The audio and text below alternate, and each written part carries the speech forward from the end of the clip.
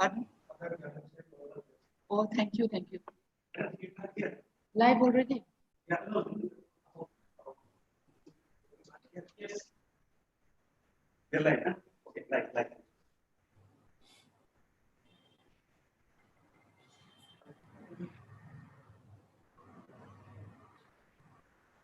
Good morning, Father.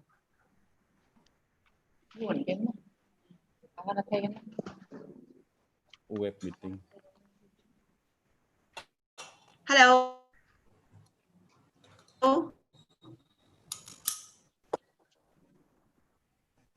Hello. Shri Conrad K. Sangma, Honorable Chief Minister of Meghalaya and Chief Guest of this inaugural program of International Web Conference on Recent Advances in Science 2020, Reverend Father Januarius Sangma, Provincial, Guwahati Province and Chief Patron of this International Web Conference, Sri Ram Singh, IAS Deputy Commissioner, West Garo Hills, Tura, and patron of this International Web Conference, Professor Bipul Bhuyan, IIT Guwahati, Advisory Board Member of this International Web Conference, Professor Nutme S.C. Momin, Northeastern Hill University, Tura Campus, Tura, Meghalaya, India, Advisory Board Member of this International Web Conference, other respected members of the Advisory Board, 1,391 participants from the countries of Bangladesh, Pakistan, Oman, Saudi Arabia, Morocco, United Kingdom, Turkey, Zaire, and of course, the vast majority from India and members of the organizing committee. A very good morning, a very good afternoon, and also a very good evening. I am Dr. Barbara S. Sangma from the Department of English, Don Bosco College, Tura, extending a very warm welcome to you all to the first ever International Web Conference being organized by Don Bosco College, Tura on the topic Recent Advances in Science. Situated in Tura town in the state of Meghalaya, India, Don Bosco College, Tura is an educational institution of the Catholic Church belonging to the global Don Bosco Society known as Salesians. The college was established in the year 1987 with the intention of bringing higher secondary education within the reach of Garo Hills districts in Meghalaya, India. The college comprises arts, commerce, and science streams. The contribution of Don Bosco College, Tura, to society in general and to Garo Hills in particular has been phenomenal and colossal. Many a student from Don Bosco College have taken the road less traveled and are contributing to society in many parts of the globe.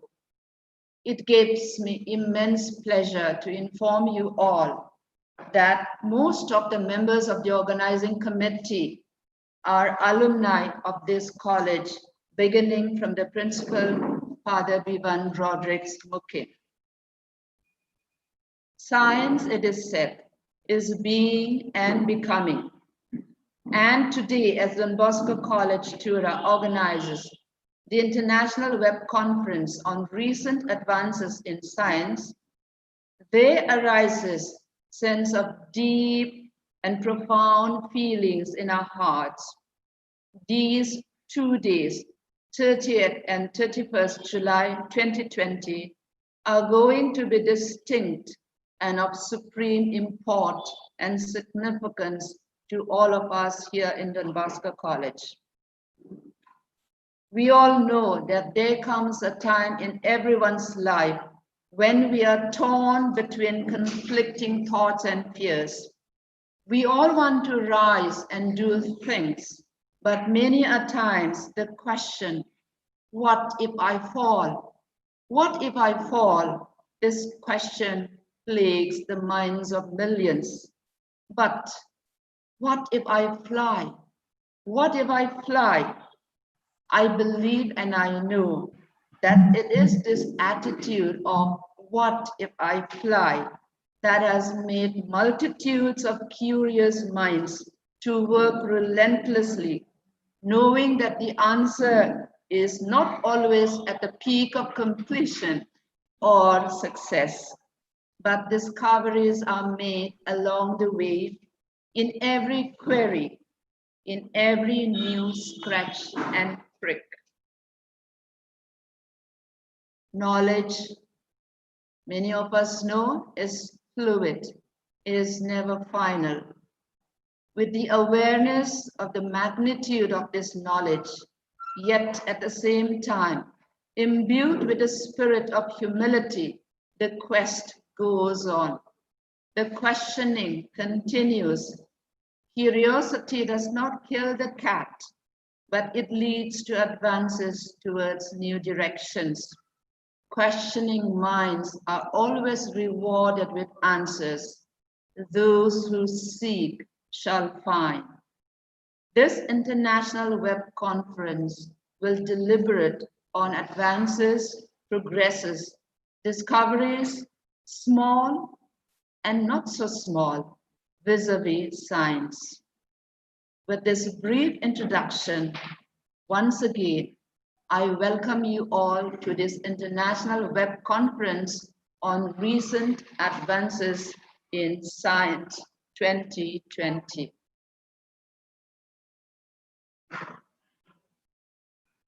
An academic exercise of international stature, and that too amidst COVID-19 pandemic, calls for great courage, leadership, and optimism, which Don Bosco College finds in their principal, Reverend Father Vivan Rodriguez Mukim. He is well versed in the tradition of carpe diem, seizing the time and making the most of the situation. With his childlike simplicity and readiness to learn and adapt, Father Vivan will surely go a long way. As a chairman of the International Web Conference on Recent Advances in Science 2020, Father Principal has been the force and encouragement and guidance. And now I have the pleasure of inviting Reverend Father Vivan Rodriguez Mukim to deliver the formal welcome address. Father Vivan Rodriguez Mukim.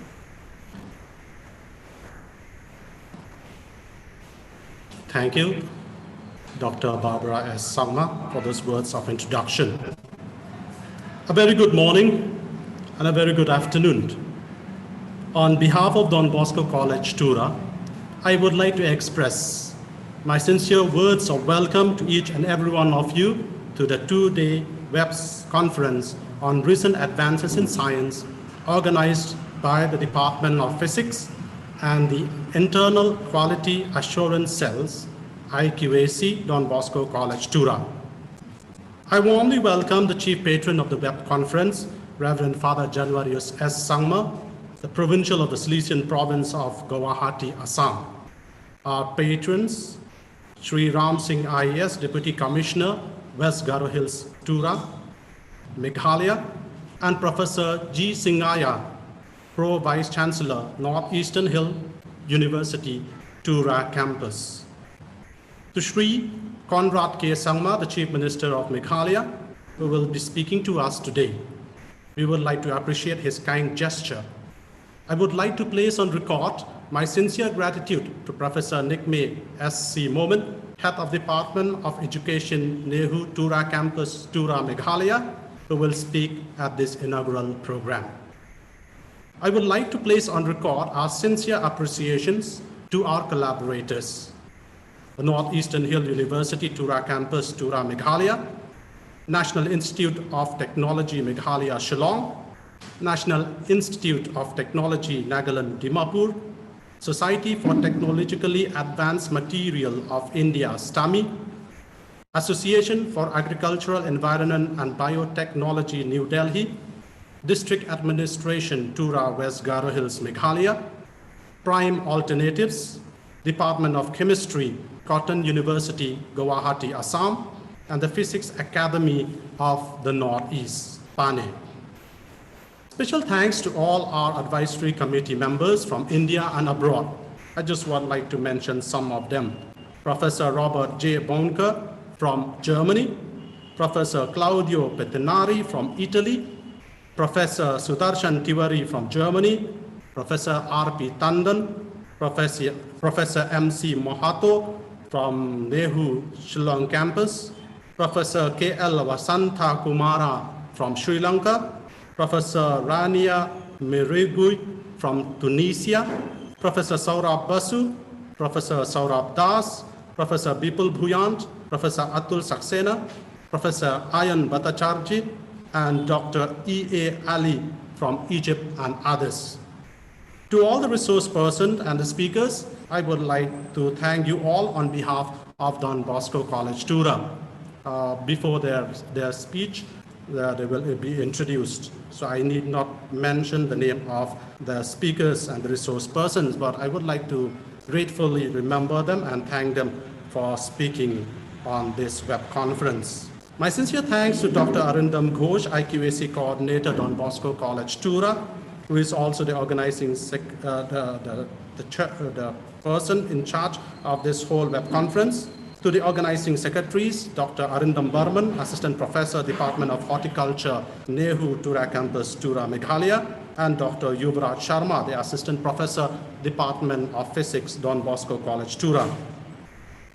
To other members of the organizing committee, Sri Mahidhar Rajbangshi, the HOD of the Department of Physics, Don Bosco College, Tura, Sri Gaurav Bishwas from Don Bosco College, Tura, Physics Department, Dr. Prahash Chandra Kumar, Head of the Department of Chemistry, Cotton University, Guwahati, Dr. Kishore Rivatkar from the Associate Professor from Dr. Ambedkar College, Nagpur, Dr. Piyush Kantidhar, Associate Professor, Arya Vidyapith College, Guwahati, Dr. Samrat Dey, Head of Department of Physics, Assam Don Bosco University, Guwahati, Dr. Navnita Kumari, Head Department of Physics, MDDM College, Muzaffarpur, Bihar, Dr. Sandeep Paul Chowdhury, Assistant Professor, Department of Physics, NIT, Nagaland, Dimapur, Dr. Anup Paul, a Research Fellow from Portugal, Dr. Brajendra Kumar, Registrar, Bhaktiyarpur College of Engineering, Patna, India,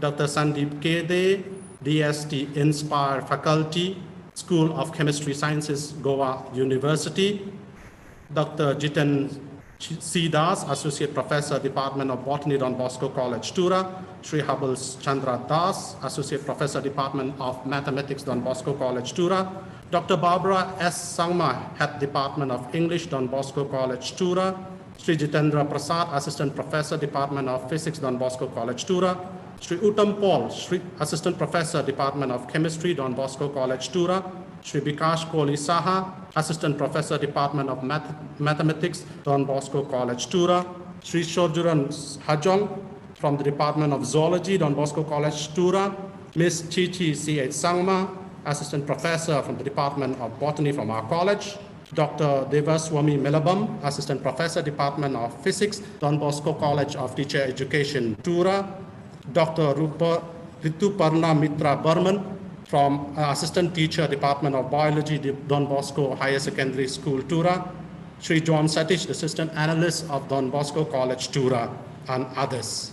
Sincere words of gratitude to District Administration, West Garo Hills, Meghalaya, to the Treasury Officer, West Garo Hills, for providing us the control room for this web conference, and to NIC Meghalaya for providing the internet facilities. Last but not the least, to all of you, dear participants, taking part in this web conference via Zoom or YouTube link, and more importantly, to all the paper presenters. May this web conference unite all of us to take forward the subject that we all love. Once again, welcome, thank you, and have a wonderful web conference. Have a pleasant day. Thank you. Thank you, Reverend Father. All articles a tiny rubber band. Physics is the harmonies on the string. Chemistry is the melodies we play on vibrating strings. The universe is a symphony of strings, and the mind of God is cosmic music resonating in 11-dimensional hyperspace. With this profound thought, may I now request Reverend Father Januarius S. Sangma, Provincial Guwahati Province, and Chief Patron of this International Web Conference on Recent Advances in Science 2020, to lead us in prayer and thereafter to address this august gathering.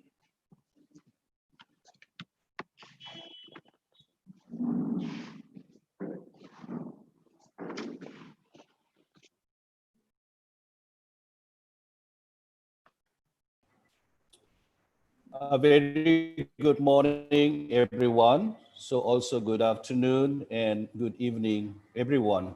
I'm extremely grateful to Reverend Father Bivan Mukim, the principal of Don Bosco College, to Dr. Barbara and the organizing committee for giving me this opportunity to begin this international web conference by praying. In the first place, I'm very grateful to them for taking this initiative.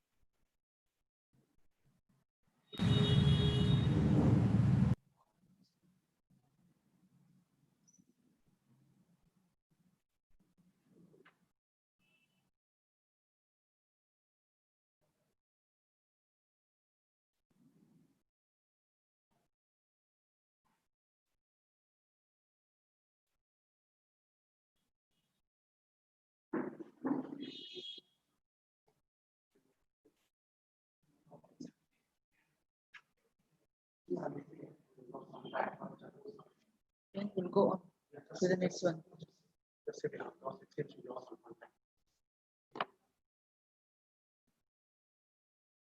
I regret to say that we have, your father is back.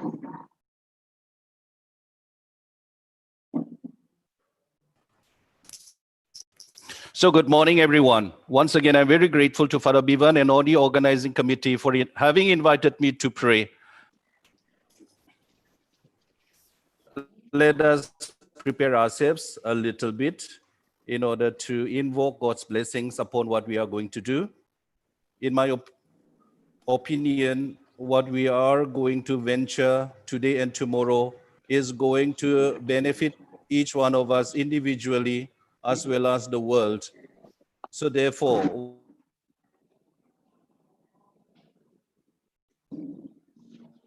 what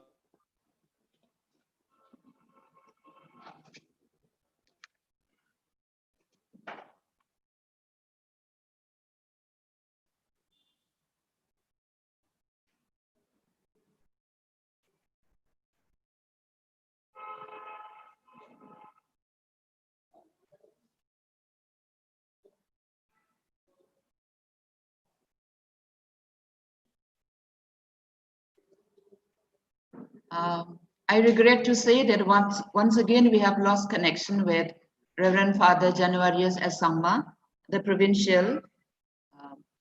So let us go on to the next speaker.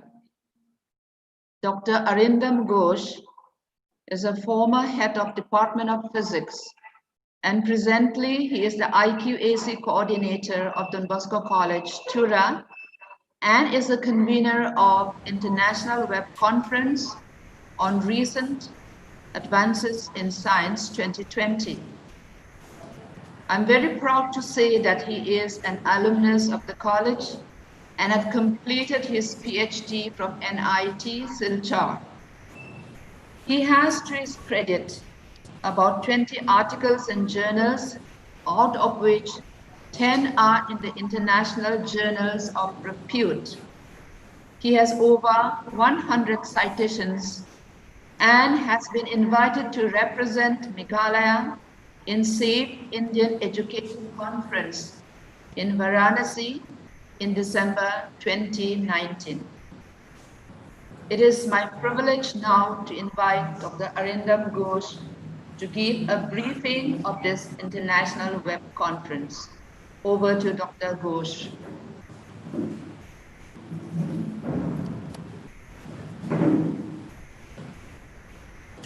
Thank you, Chairperson, Dr. Barbara Sangma, for giving me the opportunity to speak in front of all the knowledgeable personalities of the International Wave Conference on Recent Advances in Science, or in short, IWCRAS 2020.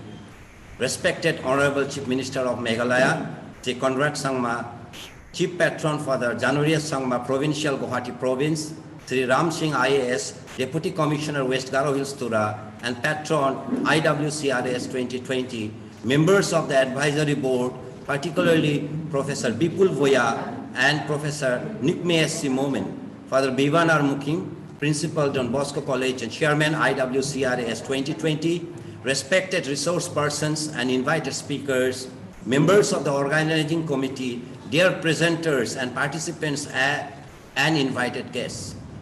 I, as the convener of IWCRAS 2020, again welcome you to the WAVE conference. Science is a powerful means of understanding the world in which we live in, and it is also capable of yielding enormous returns that directly enhance socio-economic development and the quality of our lives. Scientific advances over the last 5 decades have led to revolutionary changes in technology, health, nutrition, and communication. Moreover, the role of science promises to be yet greater in the future because of ever more rapid changes, scientific progress. Meanwhile, humanity is being confronted with problems on a global scale. These problems can only be solved if the scientific and business communities, governments, and the general public are able to reach, through a debate, a common ground on science with respect to the service it is to provide to society and a new commitment to science from the society in the years to come. In convening an international WAVE conference on recent advances in science, a new commitment on 30th and 31st of July 2020, Department of Physics and Internal Quality Assurance Cell, Don Bosco College, Tura, Meghalaya, India, in cooperation with 9 other collaborators, will provide a unique forum for these much needed interactions between the scientific experts and the student community, researchers, and faculty members. The conference addressed and involved state governments and institutions, educational and research establishments, members of the scientific community, the business sector, various societies, and international scientific academicians, as well as the media and the general public. All stakeholders with a vested interest in science and its role in societal development were welcomed as participants in the WAVE conference process by means of a free registration in clicking a link and filling up a simple form. All participants and presenters will be provided with an e-certificate after filling up the feedback forms for both the days. An e-abstract of the conference will also be published. This WAVE conference will be unique for the host college, as it is for the first time that an international WAVE conference will be organized by the college, and that too, the participants will be able to give presentations of their findings in their research work. Also, it is a matter of great pride that altogether 9 collaborators have tied up with Don Bosco College, the largest of all in the Northeast India till date. It was indeed a great pleasure in organizing a WAVE conference with such a huge magnitude. As majority of you know, we have about 1,400 participants from 17 countries and 4 continents of Asia, Africa, America, and Europe. We have advisory board members from 4 continents as well. The resource persons and invited speakers are a blend of both youth and experience. They have joined us from Asia, Europe, and Africa. We had to close the registration process early as the number was going out of control. Altogether, 102 abstracts were received, out of which 62 were accepted after reviewing. We will be selecting 2 best presenters, one from physical sciences and the other from biological sciences. They will be rewarded with a small gift and a certificate of best presenter. Yes, we are all tired as we have been working day and night for this web conference for the last 1 month. But at the end, if we are successful in organizing, our tiredness will be all gone. We sincerely hope we will live up to your expectations. Please forgive us if there are any lacunae from our side. We tried our best and still trying to cope up with the new way of organizing the conference. Stay safe, thank you, and Jai Hind. Thank you, Dr. Arindam. I would like to ask Father Janu to come in.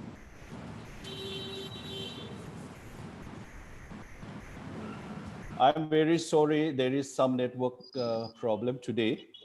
What do you want me to do now? I finish praying for all of you.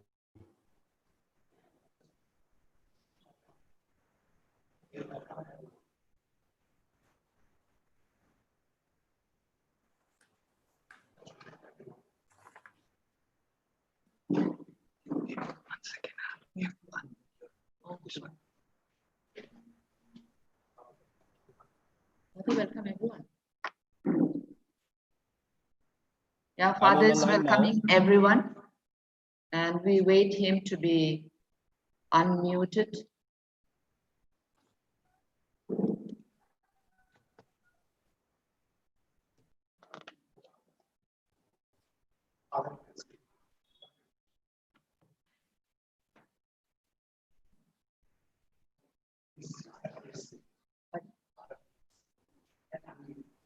Father, please unmute and speak. Yeah, I have unmuted. May I begin, please? Father Januarius, I think you are still to unmute your mic. I have unmuted.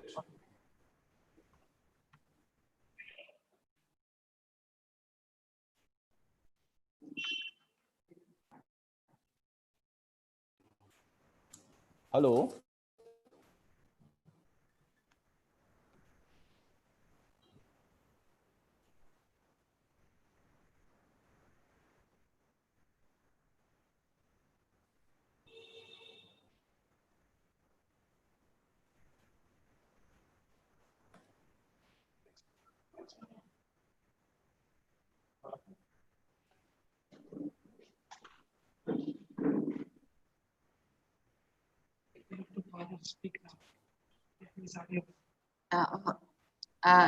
Reverend Father Januarius, could we please request you to speak louder?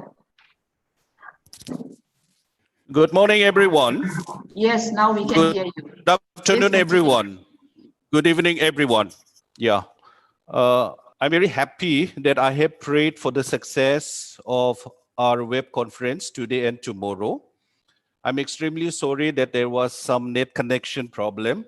However, my dear Father Bevan, my dear professors and lecturers, my dear eminent academicians, scholars, administrators, and friends from all over India as well as abroad. As the head of Don Bosco institutions of Northeast India, particularly of Assam, the whole of Garo Hills, I would like to congratulate Father Bevan and his team for bringing all of us together to deliberate, to share ideas together on this very, very relevant theme, the recent advances in science. When I was young, we used to have debate. It is purely for academic purposes in order to develop our debating skills. And the topic used to be, is science a blessing or a curse? Is it a bane or a boon?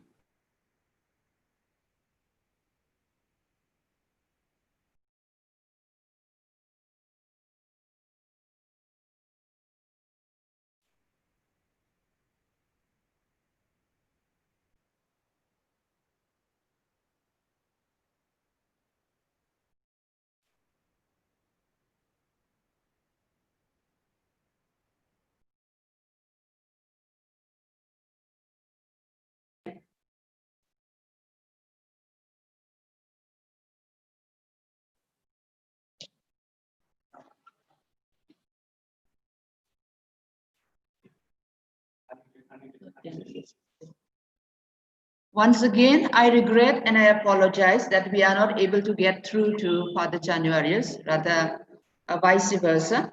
But I think the best of prayers and benediction is said silent. It is in the silence of our hearts that we pray and we receive benediction.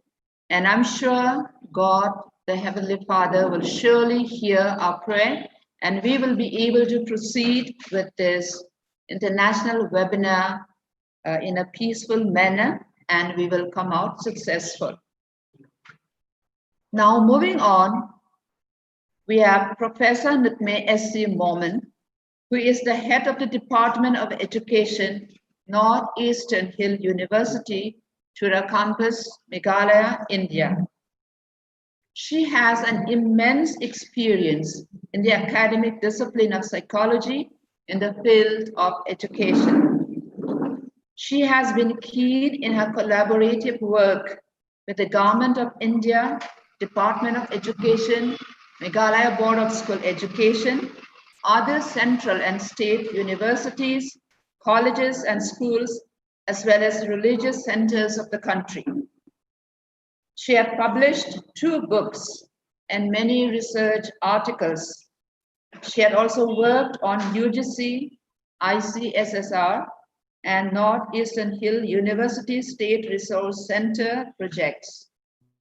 She is a member of All India Association of Educational Research and Northeast India Education Society, and not to forget, an esteemed member of the advisory board for this international web conference.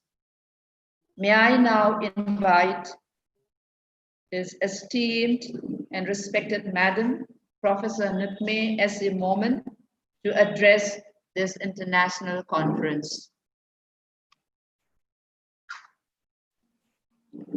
Thank you, Dr. Barbara Sangma. The person, the in science, Bosco College, Tura, morning, and good evening. One Honorable Chief of Meghalaya, India, Sri Conrad K. Sangma, the chief guest of the inaugural professional web conference on recent advances in science 2020, the provincial party and the chief patron of national web conference, Receptioner West Rams, the regional web conference, Father V. Kim, Principal, Don Bosco College, Tura, Meghalaya, India, and the Chairman of the International Conference,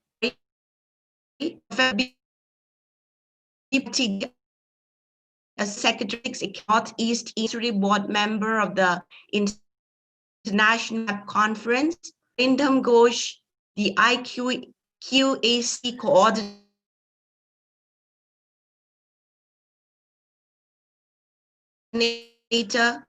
Meghalaya, all the organizing and the 11 resource persons providers, the purpose of the government of countries, states, institutions, civil society, the public. I'm here to speak the importance of yes, no, and the future in the United Nations Sustainable 19 entitled Science Sustainable developed, addressing 70 goal in SD target with challenges,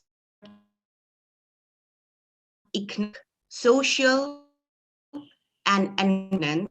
This report has indispensable signs for eradicating hunger, tackling change, and rating us, pointing to breach the gap between knowledge and policy by respecting human values and human rights. The 20th and development goals set vision what by the year 2020. With these tensions declared a decade with an urgent call left towards achieving the S. Fundamental to this effort is the rethink of the roles and the roles policy alike in humanity is cognizant and responding towards this nation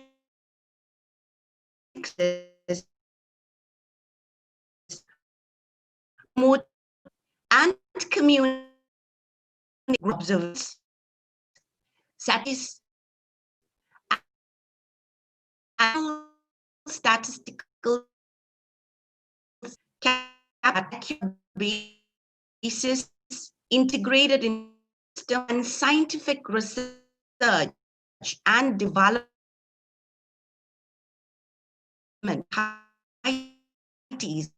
were supported. For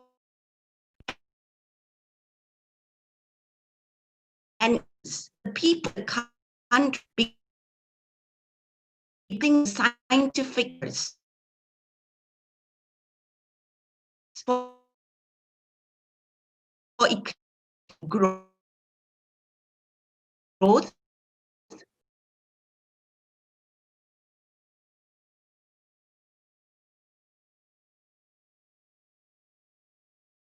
advanced technology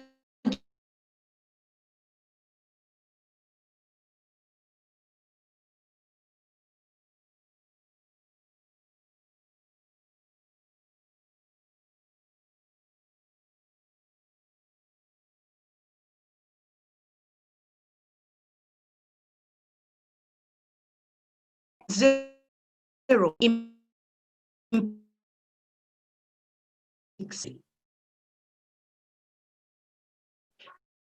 economy education demolish force the 21st century and an individual to the forming moving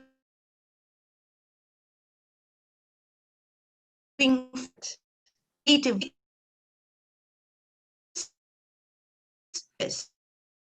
the pandemic hand and the entire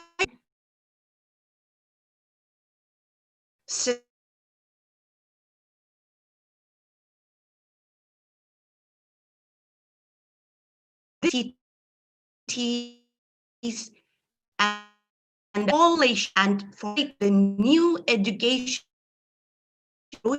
and this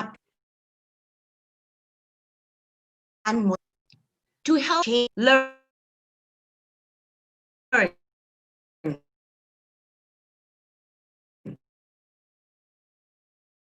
and rebuild pedagogy, education points, and pedagogy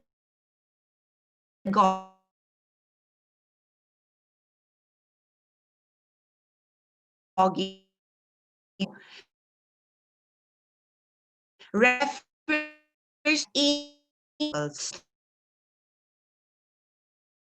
by bonds. So in clear that action not motivated, support and where it is most needed can inform policy, but policies can and should sign towards greater and more good. Thus, wish all the best, all the organizations, technical team members, and the resource persons in collaborating with the Department of Physics and the IQAC of the Don Bosco College, Tura, Meghalaya. This international web conference on recent advance enable our people, young, adults, or elderly, to themselves in actors and physical sciences of the global sustainable goals. Thank you all everyone. Thank you.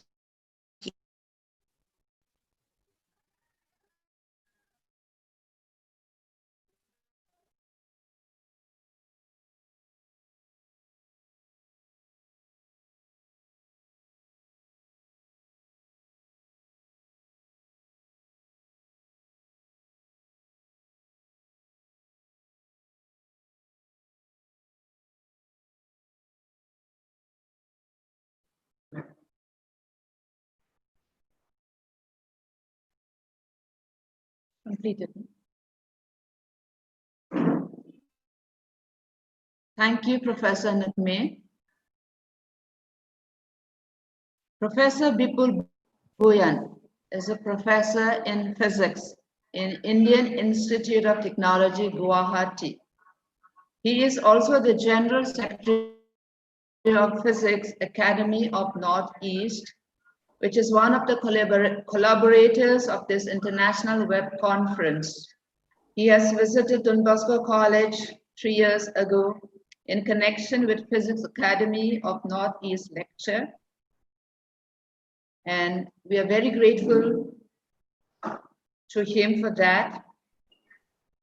And we should not forget that Professor Bhuyan is an advisory board member of International Web Conference on Recent Advances in Science 2020. It is noteworthy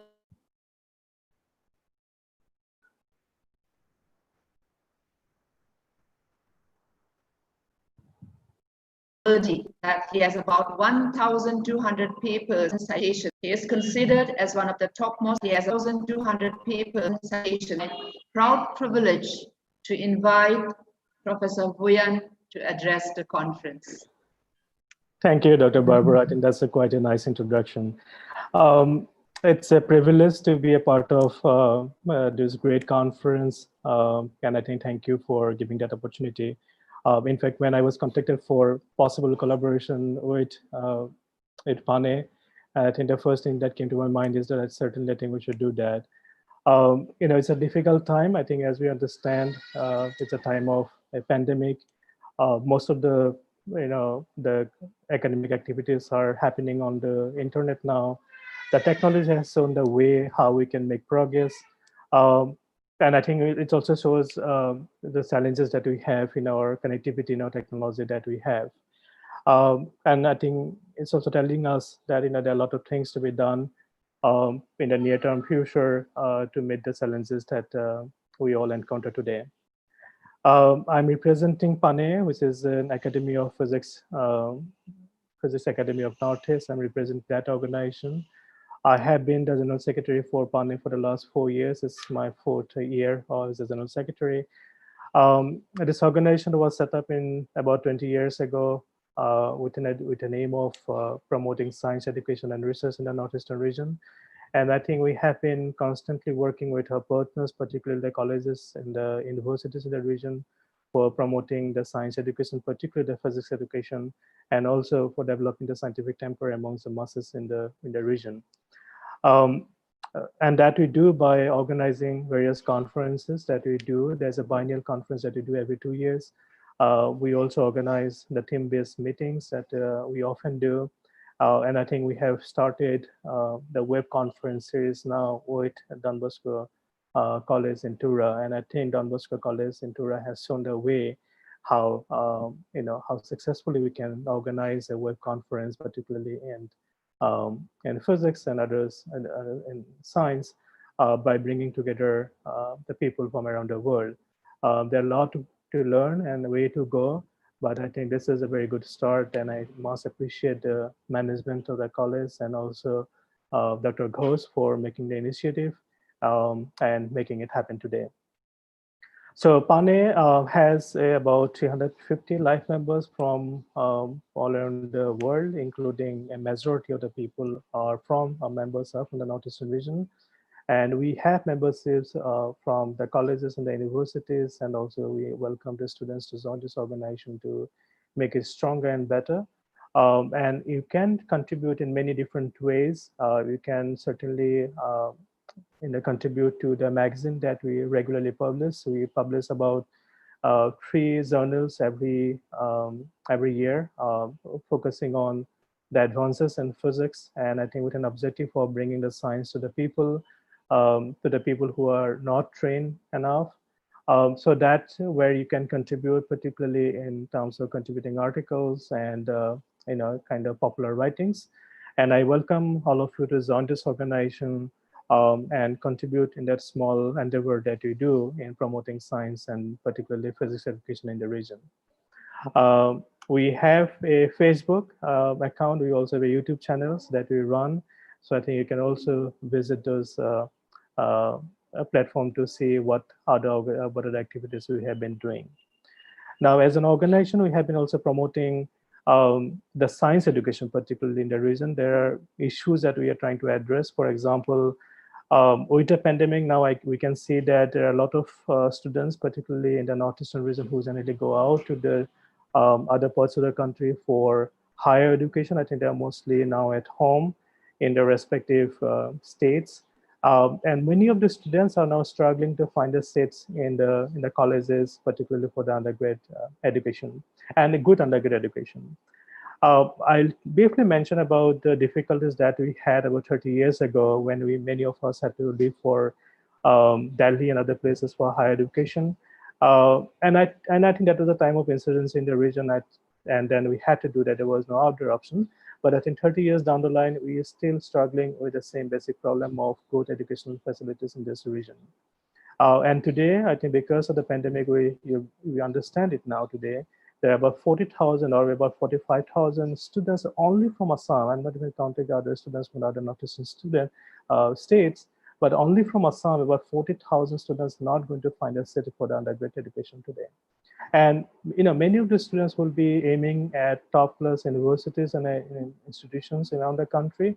They will not be able to find that quality education just because we do not have that kind of quality institutions in the Northeastern region. I think it's a very sad thing.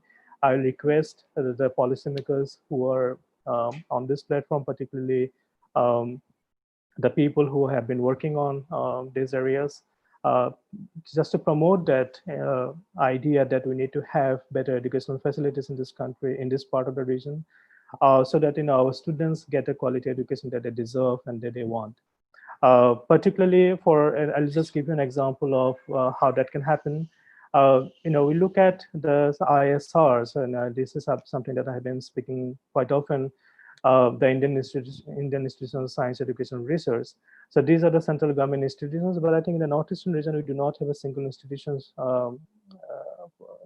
which we can call an ISR. And I think that's a serious problem because we have so many students who are striving for better education, striving for better future, but I think we are not able to give that kind of opportunity that they deserve and they want. So I think it's important that at this time, this is the time of pandemic, but I think this is opening up all those challenges in front of us. We need to ponder upon all those issues and I think come up with some kind of policy framework, and so that we can establish good quality institutions in the region, and show the world that our students are not lagging behind, or that they are at par with the rest of the world. Then I think there are other issues. For example, now we are struggling with the connectivity. For example, for the internet connectivity, I often see that in the smaller regions, particularly in the smaller places in the northeastern region, the students are struggling for getting education which is happening online now, and that is mostly because of the last mile connectivity in terms of internet connectivity, and also lack of digital platform that they have. So I think these are issues that we need to seriously think about, because the students are lagging behind, and in many of the remote places they are not getting the internet connection for taking online classes, so they are staying behind compared to the peers in the towns and the cities. So there are issues that we need to worry about, and I think this is the right time to think about that, because I think if we invest on those kind of technology advancement, it's going to help us in the long term. And I think that is where the policymakers will have to take a call on those issues to ensure that we have the last mile connectivity to the remotest part of the country. And I think that's going to bring us together in this digital era. And I think we can all contribute to the advancement of science and the scientific temple. So with that short note, I think I'll welcome everyone to this great initiative. And I wish all the success for this particular conference. And I think I look forward to attend some of the sessions in the next 2 days. Thank you so much for that.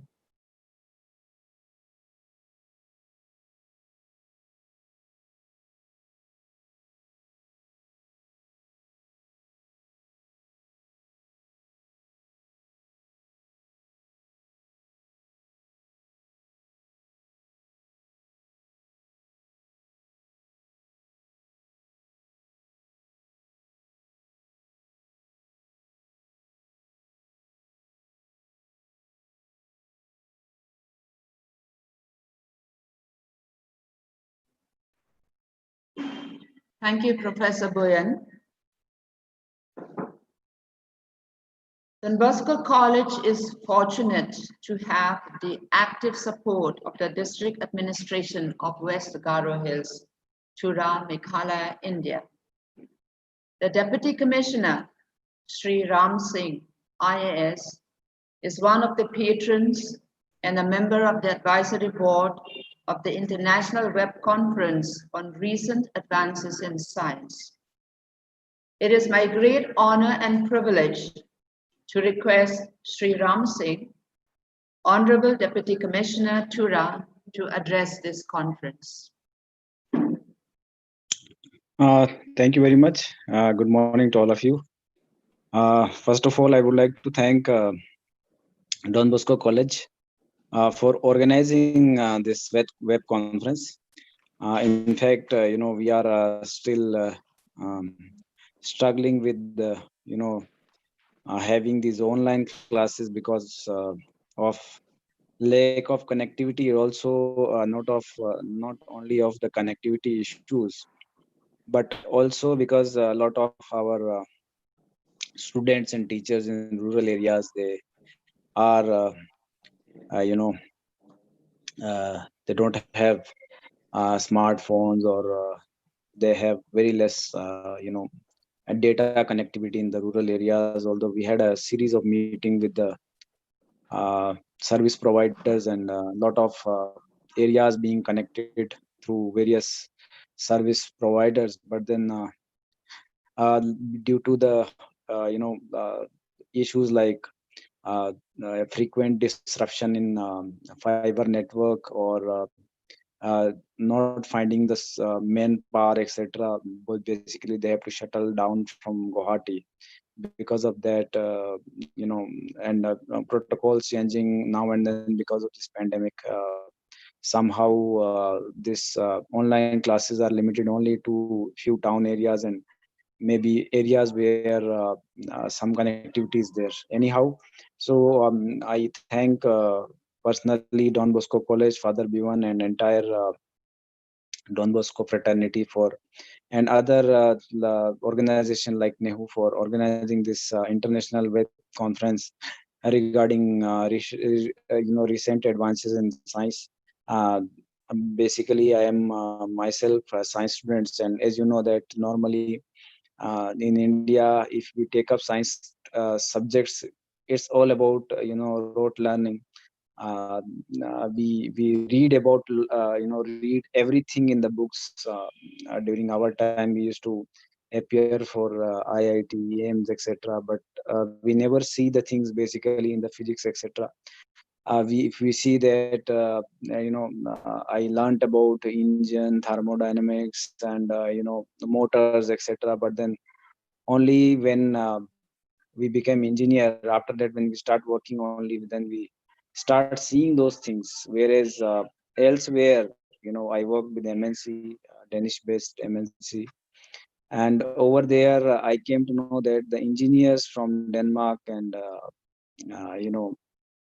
Scandinavian countries, they don't have a degree as such like BTech etc, but they first they learn in house only. They go to the workshop immediately after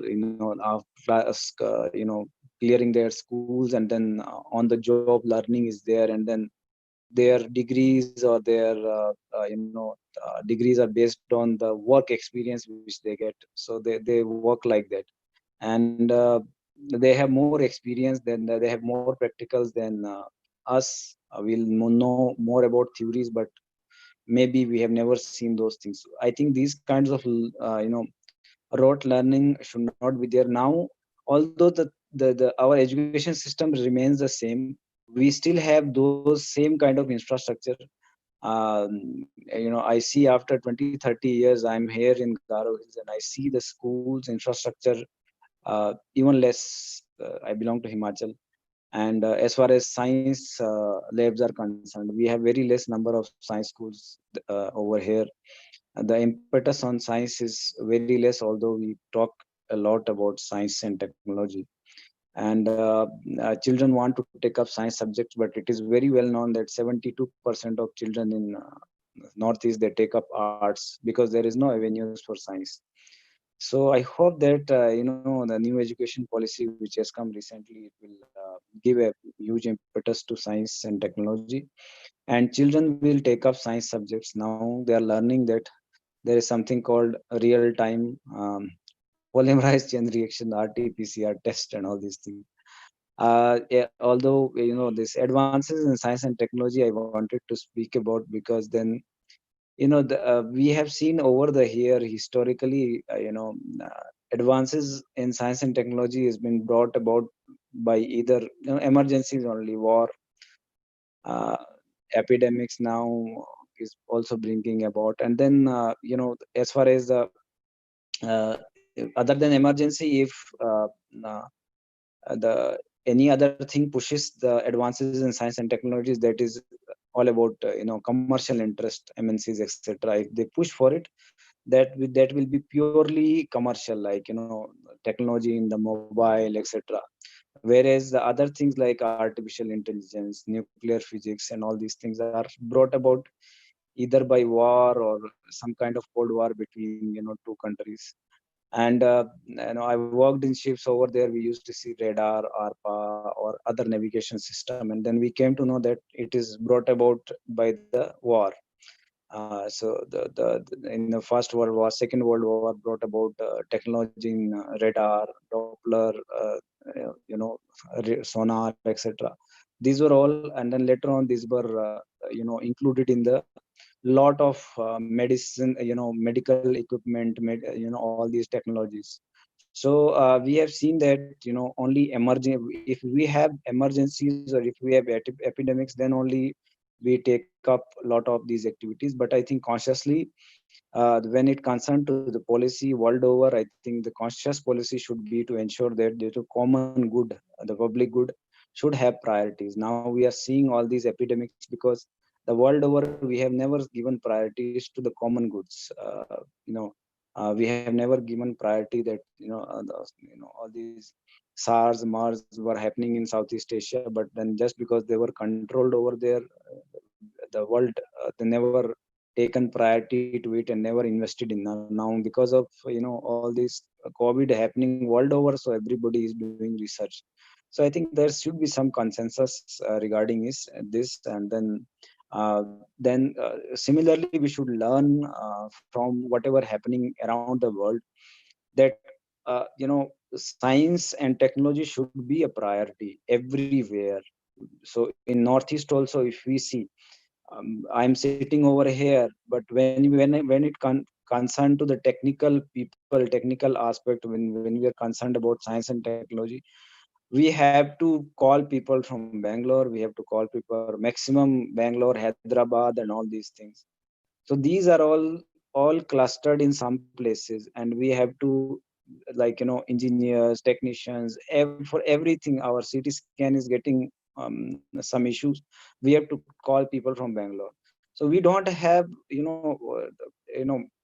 have a reach of science and technology far and wide. I think this, if we can tackle with our education policy and our attitude about making science and technology far and wide, I think it will help us. And then we, as a scientific community, teacher, administrator, we should ensure that every effort should be made to make it a priority. Science and technology should also always be a priority.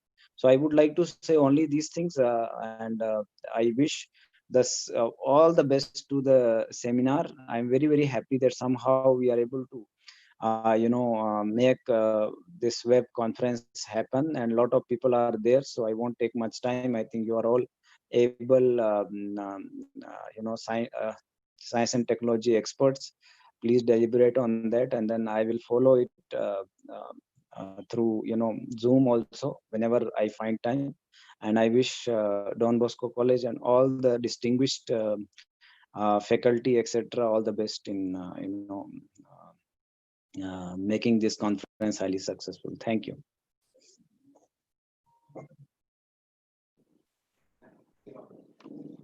Thank you, respected sir. An MBA from Imperial College London, and blessed with a sharp administrative acumen to boot, is a person of Sri Conrad K. Sangma, the Honorable Chief Minister of Meghalaya, India. A devoted family man, an intelligent politician, he is wise enough to pick up his musical instrument now and then and sing away his worries and anxieties. He is above all a man who has learned the art of giving to Caesar what is Caesar's and to God what is God's. Now it is my distinct privilege to request Sri Conrad K. Sangma, the Honorable Chief Minister of Meghalaya, India, and the chief guest of this inaugural program, to address this international web conference on recent advances in science. And ladies and gentlemen, I give to you Sri Conrad K. Sangma, the Honorable Chief Minister of Meghalaya.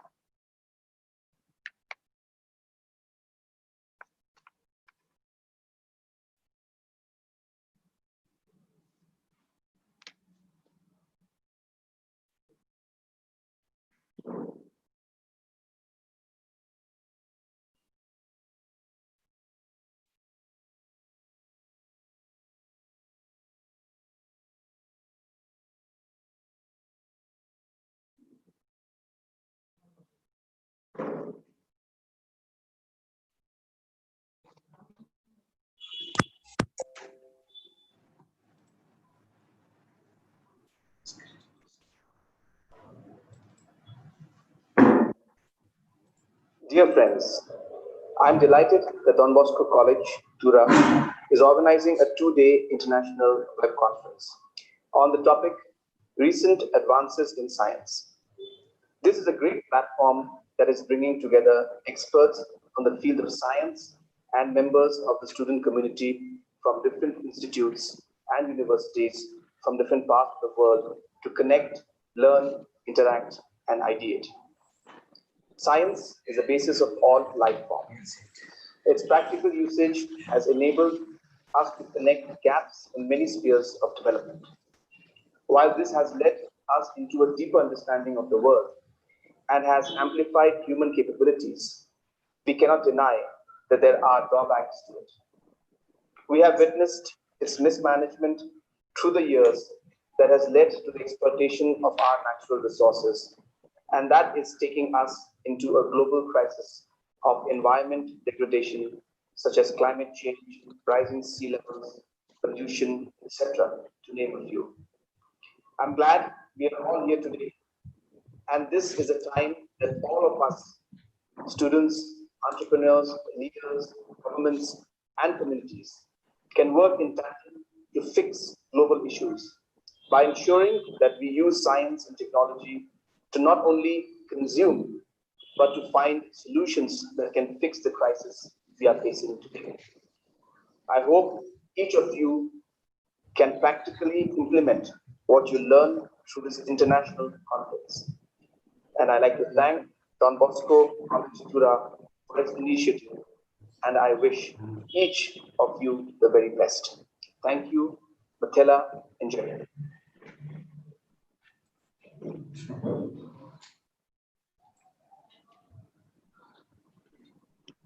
Thank you, respected sir. May I now invite Mr. Uttam Paul, Assistant Professor, Don Bosco College, Tura, and member of the organizing committee of this web conference, to express a note of gratitude and appreciation.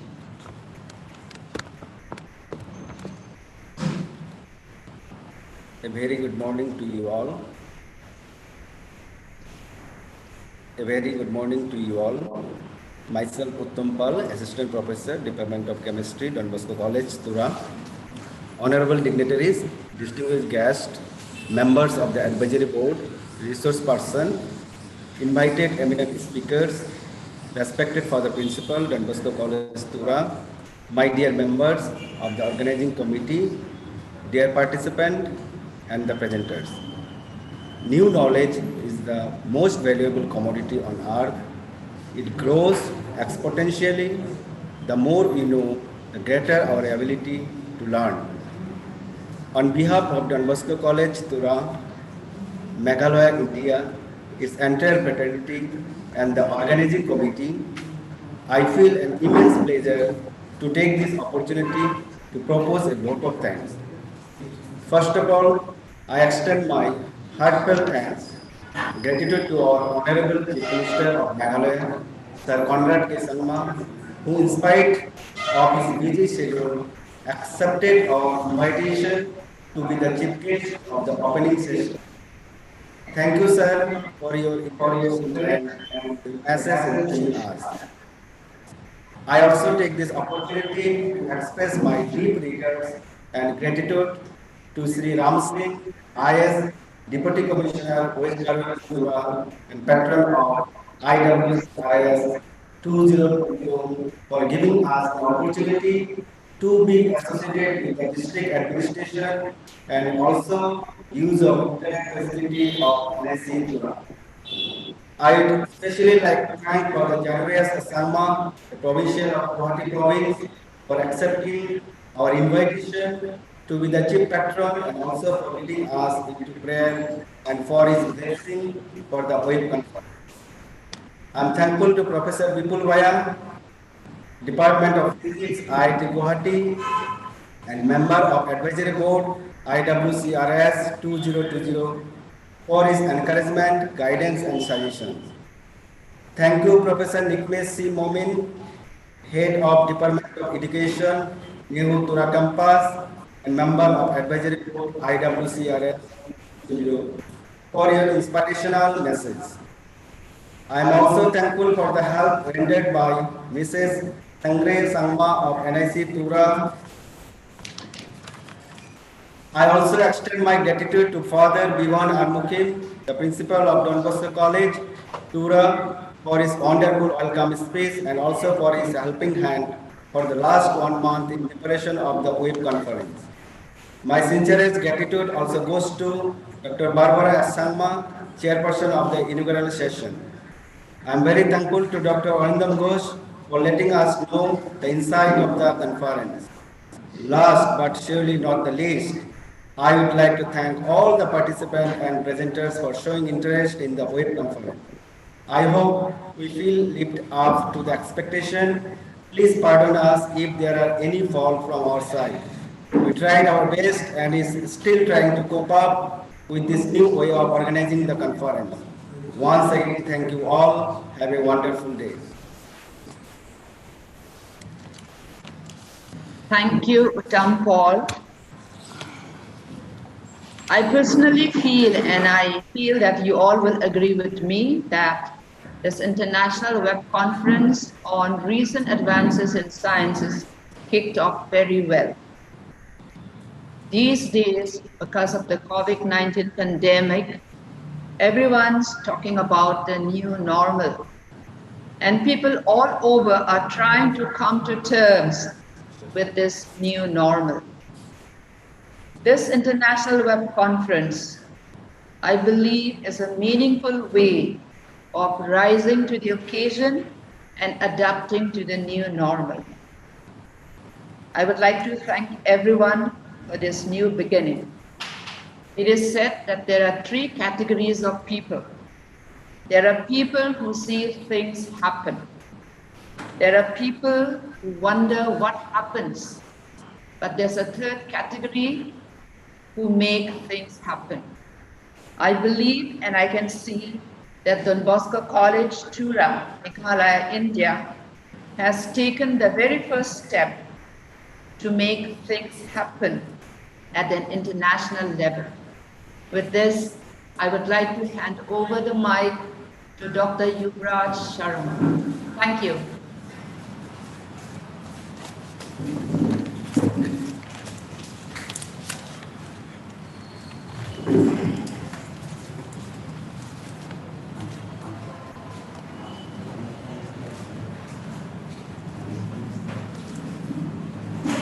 A very good afternoon to all of participants.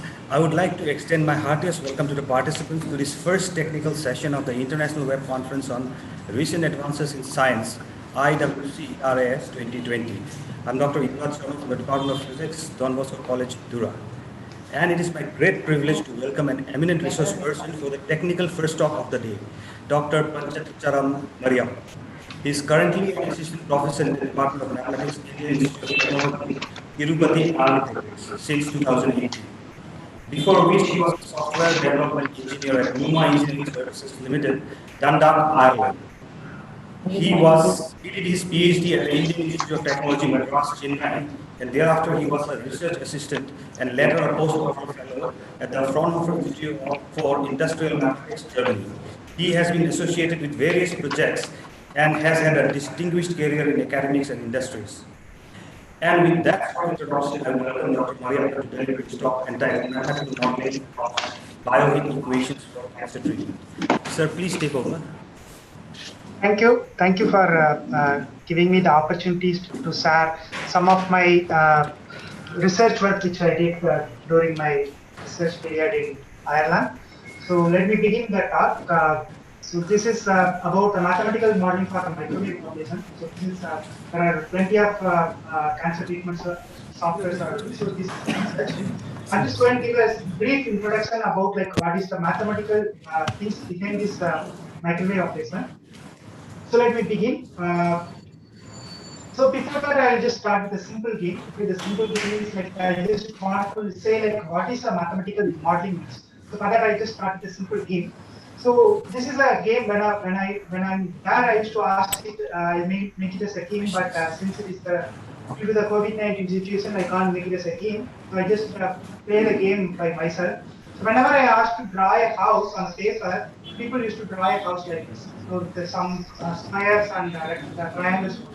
But when I asked them, are you living in the house like that? And they used to say no, because their house used to be different, but because of their childhood, they used to draw something like this. So then I asked why, because they get used to practice with that. Then I asked to ask this question. So I used to post some of these equations and then ask them what is this equation. So they used to give some different names for different equations. So first one they used to say straight line, second one used to say some force equation or some Newton's second law, and area is equal to length into breadth like that. But if you see everywhere, you can see that there is multiplication of two numbers. Okay, but for different things they give different names. But in mathematics, this is like a multiplication of two numbers we can say, but different names are there given by different topic. So similarly, if you see this equation, y equal to x square or a equal to pi r square, so different names will be given for different things. But if you see mathematically, they are just representing some domain to some domain, and then they are having some simple meaning. So we'll come to that. Similarly for this one, different people will give different names for that. Someone will say this is square, someone will say this is the Pythagoras theorem.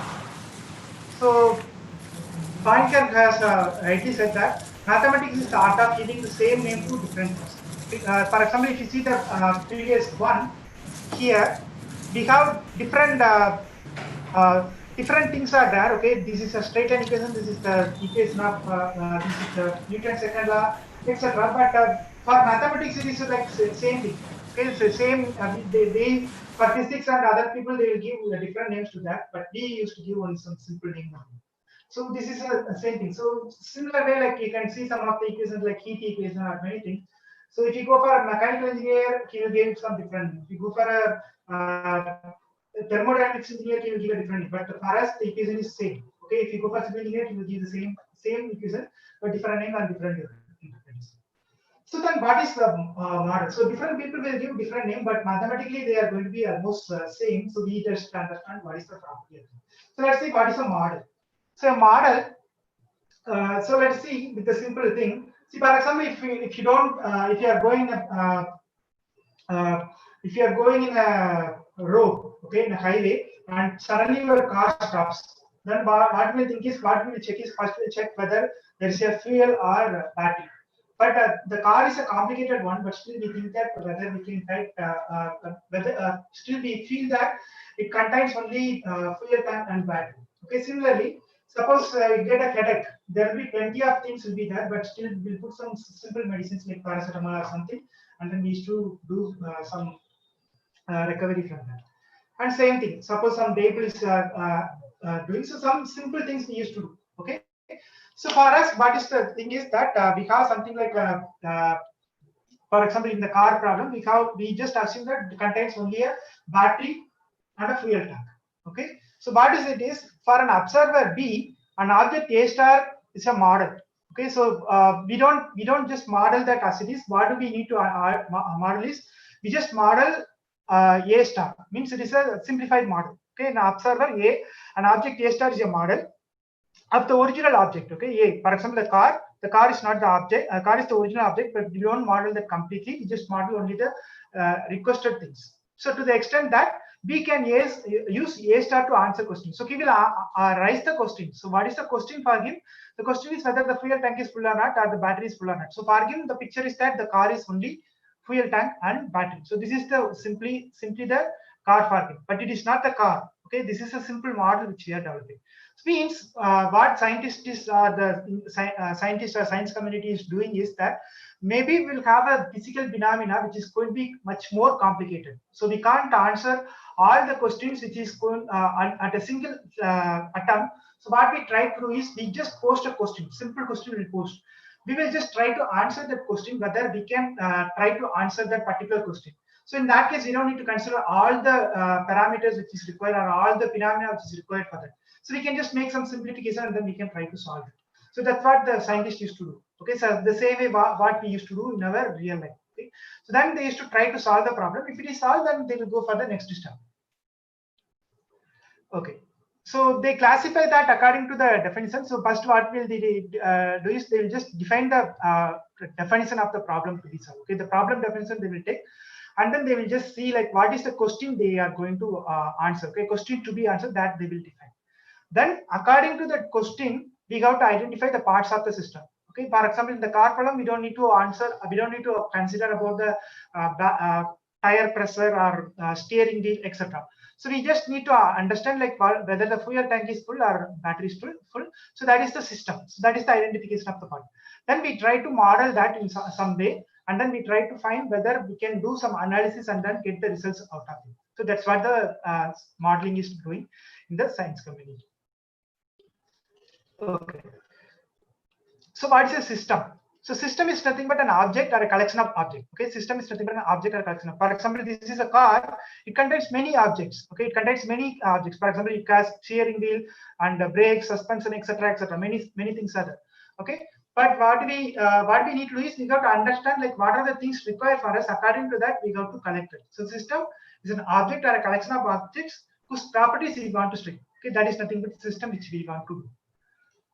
So for example, in the car problem, we just want only the fuel tank and battery. That is our system. Then what we try to do is we try to simulate. Okay, we try to do some simulation and then see like what is that. Okay, for example, we can see some simulations here. Okay. Sorry, unfortunately that is not working. Okay, so simulation, what we can do is an application of a model with an objective to derive strategies that help to solve the problem. Okay, so we have some simulations. Okay, for example, here the simulation is there. What we have is we just try to see like how the physical behavior which is going depending upon the questions or depending upon the equation which we derive, etc. Okay, that's what we're doing. So that is the strategy we try to develop to solve the problem or answer the question pertaining to a system. Okay, that's what the simulation is. Now, so we talked about what is a model, then we talked about what is the system and the simulation. Now, what we need to do is, these are all the basic things. Now, what we need to do is, we have to relate that somehow to mathematically think. So, mathematically, we have to see how it is going to be related. Okay, why mathematics? Because mathematics is the natural language for modeling. Okay, natural language modeling is mathematics. So, using that, we can just relate that. So, how do we relate? First, we have to collect what are the input parameters corresponding to that model. Okay, then we got to see like how the output parameter is behaving. For example, in the COVID-19 situation also, we collect many of the input parameters and then get some output parameters and then use some models to fit into that and try to predict that what is going to happen. So there's some kind of numerical data. Using that, we just see like what is the output parameters. So once there is an input parameter and output parameter, there will be some underlying physics or chemistry or science phenomena will be there that we got to model using mathematics. So for example, so you have an input parameter and that you got to relate with respect to some function. Okay, y is equal to f of x. So this is a simple input and simple output. So a function of single variable. Whereas if it has multiple parameters, then you will have multiple parameters on the function and multiple output can be coming out. So these are some of the examples for how do we relate. This f we got to define. How do we define? Depending on the problem, it will be variable. Okay. So now, if you come to the mathematical model, okay, how do we do that? So for mathematical model, what we need is we need to relate that real model with respect to the mathematical model. In real model, what we had a system and we had a question. Okay, corresponding to the question, we developed a system, and for the question, we need to try to develop a simulation, and then we got to do. So the same way in mathematical model also the same thing. It's a triplet. So you have a system, you have a question relating to the system, and you have a mathematical statements relating to that system and questions, which we need to answer. So this is nothing but the mathematical model. So mathematical model is nothing but a triplet which contains a system, question, and mathematical statements. So the mathematical statement, it can be a function of variables or a function of single variable or a function of multiple variables. So that is nothing but a mathematical triplet. So what we used to do is like in the mathematical model and the science community. So there will be some system where they want to understand what is the question related to them. Then they convert that to a mathematical model, and then they convert that into a mathematical problem. So for that mathematical problem, what they try to do is they try to answer a question in a mathematical way. So if that question can answer the original question posted by the system, that is going to answer that A, then what we can say is, okay, my problem is solved. If it is not solved, either you need to modify your system or you have to answer the question correctly, because the wrong question can lead to a wrong model and wrong problem, and wrong answer will be produced. So we got to retune your model, or you got to retune your system, you got to fine tune, and then you got to cycle through this again and again.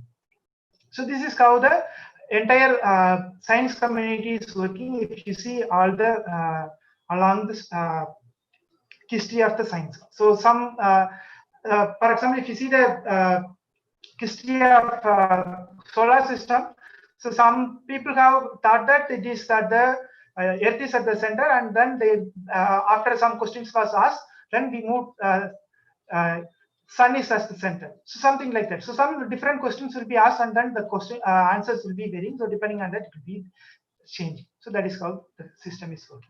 Okay, so this is how the development is also happening. See, for example, when there is no prior information available. For example, as I said, the solar system where the people have thought that the Earth was flat at once upon a time, because they don't know anything about the Earth and other systems. So it was a black box problem because they don't have any prior information available.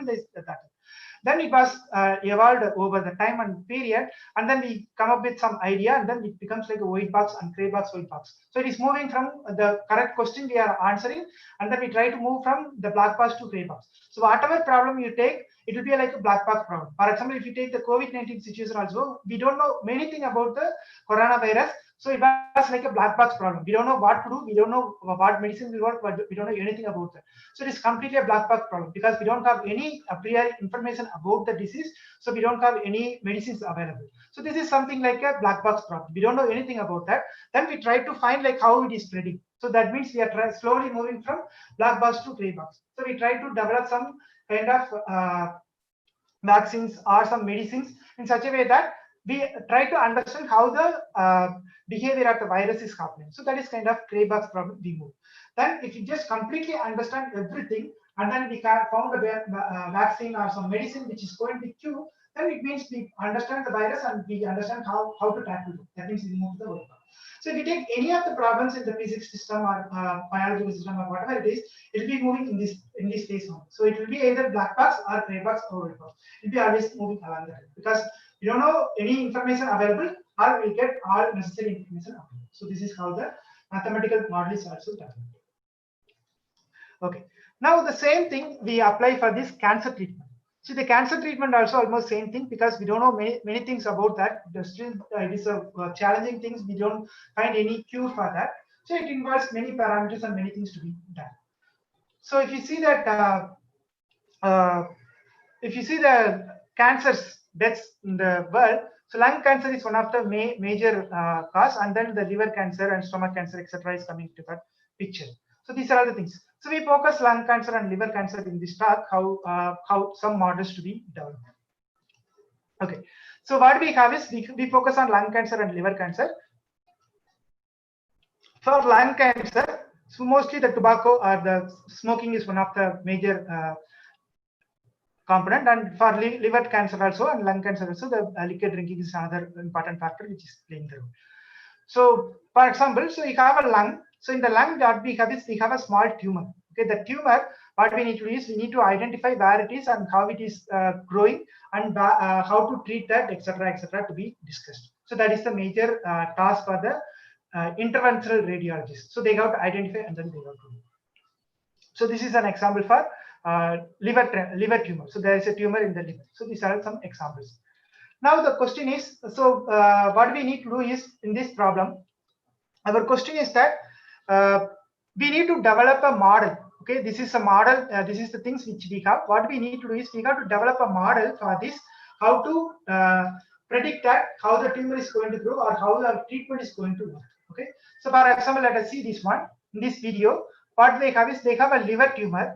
They are going to insert a needle. Okay, that needle is going to produce some kind of heat, and that heat is going to heal the tumor, and that is going to be helpful for the doctors to see like how it is going to go. Now what we need to do is using mathematical tools, we need to predict before the treatment itself how the tumor is going to be killed. Why we need to do? Because there are two things. See, this the best treatment for this tumor and cancer treatment is that they either, for example, the liver cancer problem is that we need to remove that liver completely and then replace it with some different liver, okay, from donors. But the problem is it will be difficult to get the donors. Second thing is that we can go for the surgical treatment. but the surgical treatment is complicated because it will be located in some complicated locations in the liver and will be difficult. Similarly for the lungs. So in the meantime, what the doctors used to do is, or the interventional radiologists used to do is, they used to go for a bridging therapy. So that bridging therapy is going to do, they will just insert a needle like the way which I showed in the video. They used to insert a needle and then they used to kill the active tumors so that will go to either pacing mode or it will be dead. The cells will be in the dead states. So that means the growth will be limited. So till the donor is available, at least we can just make sure that the patient is going to survive.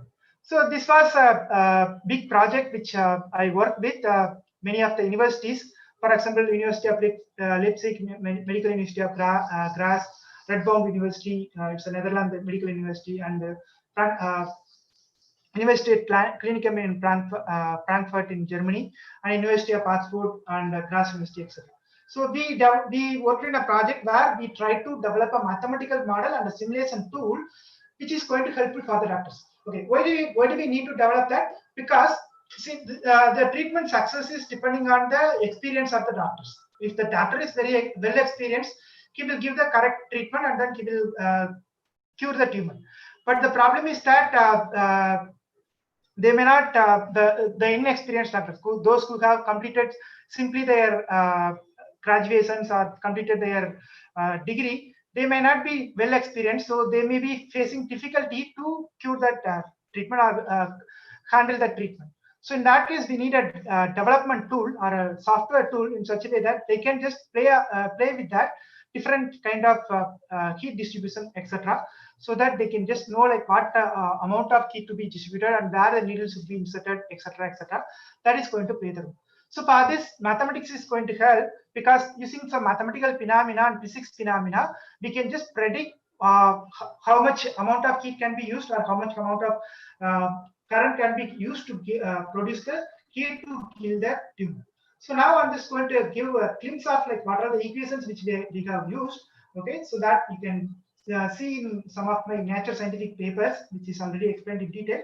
Since it is a short 20 minutes presentation, I'm just explaining the simple things. Okay, so what we have is we have a system. Okay, so as I said, we have for a mathematical model, we need a system and a question and a triplet. Okay, the triplet mathematical statement. So now we go for the system. What is the system here? The system is something like we have a clinical environment, we have a doctor, we have the CT scan images and etc. They are just treating it with the needles, etc. Okay, so then what we need to do, we got to get the CT scan images or MRI scan images, etc. And then we got to identify what are what is the input parameters for that. So for this, the input parameters will be involving like the liver will be involved. For example, if you go for the liver cancer, if you go for the lung cancer, the lungs will be involved. And then we got to identify where the tumor is there. For example, this is the tumor which is located in there. Then what we need to do is like we got to identify where the needle should be inserted. The location of the needle we got to identify.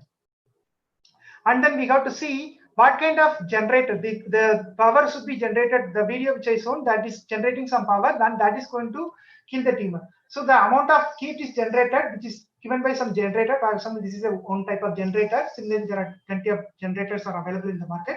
So this generator is going to produce some amount of either radio frequency or microwave frequency. Since I'm going to talk about microwave frequency ablation, this is going to give a microwave ablation. So microwave generator, it is a microwave generator. So this is going to generate some microwave using which the heat will be induced. This is a kind of needle which is going to produce that heat. And these are all some of the parameters. For example, depending on the size of the tumor, what they used to do is they used to go for a 3 minute or 5 minutes or 10 minutes or 15 minutes the heating position. And depending on the size of the tumor, they will just give the power input also. So these are some of the input parameters for us. And this is how the treatment will be like how when we place the tumor, when we place the needle, how the heat is going to kill the tumor, etc. And this is the outcome we expect from the simulation. Okay, that's what this is the output parameter. So the system, we understand that it has a clinical environment, it has the image segmentations, tumor segmentation, needle segmentation, power generators, needles, and what is the strategy we need to follow. And this is the output parameter, which is going to tell like depending on the tumor size, and we got to say like how much the power is going to be produced, etc. So for microwave ablation, what we need to do is, see, microwave ablation is kind of a frequency, microwave frequency, which is about 300 megahertz to 300 gigahertz. Within that range it will be produced. So that amount of heat is going to produce an enormous amount of heat within short period, and that is going to heal the tumor. Okay, so there are different types of ablations are available, like radio frequency ablation or microwave frequency ablation or cryo ablation or irreversible electroporation, etc. is there. So almost the fundamental idea for them is same, which I will say in 1 or 2 slides later. So for microwave ablation, since it is going to produce some kind of microwave, which includes the magnetic field and electric field, etc., so which is easily governed by the Maxwell's equation. So microwave emitted from the needle is governed by mostly the Maxwell's equation. Okay, but so the Maxwell equation, we have the relations between the magnetic field and electric field, like Maxwell's Ampere's law, Faraday's law, Gauss law, and Gauss law's magnetic, etc. So these are all some of the basic laws which you might have seen in your school physics. So these are the laws which we are going to use in our microwave ablation. But we can't use this as it is. So what we are going to do is, we are going to make some simplified version of that, because as I mentioned in the earlier, we are not going to develop everything as it is. So we are going to make a simplified version after using some axisymmetric model. So what we are going to do is, see here, instead of going for a complete, so what we do is, we just simplify that. Instead of the whole lung cancer, it is going to be a local regional treatment. Means it is not going to, we don't need all the complete lung parameters. We need a simple portion where the tumor is. Around that, some 5 centimeter or 6 centimeter radius sphere is enough for us to identify identify as our system. Okay, so in that system there will be tumor, there will be vessels, etc. So then what we need to do is, we have to insert the needle. So around that needle, there will be a, we are just going to go for an axisymmetric model. Means we are just, we'll just solve the problem in a 2D plane. That 2D plane, we just rotate around the cylinder, okay, around this axis, we'll rotate around the cylinder, and then we'll project it on this sphere, so that we'll just see like what is that. So that means we are going to involve some mathematical things to project that and then solve it using. So this is the things which we are going to do. So this is the axisymmetric model. So for this axisymmetric model, okay, in the cylindrical coordinates, okay, so it is in the cylindrical coordinate. This is the needle which we have inserted, and this is going to be the axisymmetric model. This is the 2D cross section, and it has all these parameters like coaxial antenna. This is the liver tissue, and the slot is here, and we have a conductors over here and dielectric, etc. Okay, these are all the things over there. So this is the more detailed things. So this is the computational domain we have. Okay, how the air slot is there and dielectric is there. So this is going to produce our, this is going to be solved using this Maxwell's equation with a simplified version. Okay, this is the things we are going to solve. So what we used to do is, this is the computational domain which we are going to solve the 2D problem. Okay, which has all these parameters again and again. So what we have is, this is the simplified version. What we do is, what we did was, we just assumed some of the parameters from the continuity equation, and we used some of the electrical parameters, etc. And we simplified into a cylindrical coordinates and converted to a scalar form. The Maxwell equation in the vector form, okay, this we converted into a scalar form. We try to solve what is the magnetic field from this one. Okay, we try to find what is H from here, and then from the H we will find what is the relation between the H and the electric field. This electric field is going to be helpful for us to identify what is the heat distribution, means the heat, the source heat from that, so which is given by this parameter. So we solve that Maxwell's equation. The Maxwell equation we are not directly solving. Instead, we are trying to solve that in a simplified version. That is going to be the simple scalar form, okay, which contains the magnetic field. From that, we try to calculate what is our electric field. From the electric field, we find what is the heat source term. Okay. Then what we do, we go for the, what we need to do is, we have to identify what is the heat distribution from that. Okay, the heat distribution which is given here. So the heat distribution which is given by the Benz's bioheat equation. Benz has given this, derived this bioheat equation. This is almost same as what we, the same heat equation which is used in our simple rod. If you take a simple rod, almost the same equation will be applied. Yeah. If I may interrupt you, you have 5 more minutes, sir. Yeah, I almost done. Yeah. Okay. So we have the temperature distribution. Okay, this is the heat source term which is going to be there, and there are other temperature other parameters like bed pressure and other input parameters are playing the role, because the heat sinks effectively. So now the question will be whether the system is closed, domain of the problem we go to check, and whether the problem is well posed, do we need initial conditions, etc. So those things we have to see. So this is our problem domain, and we have to solve it. Okay.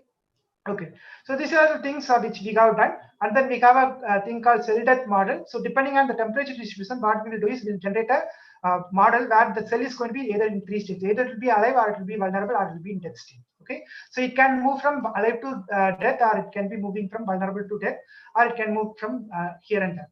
So this is the another model which we developed with Oxford University. Depending on the temperature distribution, this is a differential system of differential equation which is going to be saying me whether the cells are alive or dead. Okay, so that is going to be there. So this is the basic workflow. So we collect all these input parameters. Okay, so in the before the treatment, we collect all the input parameters, and then we do the segmentation, okay, image segmentation, and then we do the vessels and tumor segmentation, etc. And then we combine the mesh. Then we get the needle position, and we do the simulation, and we do some statistical validation. So just show the results, some of the simulation results which we did. So these are some of the simulation results. Okay, so we just inserted the needle and just see the how the heat in joules. Okay, these are some of the simulations. So this is in the real part of the magnetic field things, and energy is there, etc. And these are some of the things.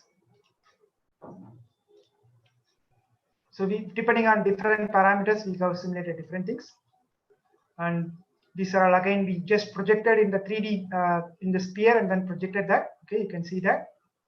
And these are the segmented and simulated. So this is the simulated lesion, okay, which we have shown to the doctors.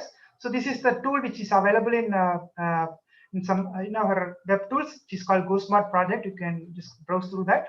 So using that, the doctors are using it to see like how the simulations can be done before the treatment, so that they will play around with the tools to see like whether they are going in the correct directions or not.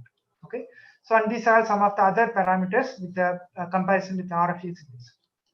That's it. Thank you.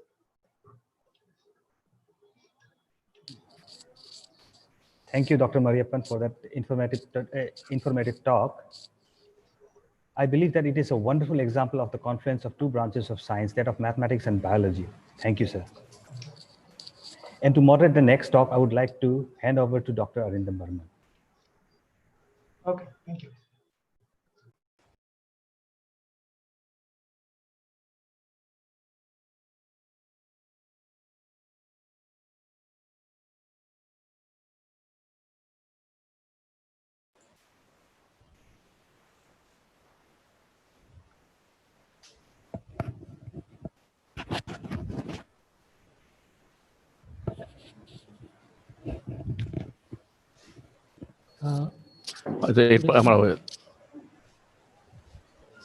Thank you, Dr. Iwcras.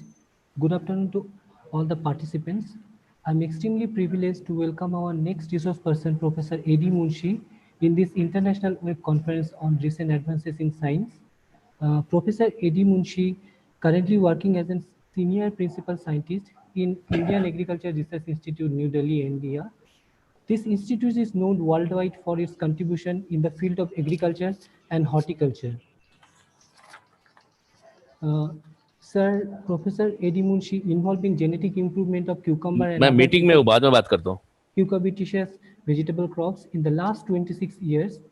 He had developed several varieties, including open pollinated varieties, F1 hybrids, for different vegetable crops like cucumber, bitter gourd, ridge gourd, brinjal, long melon, sponge gourd. And he had registered 4 promising lines in NBPGR, one predominantly gynoecious line in bitter gourd with high female-male ratio, and one tomato leaf curl New Delhi virus resistance lines in sponge gourd.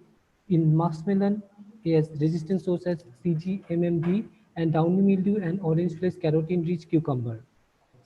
For the first time, Sir had developed indigenous gynoecious and parthenogamy variety of cucumber for protected cultivation, and he also for the first time isolated gynoecious lines in bitter gourd, which is very rare. Sir has a vast experience and knowledge in the field of horticulture, especially in conventional and advanced breeding of vegetable crops. With this request, I request Sir Professor Eddie Munshi to begin your presentation. Sir, if you can hear me, can you start your presentation, please?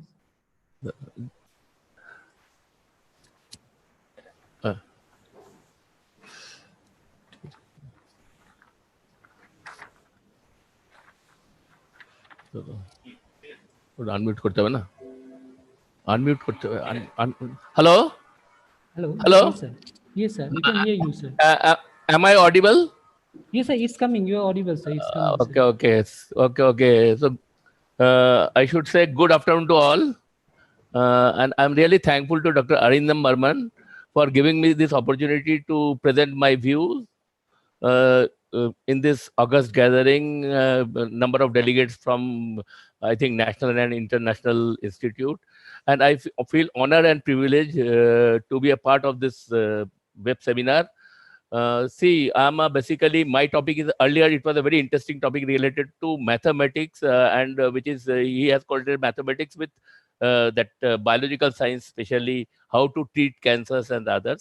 My topic is altogether different. Basically, I'm a breeder and geneticist. I'm a vegetable breeder, and I'm working in the improvement of cucumber and goat, especially sponge goat, ridge goat, and bitter goat for the last 26 years. And let me tell you, friends, that the place where I'm working, that New Delhi, it's not a suitable place for breeding of cucumber, because cucumber is a highly thermosensitive crop, right from germination, then vegetative growth, flowering, fruit setting, and ultimately seed setting, which is very much important from breeder's point of view. It needs a specific temperature, and if this temperature is not prevailed, then there is very adverse effect on overall morphological growth and others, including seed settings. Nevertheless, I have taken it a challenge, and I have developed number of products keeping in view the need of the farmers as well as the consumer. So since many of our friends or delegates in this seminar are of different fields, so for their knowledge, just I want to share some of the things regarding the crop behavior of cucumber. You know, cucumber, it's a Indian origin vegetable. It was originated from a wild cucumber. Cucumis hardwickii. It is generally found in the foothills of Himalaya. If you go to Kempty Falls region of Mussoorie, then some other foothills, then Dehradun foothills, so you will find number of small cucumber. It's just like a very small cucumber, and the flesh, leaves as well as flesh and fruits are also similar like cucumber. This indigenous cucumber, flesh is also flesh as well as flavor is also like cucumber, indigenous cucumber, but it is extremely bitter instead. But however, it is having a very important germplasm in the sense it carries resistant to several diseases, especially downy mildew and virus. And you know, cucumber, there are generally two types of cucumbers are there. One is slicing cucumber, basically, which we use as a salad purpose, and second is pickling cucumber. Pickling cucumber basically used for pickling purposes. And generally, cucumber is monoecious in nature, means predominant sex form of cucumber is monoecious. It because male and female flowers are born on the same plant, and generally anthesis or flower opening time is in the morning. And natural cross pollination, it varies from 65 to 70%. Generally, bees and thrips are the major pollinating agent. And generally, all cucurbits, including cucumber, there is high proportion of male flower as compared to female flower. As you see, that female male flower ratio varies from 1:15 to 1:30. And as a breeder, our endeavor is to select a plant which is having high female ratio, so that we can get a good number of, so that we can get a very good yield. And as I told you, that it requires a very specific temperature for seed germination, morphological growth, fruit setting, as well as seed setting. And apart from monoecious sex form, the other sex form like androecious means which bear only female flower, gynoecious means bear only male flower, hermaphrodite means perfect flower, and andromonoecious means male and hermaphrodite flowers are also found in cucumber. And there is generally, it is a tendency to produce male flower first, followed by a phase of female and male flower. And at the last stage, generally we got maximum number of female flower. And generally, lateral shoots of the monoecious cultivar, they have a strong female tendency. Apart from that sex expression, it depends upon environmental condition. Like if there is cloudy weather, short day, low temperature, and low nitrogen, there is dry weather, long day, high temperature, high nitrogen status of the soil, it will promote male flower. And appearance of female flower at the lower node, it is an indication that earliness, and earliness is a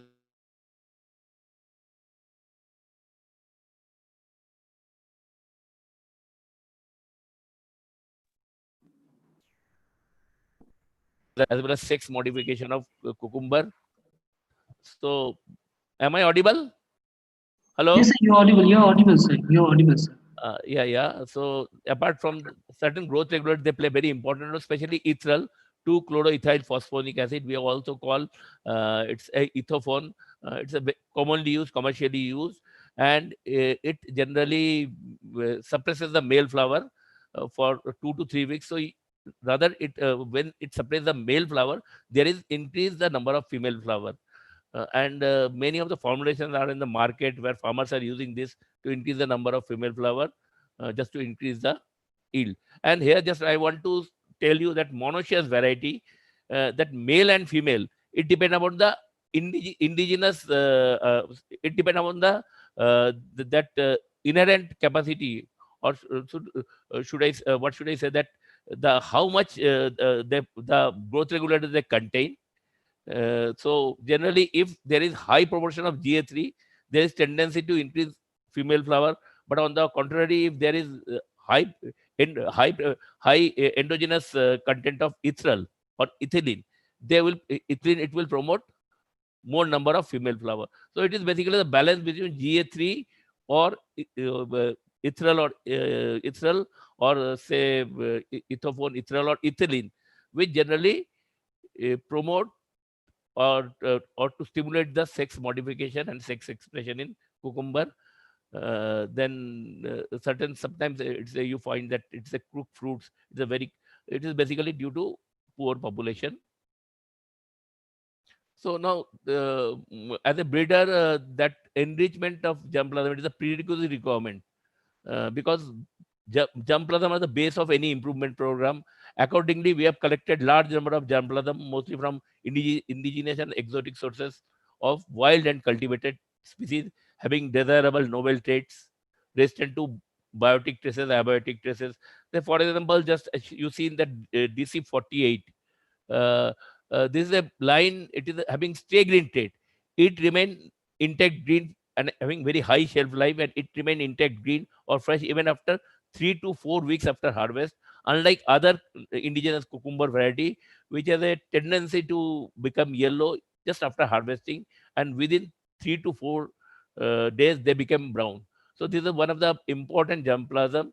Now C. hitivas, it's a cross between normal Cucumis sativus, normal cucumber, and C. hitrix. It is an interspecific hybrid, and it is also reported to carry resistant to downy mildew. Then we have certain other lines, exotic lines, they carry different type of resistance, like resistant to powdery mildew, resistant to downy mildew. Lemon cucumber, it's a basically I told you that cucumber is monoecious in nature, but lemon cucumber it's andromonoecious in nature, and it bears large number of female flower. And basically we are use it in in our gynoecious to gynoecious hybrid, which act as a pollinizer or blender. I will come to that part later on. Having this LOM 400, it's a basically Chinese line. It was introduced to USA. Then, of course, from Mizoram region, we got number of good lines like AGMC1 and other lines also.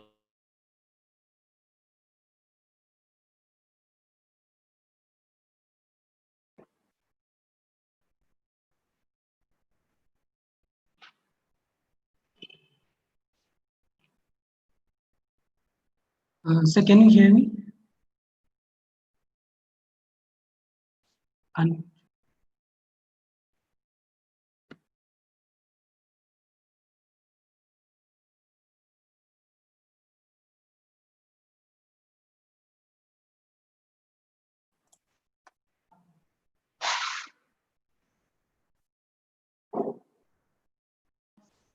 sir, can you hear us?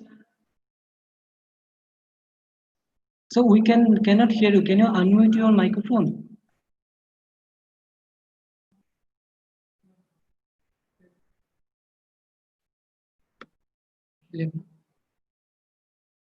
Okay, maybe some technical issue.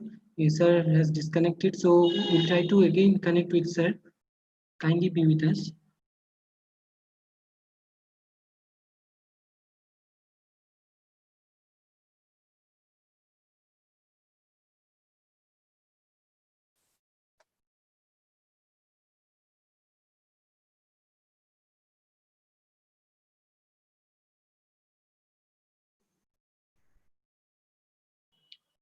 Because of some technical error, sir has left out, so we are trying to again connect with sir. Kindly be with us.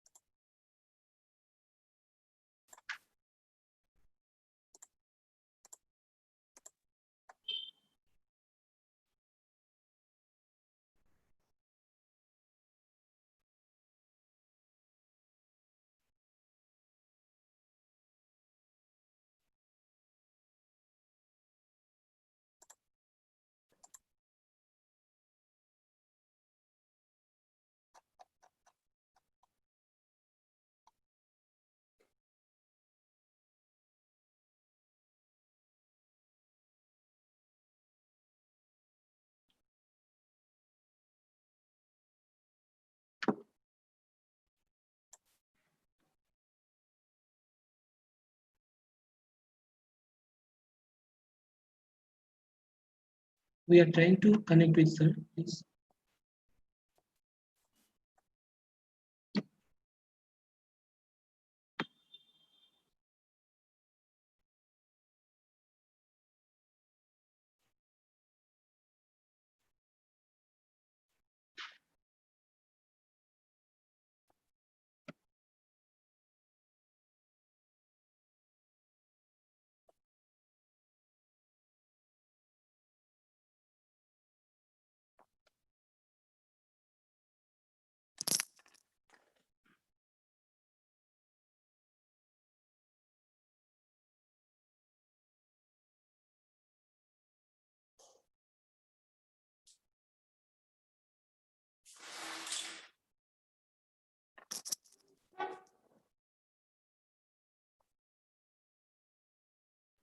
Sir, can you hear me, sir? Can you hear me, sir?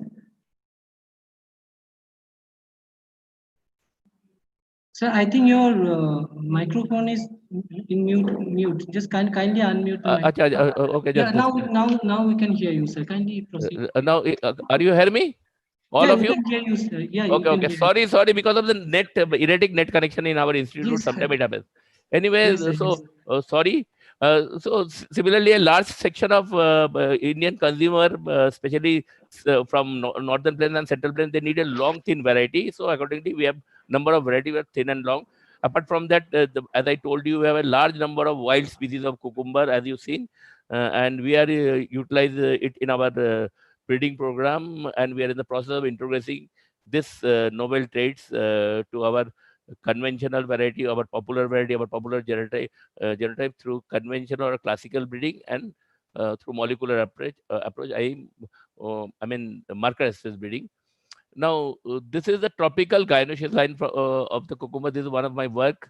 And now let me tell you earlier, whatever the gynoecious line we used to have, they were, I mean, basically from temperate region, and their stability breaks down if temperature exceeds 35 degree and above. So that was the problem. So keeping in view that we have developed this tropical gynoecious line, and we have standardized the, because gynoecious lines, just for your information, bear only female flower. So just to propagate it, to perpetuate it, to maintain it, to increase the seeds, to get the seeds, we need to spray with some growth regulator So initially silver nitrate was there, but it is phytotoxic. Then GA3 was also not successful because we tried all, because in the sense it is recorded in a high concentration, it is costly, and it causes excess stem elongation and malformed male flower. Now we found that silver thiosulfate is most effective and its effect persistent for a long time. So now we are using silver thiosulfate right from 2 to 4 stage first, then after 7 days to induce male flower in the gynoecious line for its maintenance. So we have studied the inheritance also, because once we know the inheritance, only then we can introduce it into other variety. So it is governed by single dominant gene. And keeping in view from the segregating generation, we have developed 2 tropical gynoecious line, DGC 102 and DGC 103, which show stable performance even at a very high temperature of 40 to 45 degrees centigrade. Then we have utilized it in a hybrids like gynoecious into monoecious hybrid, into gynoecious into gynoecious hybrid, because gynoecious into monoecious hybrid, they have an advantage. They are predominantly gynoecious in nature. They contain number of female flower, adequate number of female flower, as well as certain percentage of male flower. So this male flower can be utilized as a pollinator. And they have a long harvesting period as compared to gynoecious into gynoecious hybrid. Gynoecious into gynoecious hybrid are very stable. They are true gynoecious. They bear all female flower. So naturally, we will have to use some blender, pollinizer, 10% pollinizer.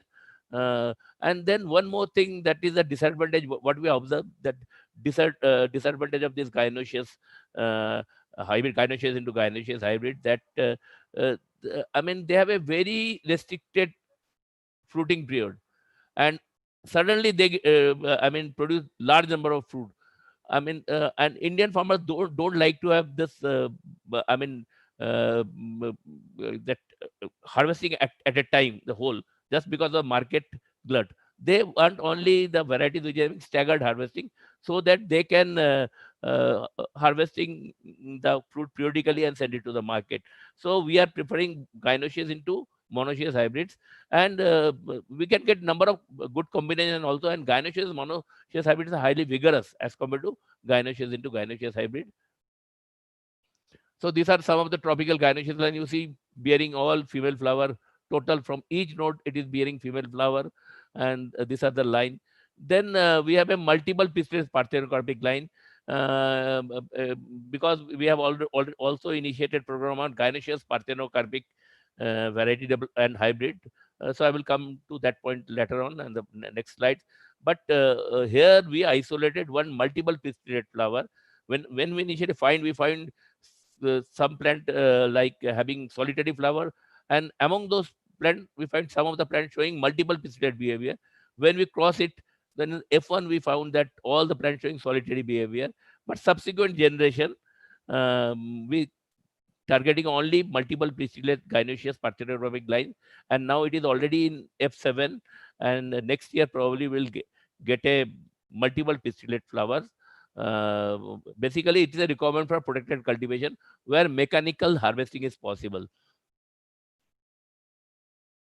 So these are the photographs again I'm showing you, and this DGCH18, it's a gynoecious into monoecious hybrid, and it has been it shows significantly higher yield over most of the other varieties as well as national check, and it has been identified by the AICRP last year only, and we are in the process of notifying it through Central Variety Release Committee of the Ministry of Agriculture. Now, regarding molecular approach, now generally back cross breeding, as I mentioned that gynoecious line is covered by single dominant gene. So back cross is the one of the option, but back cross it takes many generation. Up to have to go to BC5, BC6, only then we can integrate this character to our variety. So we have a project on DBT project on integration of gynoecious to indigenous cucumber variety through marker assisted breeding. So the project has already been successfully completed, and then this is the way we started crossing that our popular variety Pusa Uday with our gynoecious parent DC102 and different selfing backcross generation. It was carried out, and in BC2 F3 we found some plant showing that true gynoecious behavior as well as the character of Pusa Uday. So we carry out, then we identified some of the important molecular marker, SSR marker. Uh, then we carried out for foreground selection on the basis of true gynoecious state and background selection on the basis of the characteristic of the Pusa Uday, the most popular variety of cucumber so far. And we could successfully introduce this gynoecious state into our popular variety, Pusa Uday. So these are some of the marker which showed polymorphism. And then this F2 population, we carry out foreground selection. Then these are some of the background selection in BC2 F2 generation. And ultimately, we found these are some of the most potential marker. And then these are some of the hybrid also it's showing that, I mean, double band and then parent, just to confirm that really it's polymorphic. These are the other markers. These are the other markers.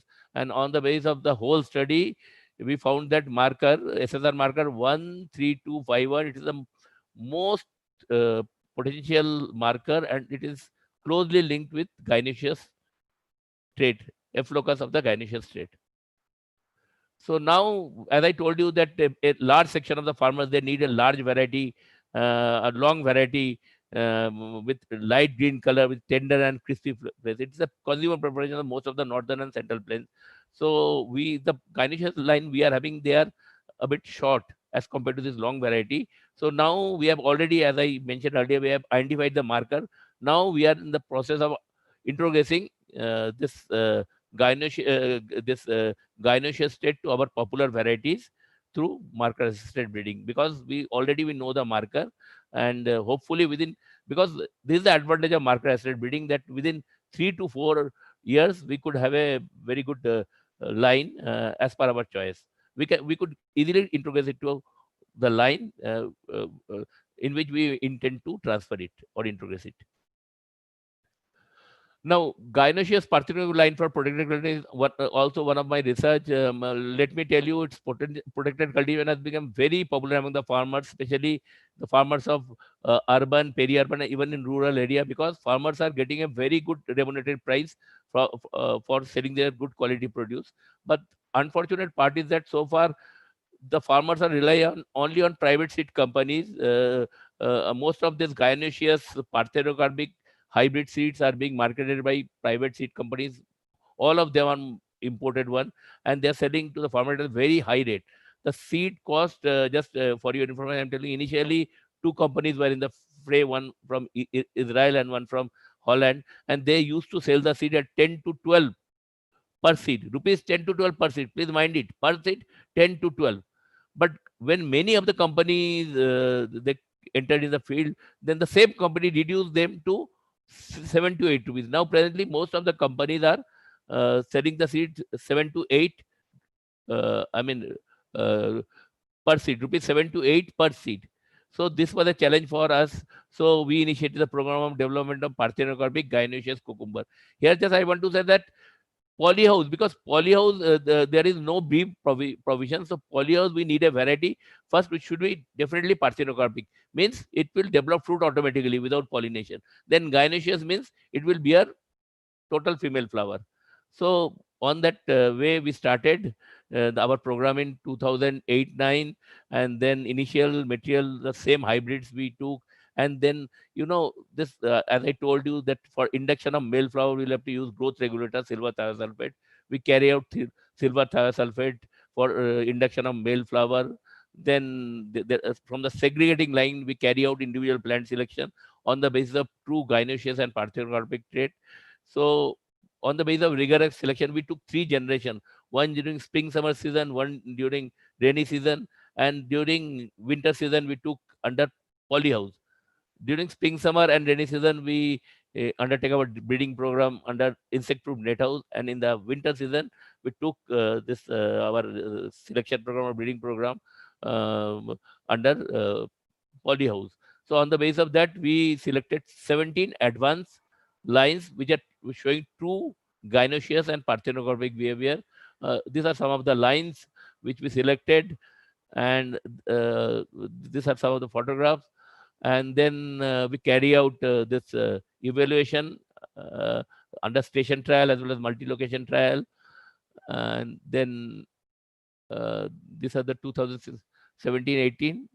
These are the trials we conducted, and we found that this one line DPAC6, it showed significantly higher yield than most of the line, even private company take, like Kion.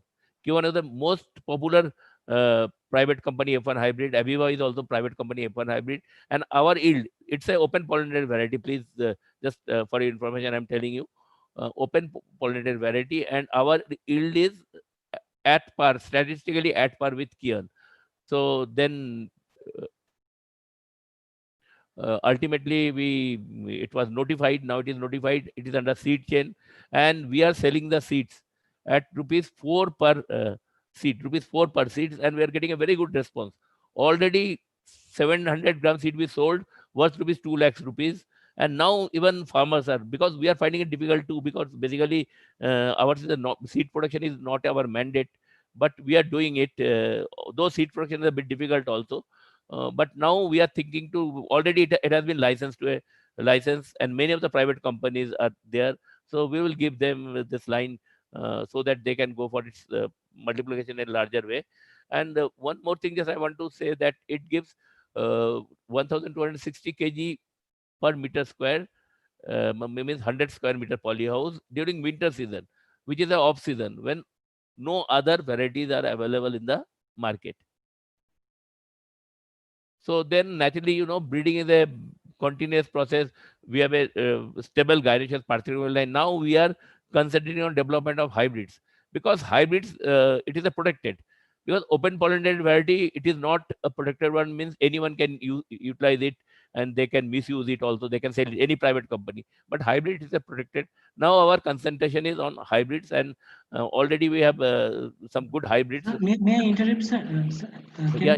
Excuse me, sir. Yeah. Sir, can you just compile your presentation within 2 to 3 minutes? Actually, we are lagging behind the time. Actually, you have given me 30 minutes. Okay. Yes. Okay. I will do. Yes. Don't worry. So Sorry these to are interrupt, sir. okay. Then multiple pistillate flowers we have already done, and then we have standardized the seed production technology also.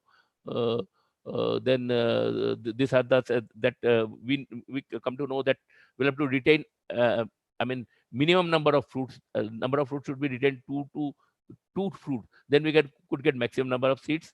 Then this is the seed production. Then we have also parthenoid gynoecious lines also. We are working. This is basically pickling cucumber, and these are some of the lines we developed and notified. Most of them are notified, and these are the 3 new lines we have developed, and these are the lines we have registered with NBPGR. And now ICR is giving very much importance to that we should generate some revenue. So that is the reason many of our lines, they have been licensed with private seed companies, and many of them are notified also. So these are the varieties which are notified and under seed chain, as well as licensed with private seed companies. And these are the amount of revenue we generated by selling our seed to seed production unit, selling through our seed production unit, National Seed Corporation. Now these are the lines we have licensed to private seed companies, and these are some of the research achievement, because time is less, but these are some of the basic studies conducted by me, and then this is already I've explained. And then of course now we are in the process of development of double hybrid through gynoecious into gynoecious hybrid. The problem with gynoecious into gynoecious hybrid is that they have a very it took long time for introgation, but through this haploid culture we have already standardized the protocol for gynogenesis, and now it is under regeneration stage. And our objective is to develop large number of gynoecious line under different genetic background.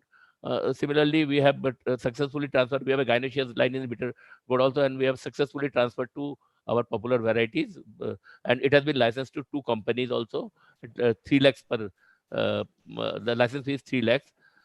Then we have a number of lines of Satputia. It's a hermaphrodite variety of rich gourd, and we have studied the inheritance of sex expression as well as fruiting habit. And on the basis of that, we developed one gynoecious line. It is the first gynoecious line of the world, ridge code in the world, and we are utilizing it in our hybrid breeding program. These are some of our hybrids. And then we have also collected large number of wild species of Lupha cylindrica, or Lupha, you can say, Lupha species. And these are some of the important publication of me, 10 important publication. And I have associated with many courses. And then my student, two of my students got Jawaharlal Nehru Award for ICAR for best PhD student. And these are some of the work I intend to do.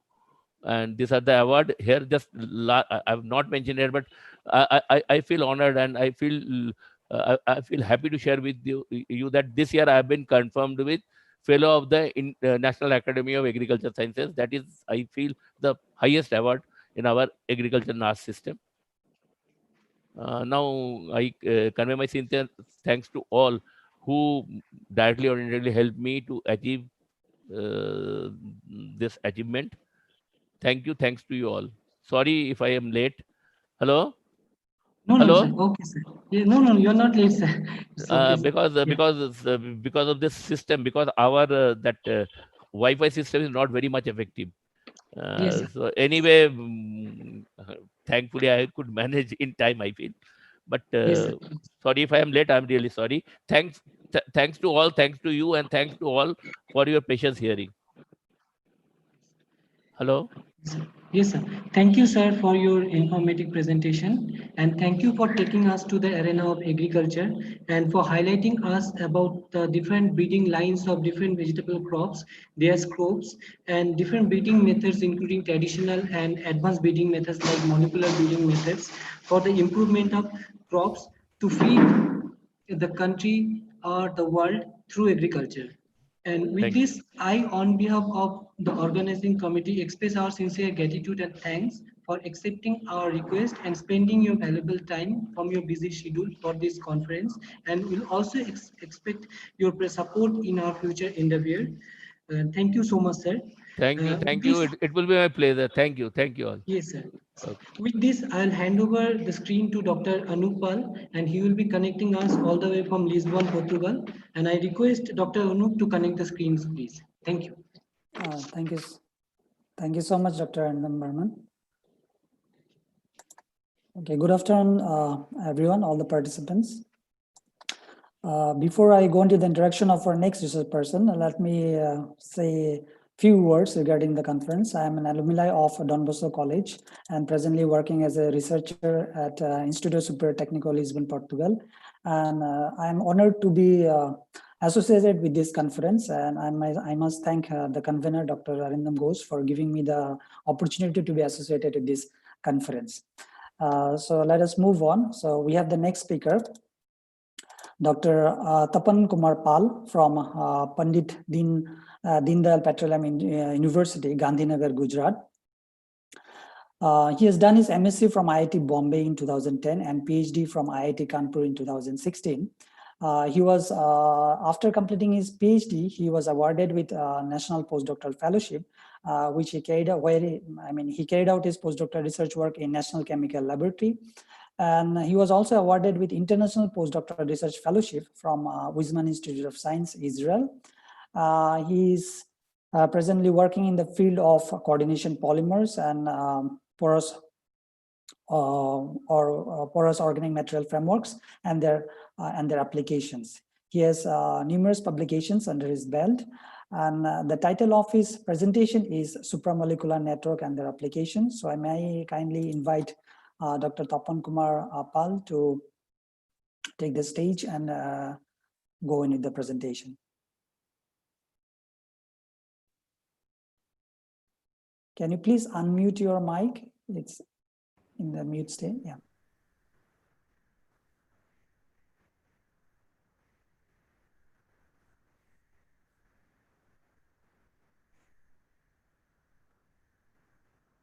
So, am I audible to all of you? Yes, Hello? yes. Okay, yes. My screen also visible too, right, sir? Yes, yes, yes. It's okay, visible. Good afternoon to all of you, and thank you very much, sir, for your kind introduction. Also, I am really thankful to the organizing committee, Arindam sir, for giving me this opportunity for such a wonderful webinar. So today we will discuss on the supramolecular network. Basically, there are several supramolecular networks, but we will be briefing our discussing on the metal organic frameworks and porous organic framework. Since our talk is or discussion is briefing to the metal organic framework and porous organic framework. So I am framed this introductory line. So basically, these are the framework comprised from the metal ion or metal ion cluster or and bridging organic ligands, or it can be extended through the covalent bond formation. Here you can see there are several examples of the supramolecular network, and their characteristic features are they are highly crystalline and the structural integrity is maintained throughout the framework, and they are completely regular, highly porous, and highly designable. And you can synthesize this framework under very milder condition. Though here I have given the one general synthetic procedure for the metal organic frameworks, but the same techniques we have been used for the synthesis of the porous organic framework as well. So in the typical synthetic procedure, you can see the reaction between ligand and metal ion in a suitable solvents under heating condition and followed by the different conditions such as slow evaporation, slow cooling, and vapor diffusion, we used to get a crystal.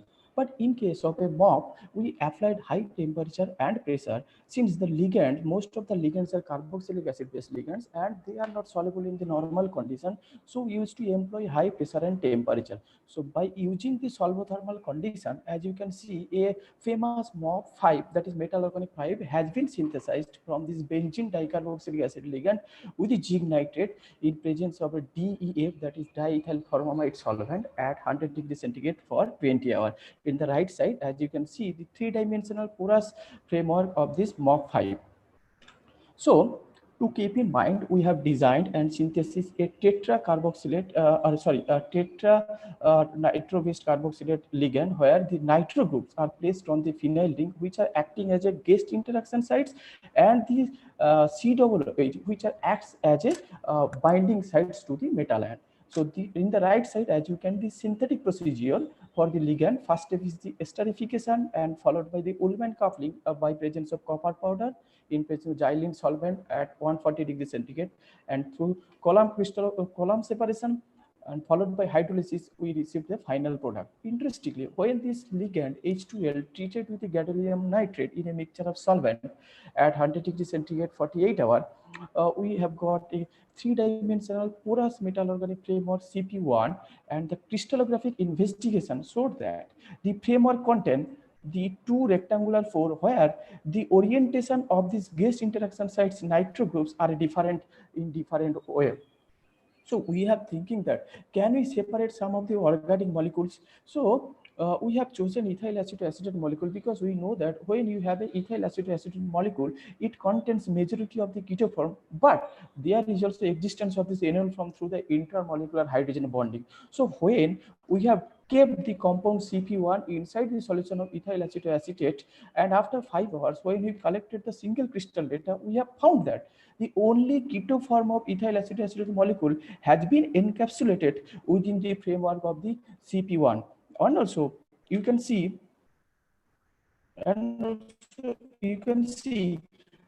this keto form has been stabilized through a number of non-covalent interaction with the nitro group presence in the framework. Apart from the single crystal data, we have collected the IR spectra. In the IR spectra, there is a characteristic peak at 1717 centimeter reverse corresponding to the carbonyl moiety in the keto form. Also, we have collected the PX, the powder excited diffraction pattern, which indicates the structural integrity.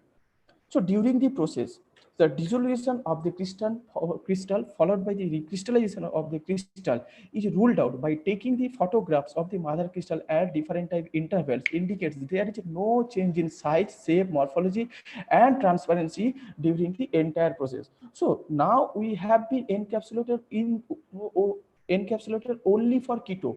Now our question, can we encapsulate some of the organic aromatic organic molecule? Yes, we have encapsulated some of the aromatic organic molecule. In this case, we have adopted different procedure. We have took out the crystal CP1 and exposed to the vapor of 4-fluorobenzyaldehyde and 4-chlorobenzyaldehyde. And after 5 days, when we have collected the single crystal data, we have found that both of the aldehydes have been encapsulated within the framework. And close investigation of the crystal structure, we have found that in order to accommodate these aromatic molecules, the frameworks undergo strong distortion in pore. As you can see, the channel A and channel B in the parents MOF undergo strong distortion in order to accommodate this aromatic molecule. So we can call this phenomenon as a guest safe responsive fitting. So whatever the procedure we have done till now, it is basically a single crystal to single crystal, that is SCSC transformation process. So our question is that can we use such a SCSC, that is single crystal to single crystal transformation process, to elucidate some of the metal organic framework which we could not able to synthesize through our direct method or de novo process. So we have designed and synthesized a tetracarboxylic acid H4L when treated this ligand in presence of a co-ligand L1 with zinc nitrate, and we have found a 3-dimensional metal organic framework where the linker L1 acts as a wall between the two layers. So upon successful completion, upon successful synthesis of this MOF, we have investigated the synthesis of the other metal organic framework by changing the co-ligand from L1 to L2, but we were unsuccessful. Similarly, when we changed the L3, we also unsuccessful. So we thought that can we use the single crystal to single crystal process to achieve this failed framework? Okay, when we dip this parent framework inside the DMF solution of this ligand, and we found that the color of the crystal gradually changes. And when we have collected the single crystal data, we have found that the linker L1 successfully replaced by the L2. Not only by L2, also we are able to replace this parent linker L1 by L3 and L4. If you look at the linker L3, L4, L2, and L1, they are different in size and length. So we can predict that the metal organic framework which are synthesized via SCSC process, those are having a different kind of force. So apart from the single crystal data, by using digestion NMR, we have also proved that successfully changes experiment takes place. So in the left side figure at the bottom, as you can see, that is A, as you can see, only the proton NMR peak from the linker L1 and the ligand H4L. But as the time passes, there is appearance of this proton NMR peak from the linker L3 and disappearance of the proton NMR peak from the L1. And after 48 hours, you can see the complete replacement of the proton NMR peak from the L1 linker and complete reappearance of the proton NMR peak from the linker L3 and tetracarboxylic acid ligand. Similarly, the right side figure also indicates that the gradually disappearance of the proton NMR proton peak from the linker L1 and reappearance of the peak from the L4 linker. Okay, so till now we have seen that the SCSC transformation, that is one interesting properties of this framework. So now in terms of application, we have designed a 2-bent tetracarboxylic acid ligand H4L and H4LF. As you can see, the number of organic steps have been adopted to synthesize this metal organic framework. Interestingly, when H4L and H4LF treated with the zinc nitrate in presence of a mixture of solvent DMF ethanol at 100 degrees centigrade for 48 hours, we have found a 3-dimensional metal organic framework in which contains a parallel secondary building unit, and the axial position is being occupied by the water molecule. Both these framework are stable, as you can see in the VT-PXRD pattern. That is variable temperature PXRD pattern indicates that both the frameworks are quite stable up to 250 degrees centigrade. As these frameworks are quite stable, we have subjected these two frameworks for the gas adsorption experiment, and we have found some good BET surface area. Also, significant amount of hydrogen, methane, and CO2 have been adsorbed by this framework. We know that hydrogen is a green source of energy, and also methane is a green source of energy. Interestingly, both the frameworks are susceptible to towards the CO2 selectivity, which is reflected from their QST data, isostatic heat of adsorption data, which is nothing but 37.5 and 40.01 kilojoule per mole. This is nothing but due to the presence of the Lewis-based NH2 moiety within the framework, which can interact efficiently with the Lewis acidic CO2 molecule. Also, we have performed one interesting study as we have discussed both the frameworks contain zinc metal ions. So we have performed the transmetallation. That is, now when we kept the parent framework inside the DMF solution of the copper nitrate, we have found that the color of the crystal gradually changes. And after 6 days, when we have collected the single crystal data, and we have found that all the zinc metal ion in the framework replaced by the copper metal ion. Not only from the single crystal data, also we have collected the EDAS, so energy dispersed X-ray analysis data. We showed that as the time being passed, the concentration of the zinc metal ion in the framework decreases, whereas the concentration of the copper metal ion also increases. So next, we have verified our gas adsorption data with some interesting literature reported. So we have found that our gas adsorption ability by these two framework quite significant, and also overcome some of the important metal organic framework. So next, what we did, as we have discussed, the MOF contain a parallel secondary building unit where the axial position is being occupied by the water molecule. So we have removed the water molecule under vacuum at 150 degrees centigrade and 8 hours to generate open metal sites. We know that the open metal sites behaves as a Lewis acidic sites. So we perform the simple Noble condensation reaction between the aldehyde and malonitrile, and we have found that this framework is versatile to the variety of aldehyde. And when we increase the size of the aldehyde, let's say one naphthaldehyde and one enanthaldehyde, we have found that the yield of the desired product quite less. This is nothing but due to the difficult encapsulation of this aldehyde inside the cavity of the framework. Also, we have performed the 3-component Viginelli catalytic reaction between the aromatic aldehyde, ethyl acetoacetate, and urea to produce dihydropyrimidine compound, which is having a lot of pharmaceutical industry and also acts as an ion receptor. This framework is also quite susceptible, and when we increases the size of the aldehyde, the yield of the desired product quite less. The reason is the same, the difficult for these two aldehyde to encapsulate inside the cavity of the framework. So okay, we have a NH2, and we have found that our framework quite susceptible towards the CO2 selectivity. And now the question is, can we use the CO2 to convert some other value-added product? Okay, we have designed another linear tetracarboxylic acid ligand having NH2, in which the NH2 groups are directed towards the pore as well as the pore, and the framework also showed the very good BET surface area and excellent hydrogen adsorption and selectivity towards the CO2. As we have thought, we have converted this CO2 to the cyclic carbonate by fixation the CO2 with the ethylene epoxide in presence of the catalyst and co-catalyst TBUF, that is tertiary butyl ammonium bromide, to produce cyclic carbonate, which is having a lot of potential application. Its application is increases as an electrolyte in the lithium ion batteries.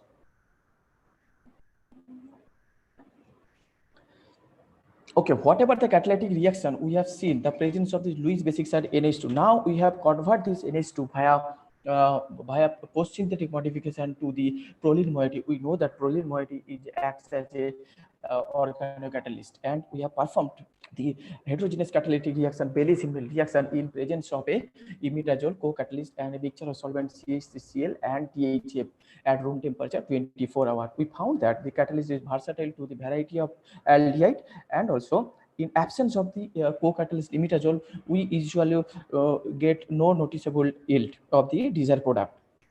Okay, till now we have discussed the metal organic framework, and we are going to discuss one interesting synthesis of this cage molecule. So the literature investigation reveals that whatever the cage molecule reported, they are basically either adopted the ship-based condensation between the aldehyde or amine. We know that these imine-based cage molecules are not stable, because if you put the cage molecule inside the different condition, let's say acid, base, or boiling water, you will see the cleavage of this imine bond. If there is a cleavage of the imine bond, so you may say that your cage molecule is not stable.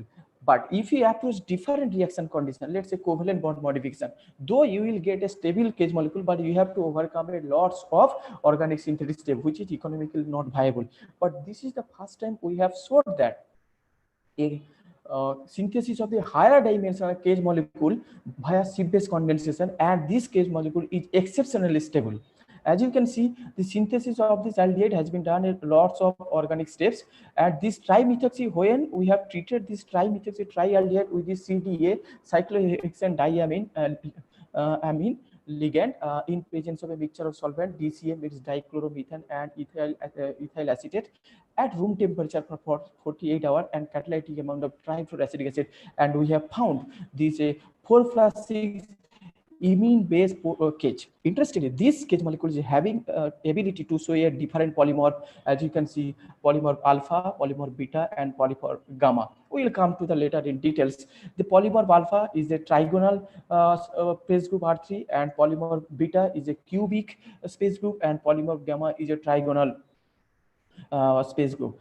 Both these, among these three polymorphs, only the beta polymorphs, each highly porous and showed a good BET surface area around 382 meters per gram. And the cage molecule, and why this is porous, though it is a very difficult to understand at this two-dimensional way, but if it is a three-dimensional way, it is clearly distinguishable why it is being porous. But anyway, the reason being is that the cage molecule packed in a window-to-window fashion, and generate a interconnected 3-diamond 4 channel running through the cage molecules and making it a porous. But where in case of a alpha and gamma phases, the cage molecule are connected through a window to vertices fashion. So as you can see in this diagram, there is interconversion of this polymorph. When this alpha polymorph is subjected to the DMF, it is reversibly converted to the beta polymorphs. When beta polymorph subjected to the chloroform, it is reversibly converted to the gamma form. And when gamma phase is exposed to the chloroform, it converts to the alpha phase. So in the also the PXRD pattern shows that after 30 minutes there is a disappearance and a reappearance of the peak of the beta phase, and after 6 hours and 12 hours, as you can see, there is a disappearance and a reappearance of the beta and gamma phase. Apart from this PXRD data at the different time interval, we have collected the same images data, and you can see the alpha form, which is a hexagonal, on being time or when exposed to the DMF, it gradually converted to your cubic phase, as you can see from the clearly see from the ACM image. And when this beta phase is exposed to the chloroform, it gradually converted to the again hexagonal phases. But our target was to get a highly exceptional chemical stability porous organic cages that could show a porosity. Yes, we have found that porosity, but what about stability? But we have found that when this cage molecule TPOME CDA exposed to the different condition, let's say, as you can see, 12 molar NOH, extremely basic condition, 0.1 molar HCl and 0.1 molar H2SO4, and even as well as the boiling water, as you can find, the cage molecule maintains its crystallinity as confirmed from the PXRD data. And also after each experiment, when we have collected the NMR data, we have found that the cage molecule intact in its structural integrity. Apart from the PXRD data and NMR data, also we have collected the we have performed the gas adsorption experiments after each experiments, and there is no noticeable change in the gas capacity. Also, we have performed the same images data after each experiment. As you can see, there is no change in the size and shape at the molecular level as well. Also, IR spectroscopy said that there is no change in the peak position, which indicates that our cage molecule is stable in different conditions. So whatever we have discussed, first we have discussed two different important topics we have discussed. First is that synthesis of the metal organic framework and perform the SCSC single crystal transformation to achieve encapsulated of the aromatic molecule as well as the aliphatic molecules. Also, we have performed, depending on the stability of the framework, also we have performed some heterogeneous catalytic reaction and also gas adsorption ability. Not even we have converted this gas adsorbed gas to the value added products such as cyclic carbonate. Later on, we have synthesized a highly exceptional chemical stability porous cage molecule. Finally, the successful synthesis of all of this framework improves the idea of crystal engineering for further designing of the ligand and hence framework with improved properties. So I am an acknowledgement to all the members, finding agency collaborators and different SARs. And finally, thank you. Thank you so much, sir, for finishing the presentation right on time. Welcome, sir. Welcome. I believe the participants have gathered a knowledge and regarding these metal organic frameworks. You have enlightened us with the beauty of designing of metal organic frameworks and covalent organic frameworks and their potential application. You have also enlightened us like how the transmetallation can be done without disturbing the framework. It was a very nice presentation, sir. Thank you so much for giving us your valuable time and spending a quality time with us. And we look forward in the future for other seminars and conferences. I would like, on behalf of the organizing committee, I'd like to thank you again for being with us. Any questions related to the presentation will be posted in YouTube. And as soon as we get any questions, for any answers and all. Okay. Thank you so much once again, sir. Okay, thank you very much, sir, for giving me this opportunity for such a wonderful international webinar. Thank you very much, sir. Thank you. So may I hand over the mic to the next moderator, Sri Surjaran Hajam. Thank you so much, sir. Okay, may I just come in here? Thank you, Dr. Anup, and thank you, Dr. Tapan. It was thank you, nice sir. Thank you, sir, for giving me the opportunity. Okay, thank you. Just before we go into the next speaker, Dr. Rania, Mr. Surjaran will be moderating that. We just want to play a video clip of one of our ex-students who has wished us on this occasion from the United States of America. So please play the video. Thank you. Okay, thank you. Presentation. Yeah, may I ask the technical assistant, Mr. John Satish, to play the video, please?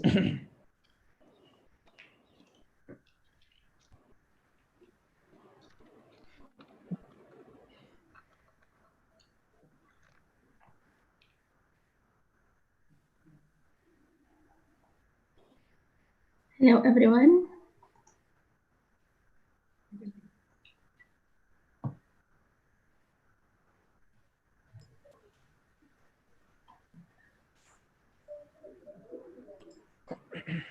Hello everyone, good morning, good evening, namaste and salam.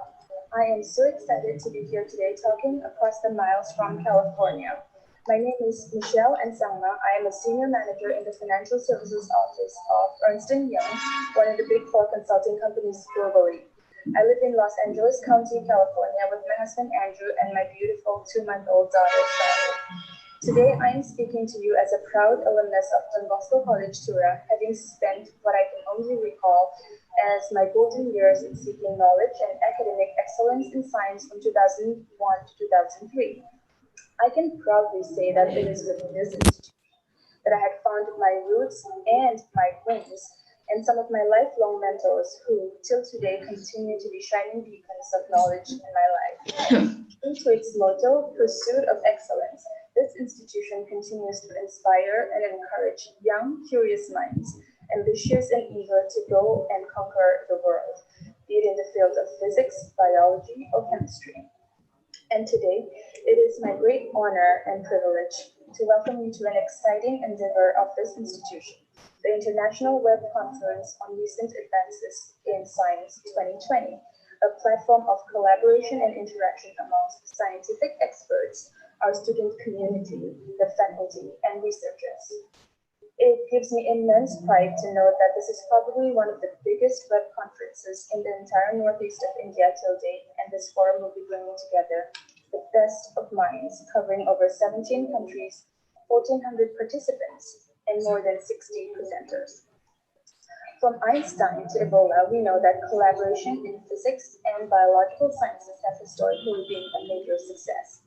Today, COVID-19 has not only raised the expectations we have of science, but it has also accentuated the fact that global challenges require global solutions and courageous thinkers and doers. This conference hopes to be able to leverage this exact sentiment, and it is with great excitement and pride that I welcome you to this conference and encourage all the participants, and especially our student community in Garo Hills, to connect on this common passion for science, curiosity for knowledge, and to work together and thrive. Remember, there is strength in numbers. Let us learn more and faster together. Thank you, and Matella.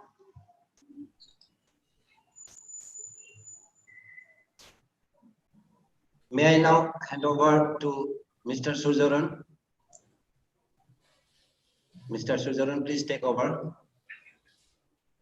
Thank you, sir.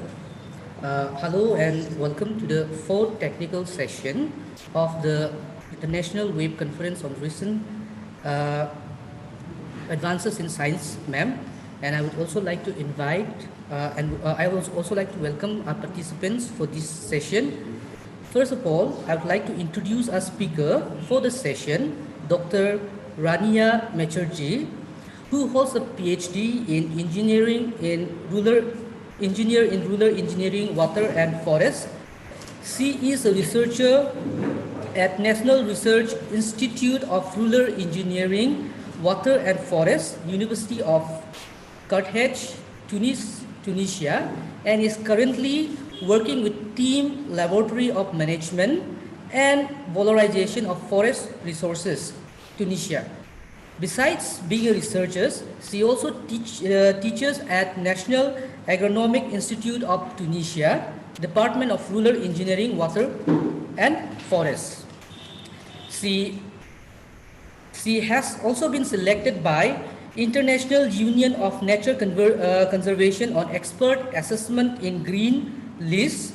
She is involved in many research and development projects as a coordinator, such as the project on the forest inventory by remote sensing and other international project coordination.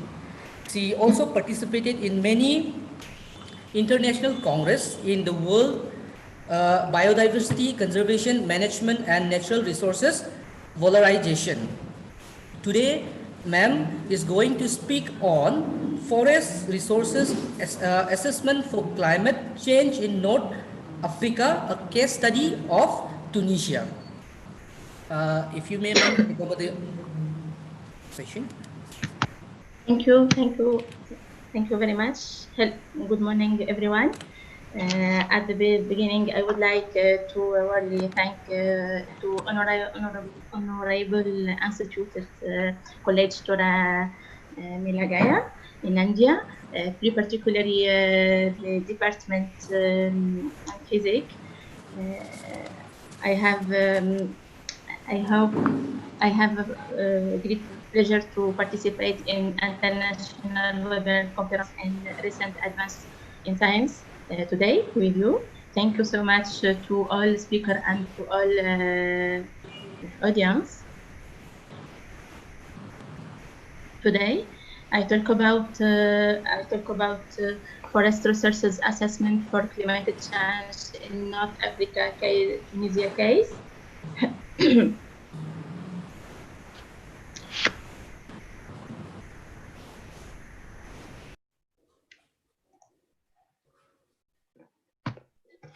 I start about climate change. The definition about climate change according with United Nations. Climate change is defining issue of your time and we are definite moment from shifting weather patterns and threatening food production to rise the sea level that increase the risk of catastrophic flooding. The impact on of climate change are global in scope and unprecedented in Excuse scale. me, ma'am. Yes. Can you just full screen the PowerPoint presentation? I send to you my presentation. Yeah, you can press F5, ma'am. You see my presentation now or not? Yes, can you? Yes, we can see, ma'am, but can you make it full screen, ma'am?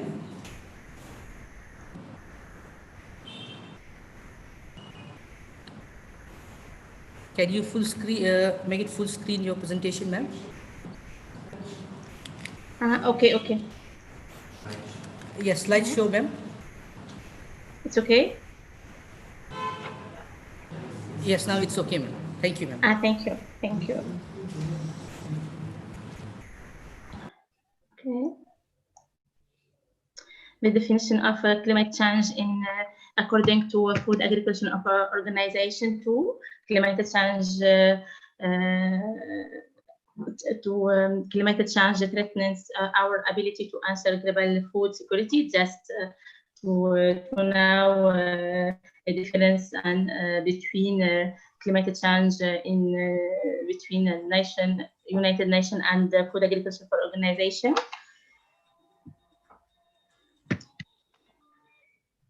Hello. Yes. Climate change represents one of the most serious and far-reaching challenges faced in the international consensus of scientific opinion. The intergovernmental panel on climate change.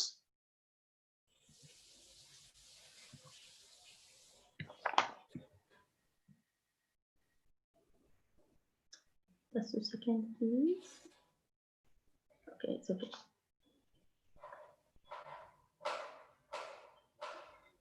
So the cost of failing to mobilize in the face of the threat of to be extremely condition, height economic coastal alone will be large extreme weather and precipitation. The social and human costs are likely to be even greater. Economic mass loss in life, the interactive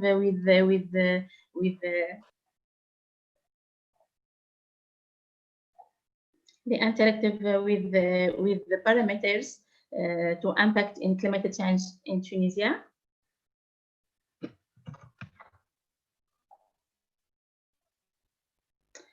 What the climate change of Tunisia? Most of the North Africa rain occurred during the period from October to May.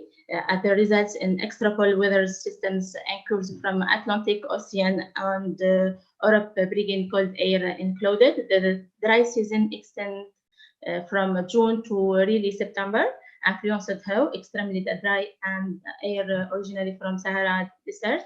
The Tunisian climate is unfortunately largent Mediterranean, characterized by hot dry summers and cool mild within that limit of growing period.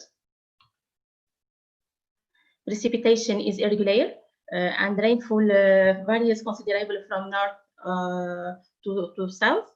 The 5 bioclimate zone going from the most arid to the most humid based on the rainfall levels. However, the rain is not only bioclimatic determinant. What is the cause of climate change? The principal cause to climate change is natural factor, solar activity, air parameters, orbit, volcanic eruption, and anthropogenic factor, which are minor relationship to the increase in the greenhouse gases related in the atmosphere and to biological change in the environment. I talk about now about the scenario, socio-economic scenario, the future climate according to the development and more economic, more global, more regional, and more environment. What's the highlighter in the probable scenarios from Tunisia? The principal scenario in Tunisia increased to temperature for 2.7 degrees by 2015 waves of summer heat and more winter warm, stronger seasonal variation, more frequency and intensity of climatic extreme increased in number of days, temperature plus 35, and night temperature low 20 degrees.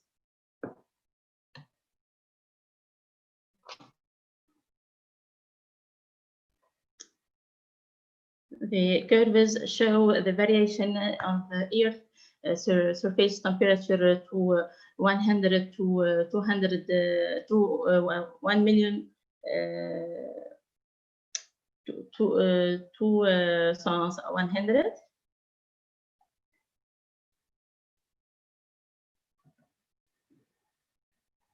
This is the scenario project period in 200 in 2020 to 100. You see a decrease of temperature.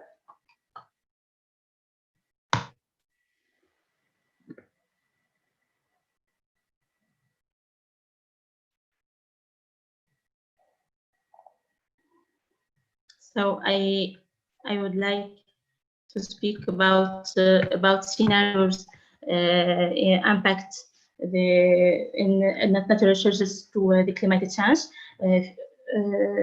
Four scenarios in impact in agriculture, in terrestrial, and marine, in marine, and in fire. In fire, the major problem in Tunisia, the water deficit. They represent a major scale of the country concerned will be worsened in increased evaporation. The fact that the resources will become scarce and will be overexploited, and that coastal area will be more salts too. In addition, precipitation trace in the anterior semi-arid and arid region in the North Africa as more difficult to predict due to the very small amount of natural precipitation that characterizes these areas. Climate change will induce some variation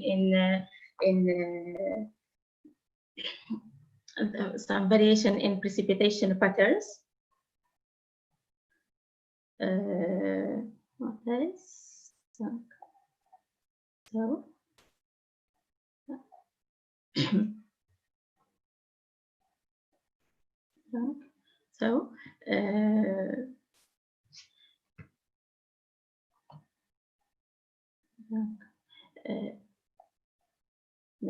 Precipitation and temperature and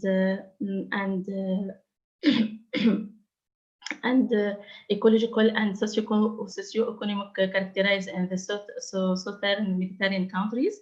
The impact of climate change many more marked than in other regions in the world. Still, most of the predict impact in the region is already expected to exacerbate the trend. Agriculture. What else? Water resources stresses. Water is the heart of the main expected impact of climate change in the natural environment in the Mediterranean. For the Mediterranean, more than 40% reduce of fresh water available suggested by the end in the country along the coastal areas. They may have significant implication for future available available in in the freshwater resources, in agriculture. So the next about agriculture are demands on in food security, available stability. You tell this you just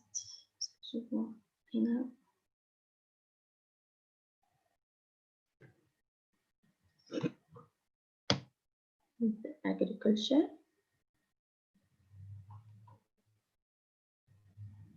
Sorry. Okay. The number of countries in North Africa already face a semi-arid condition that make agriculture challenging, and climate change will be linked to reduced length of growing seasons, as well as force large region in marginal agriculture out of production. Projecting the reduced in the field in some countries could be a much of 50%.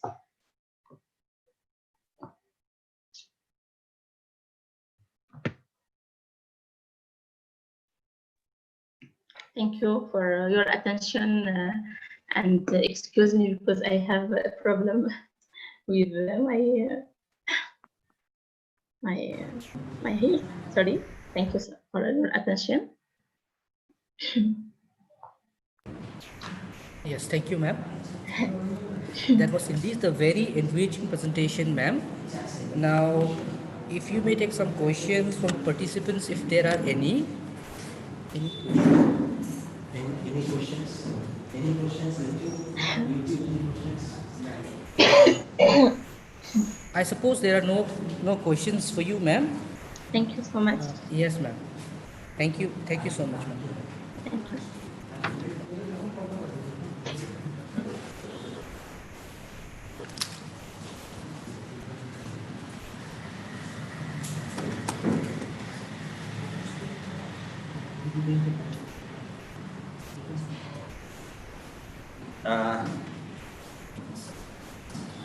For the kind attention of all,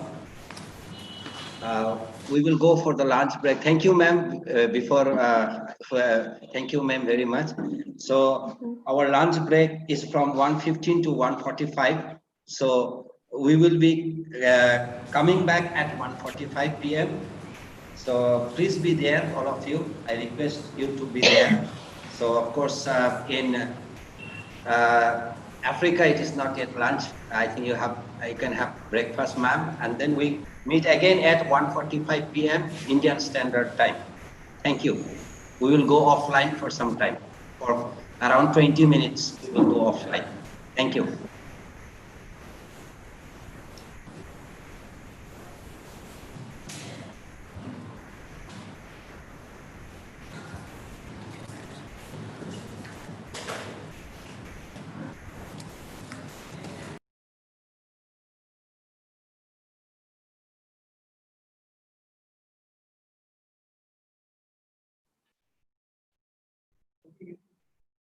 So after the lunch break, we will have a talk by Dr. Vishal Bharati. Dr. Vishal Bharati has already joined us. So just after the lunch, we will have at 1:45 p.m. Indian Standard Time, we will be having a talk from Dr. Vishal Bharati.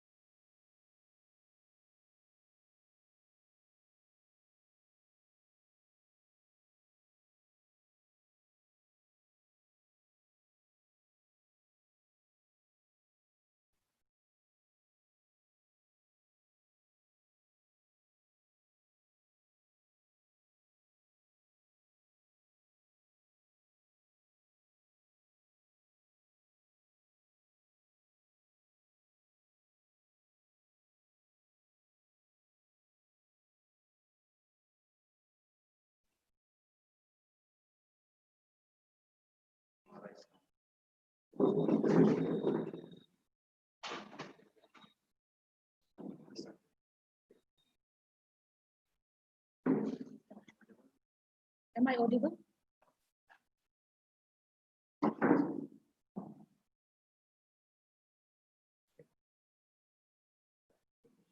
I would like to welcome back our viewers and participants after the short lunch break.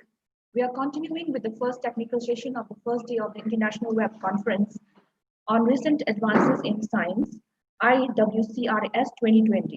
We are grateful you're here, albeit virtually. I am Dr. Deveshwari Maibam, Assistant Professor for Physical Science, Don Bosco College of Teachers Education, Tura, Meghalaya, India. And I will be the moderator for the next talk, and for which I am pleased to introduce the speaker, Dr. Vishal Bharti, a postdoctoral researcher in European Research Council project Integration of Capacitor, Thermoelectric, and Photovoltaic Thin Films for Efficient Energy Conversion and Storage at Universidade Nova de Lisboa, Caparica, Portugal. He did his PhD from the Academy of Scientific and Innovative Research, CSIR, National Physical Laboratory, New Delhi. He is a recipient of the Bhaskara Advanced Solar Energy Fellowship Program, as well as the National Postdoctoral Fellowship of SERB DST India. He has 20 research articles and 2 patents in his name. His research interests are optoelectronic devices, thermoelectric devices, and supercapacitors. And with this small introduction, I gratefully invite Dr. Vishal Bharti to present his talk on charge carrier dynamics in bulk heterojunction organic solar cells. Over to you, sir.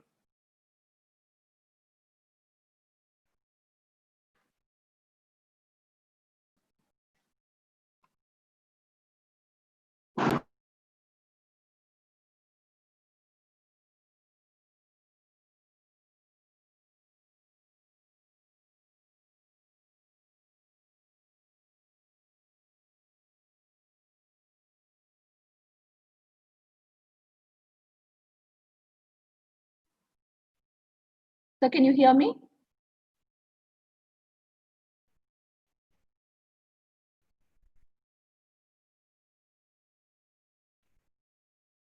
Sir, can you hear me?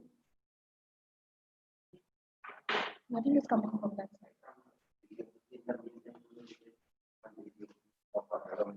side.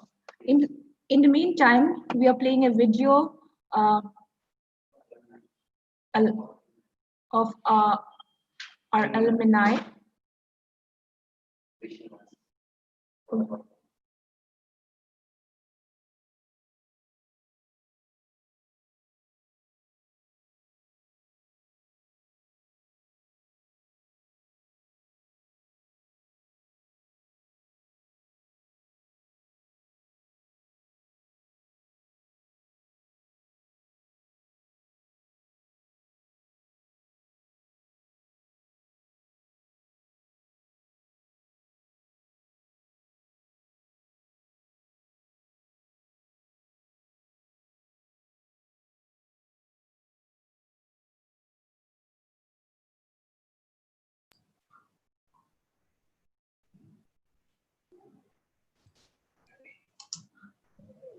Hello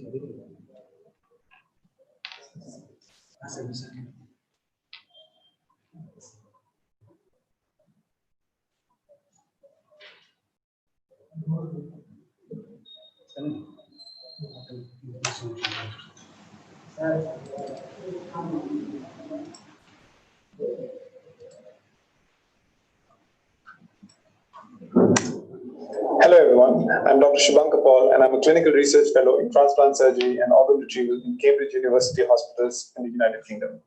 I completed my MBBS from Surgery Medical College and then my general surgical training from Apollo Hospitals, Chennai, before clearing my membership exams for the Royal College of Surgeons of Edinburgh and now pursuing my research in transplant surgery here in Cambridge. But all of this began with my introduction to science in Tura. I'm proud alumnus of Don Bosco College, Tura, from the years 2003 to 2005. And back then, we didn't have such easy access to internet or content from all over the world. But thanks to our dedicated teachers and faculty, we never felt deprived in the right guidance or understanding of basic principles of science, such as physics, chemistry, biology, or mathematics. Now, basic science, research, and its clinical and technical applications are intertwined and driven by each other. One branch cannot progress without the advancement in the other. The field of surgery, for example, has undergone a massive transformation in the past decade or so, with the advancement in fiber optics translating into advanced endorobotic and endolaparoscopic surgeries, and also the amalgamation of the understanding of the basic physiology and chemistry of the human cell and the human body. However, there are many things that we still don't fully understand, and hence the quest to delve into the realms of science for research and development continues. This makes it all the more important for us to keep ourselves abreast of the recent advances. And this first international web conference on recent advances in science is indeed a commendable and massive undertaking of our college, and most appropriate keeping with the global circumstances.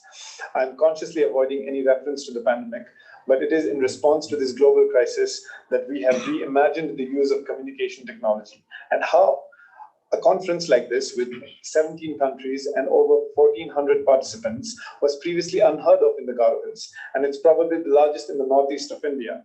Yet, Don Bosco College, as an institution in keeping with its motto of pursuit of excellence, has once again paved the way for collaboration, propagation, and continuation of scientific learning without compromising on the health and safety issues. This will definitely benefit the local as well as global student community to interact with some of the brightest minds, as well as open avenues for multi-center trials and future research collaborations. I would like to thank the organizing committee for the privilege to be a part of this iconic event.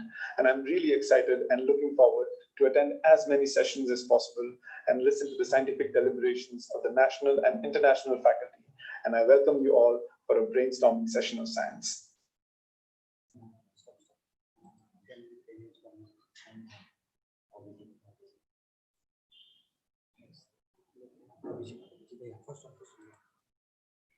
Hi, good morning, each one of you.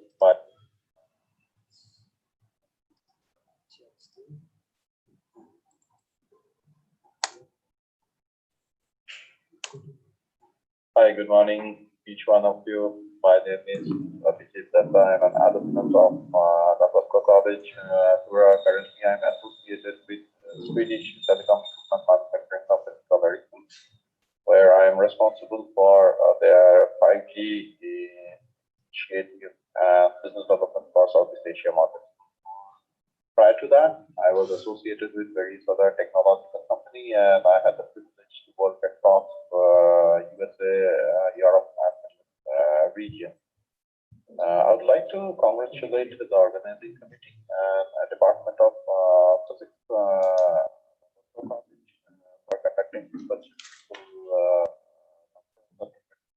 and I think under the current scenario, it is more apt and appropriate to have such a beautiful conference. Conference as is rightly titled that how technology, innovations, and science can play a pivotal role in our day-to-day life. As you all know that in last decades, that technology has changed drastically.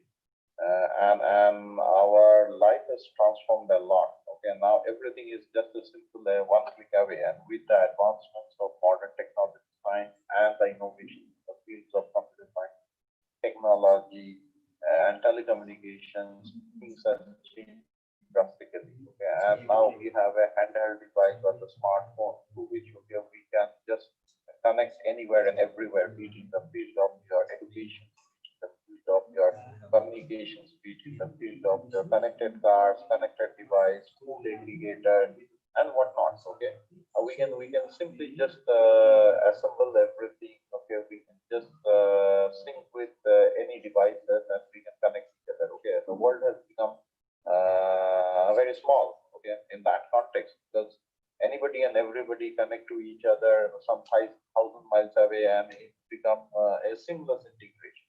Okay. On the other hand, in India, we have done a lot of changes, a lot of technological investment in last couple of years. A lot of billions of dollars has been invested. All the major companies like Amazon, Google, Microsoft, you name any large technological company, they have invested a lot in India, and I'm pretty sure that all our students community, all our science and technological researchers, okay, they are eyeing and helping such companies to develop a lot of technologies and innovations. A lot of changes in our day-to-day life, and especially for the students community of Bosco and the Northeast. I'm pretty sure that okay, such kind of an web conference will definitely be an eye opener for them. They can learn a lot of things. They can share a lot of ideas. They can understand that okay, how the world is changing. Okay, and how science is really helping to change and bringing a lot of values to our day-to-day life. Okay? I again would like to congratulate the organizing committee, and I convey all my best wishes. Do well in your life. Okay, and thank you very much.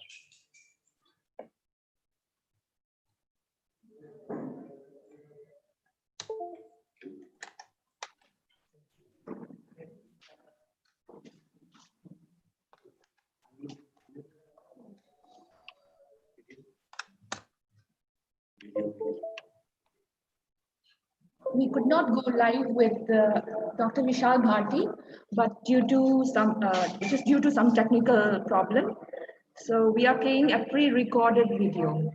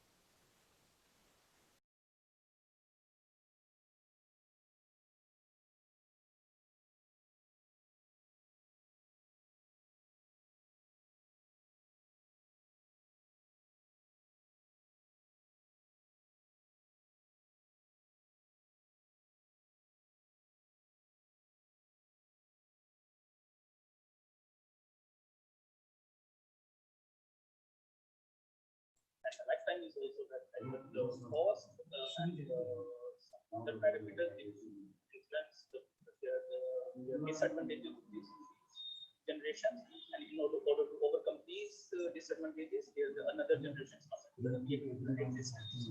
The second generation is more considered with the silicon, cadmium telluride, CIGS, copper indium gallium diselenite solar cells, and the third generation, which is the emerging forward generation, that in that there is a disynthesized solar cell. Here there is a picture of the Professor Fraser, who is the who is the father of this disynthesized solar cell and organic solar cells.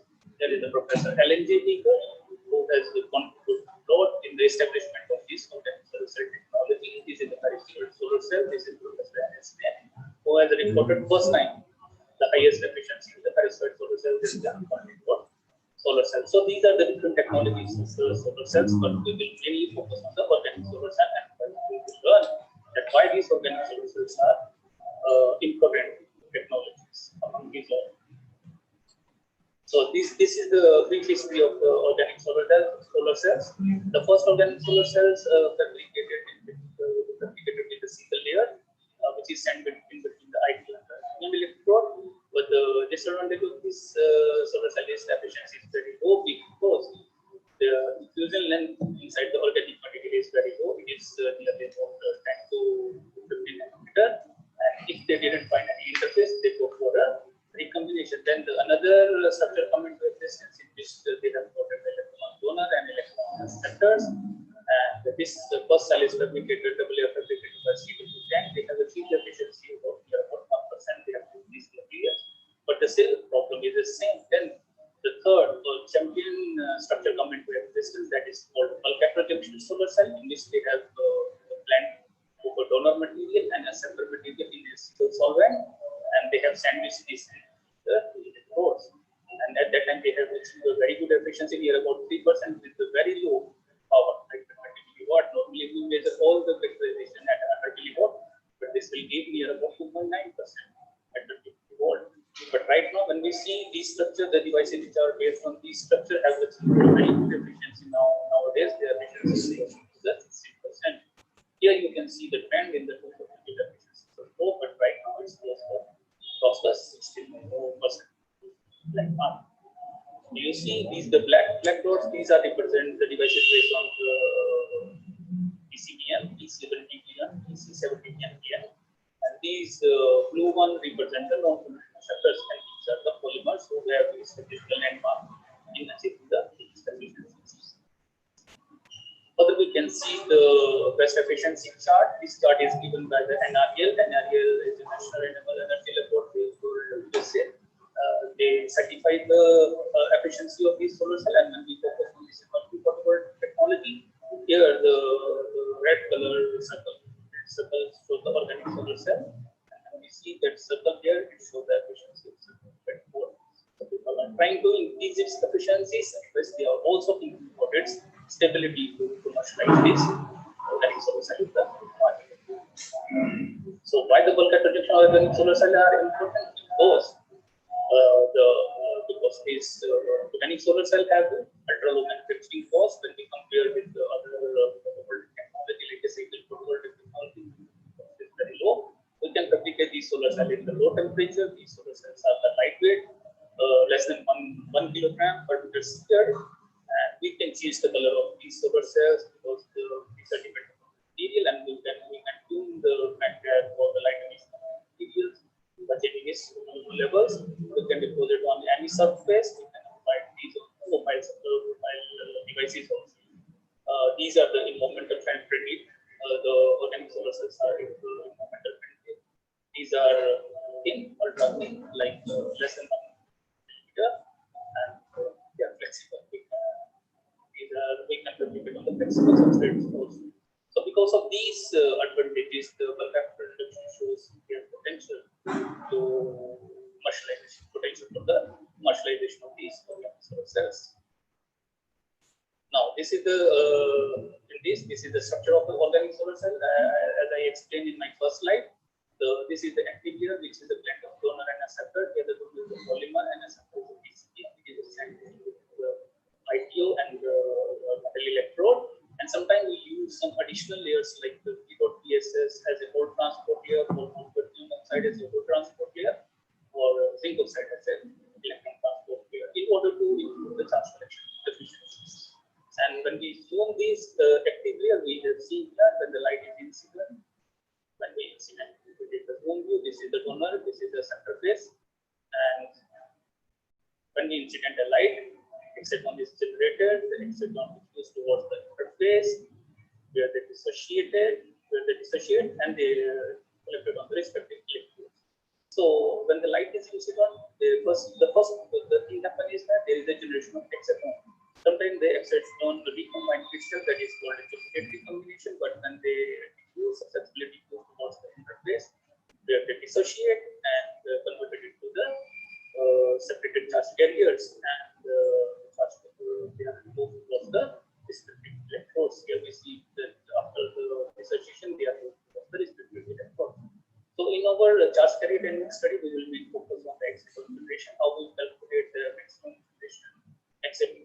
exciton generation, and then we will discuss about the exciton dissociation, and then we will calculate the charge collection efficiencies. How we can calculate the charge collection and exciton dissociation, we will learn on the next slides. So this is our fabrication process. How we can fabricate? First, we need a pre-coated glass. We can develop a pattern on this idea with the help of either by laser scriber or by etching. So here we need a two strip. We will develop a two strip, and with the help of spin coater. This is the spin coater. We will see a zoom view of this, and we have placed this IQ glass on here. IQ glass on here, and this is a controller. We can control the speed, rotation speed, and the time of rotation. And from this, we can control the as of the layer speed. We are going to report it by using the spin coat. And then we can spin coat. We broadcast our material on this, on the chunk, and then we will put a whole transport layer and active layer. And active layers are looking like this. After the spin coating, these layers are looking like this. And then we can develop a top electrode, that is a metal electrode. The metal electrode is put with the help of the filter system, and then finally this cross section active layers of different device. These we call these as pixels, and have the better 4 pixels, and from these pixels we can calculate our bend density voltage characteristics curves. We shine a light, we will get our IV characteristics. So when we sum up, we need for the fabrication of devices, we need a donor material, a center material, electron transport material, hole transport material, radio glass, fabrication of the device, and then top electrode material.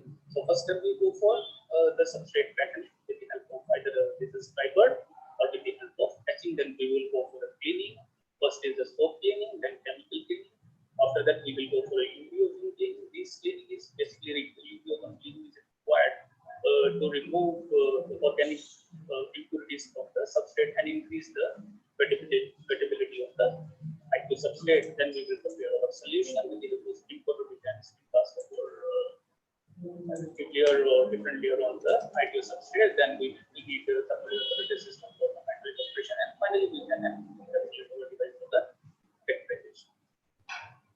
And then we go for a factorization. You see this red line is factor 6 in the dark, and this black line shows the factor 6 in the illumination of the light with the intensity of 100 watt per centimeter squared with EM 1.5G. This is the standard procedure for the illumination, and from this IV curves we can calculate the value of VOC, we can calculate the value of GSC, JM, BM, and maximum power. And with the help of this value, we can calculate the fill vector. The fill vector represents how much power delivered to the load, and we can also calculate the value of efficiencies with the help of these values, like the GSC and VOC. And then this is the setup, present setup. We can measure the photovoltaic performance in the presence of sunlight. And these fill vector efficiency GSC are for the photovoltaic parameters. Now, these are the instruments which we are using for measuring the efficiency, which we are using for the fabrication of the device. So sometimes if we want to make highly efficient devices, we are using the group of globes. There is a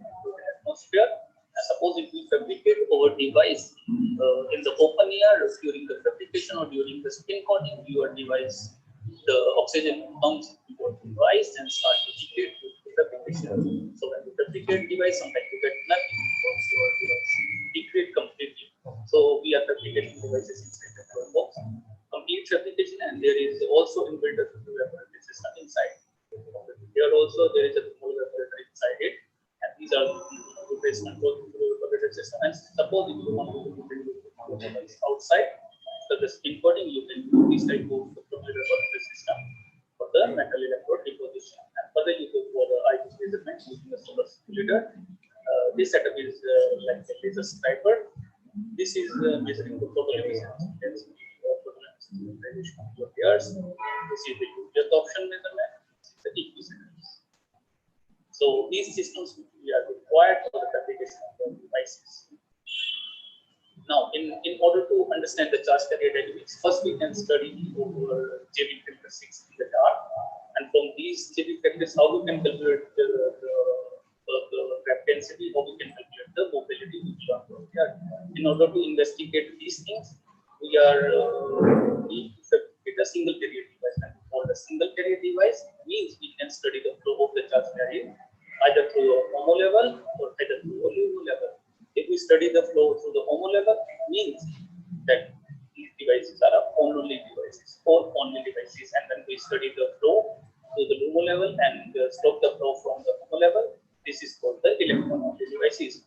Normally, in all the cases of polymer, if you want to study calculate the mobility of the polymer after the spin coating, you can go for a mono device. That means all our polymers are type. And if you want to the acceptors, study the mobility and graph density of the acceptor, you will prefer the electron devices. And from here, when we fabricate the devices, the structure is like ITO. So there is an organic layer which is a set which you could hold and ITO. And we will get a characteristics like this. This is nothing but this is the representation of your JB characteristics, the log.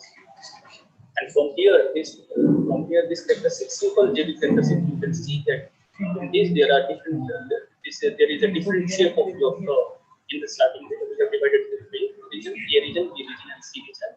The A region is called a atomic region, and B region is called the trap limit region. This is C is called a trap limit.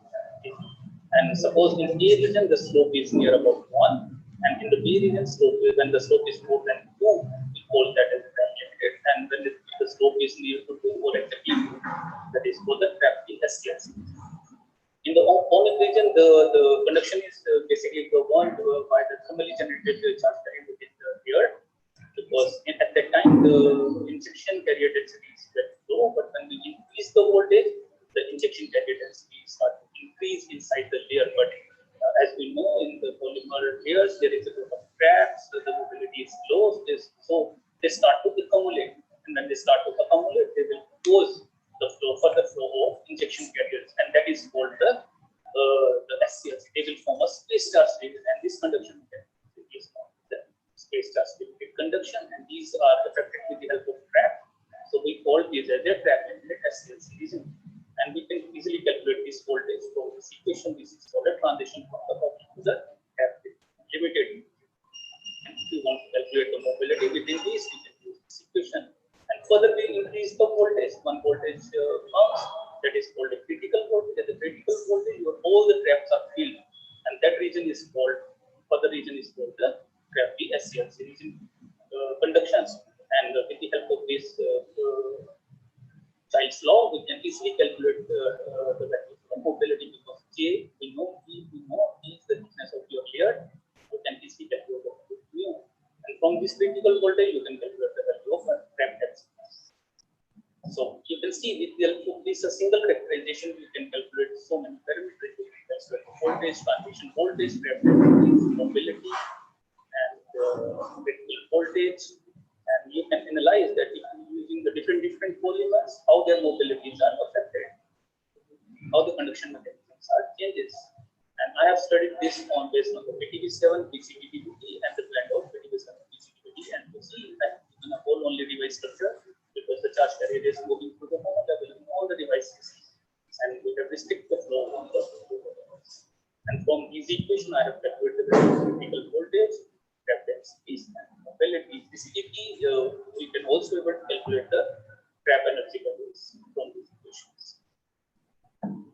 So these characterization, these value of calculation of the mobility and the value of calculation of the trap densities, these occur in the when you measure your characteristics in the dark. Suppose when you measure your characteristics in light, in the presence of light, how you can investigate that and how you can calculate the value of this on further. Here you can see this is a device, highly efficient single junction. I have a single efficiency near about 4P, and we will learn that 4P's curve, how you can calculate the value of exciton filtration and exciton dissociation and charge collection probability. You see, this is the charge carrier dynamics in the photoactive layer. As I explained, when you shine a light, there is the generation of the exciton, there is the dissociation of exciton, there is the combination, and finally sometimes you can look at a free charge carrier. This is the yellow line, and this is the free charge carriers. And in order to calculate these things, you need your IV curve in a dark, IV curve in a light, because when you see this black color curve, there is a component of dark current inside that. When we subtract current density, the dark current density from the light, we will get the actual photon current density. And when it was the x-axis, we will calculate the value of V0, because with the help of V0, we are able to calculate the effective. When we subtract the applied voltage V0, we will get an effective voltage, and when we plot this GPH corresponding voltage, this goes like this. You see, in the starting, they are proportional to each other. The GPH is proportional to the effective voltage, but the higher effective voltage is not accepted. And from here, we will calculate the value of the J saturation. The J saturation gives us the maximum charge penetration. So this is the equation which is used to calculate the value of Gmax. Gmax is the maximum exciton generation. We know the value of J saturation as I explained in the previous slide. This is the value of J saturation, and now when you substitute the value of J saturation, you need a quickness of your active layer, and this is the elementary charge. But elementary charge, when we substitute these all values, we are able to calculate the maximum exciton generation. So when you shine a light in your device, you have generated 1 into 10 of 28 per meter cube seconds excitons. But how much excitons are dissociated, because there is a combination also, combination. In order to understand this data, we need a GPH, that is short circuit condition. That short circuit condition is here. You calculate the value of GPH at here. You can easily calculate the value of dissociation efficiency. Because when you calculate this GPH saturation, you already have. When you divide this and multiply, you can calculate that 94.56% from this 1 into 10 to the power 28 are dissociated. But after dissociation, there is also a recombination mechanism which we need to understand. And this recombination mechanism is a bimolecular recombination. So, that from after dissociation, how much charges are you collected towards the electrode? You can also calculate this with the help of this equation. In this case, you need a GPS at the maximum power point. The maximum power point is somewhere here, because in order to do that, you need to find out the value of GM. PM maximum, when you multiply together, you will calculate a maximum power point somewhere here on the GPS line. And when you calculate the value of that, you just substitute the value of this that in this equation. Suppose in our case, that is in this case, is that the value is 138.4 ampere per meter square. So when we substitute, it means that there is a 84.12% charges are collected towards their respective electrode, and rest one are going under a bimolecular recombination for a recombination. So you can see that from our IV characteristics, we can calculate very useful information like exciton generation, exciton dissociation efficiency, and charge collection efficiency. Further, if you want to study the recombination process, whether if you want to study that recombination happens in your device, what type of the recombination is dominating your device, you can simply plot your IV characteristics with respect to the light intensity. And from that characterizations, JV characterization, you can calculate the value of the GSE with respect to the light intensity. Here you can see in the normal case, we can measure all the IV characteristics or JV characteristics at the value of 100 milliwatt per centimeter square. But in order to understand the recombination, you need to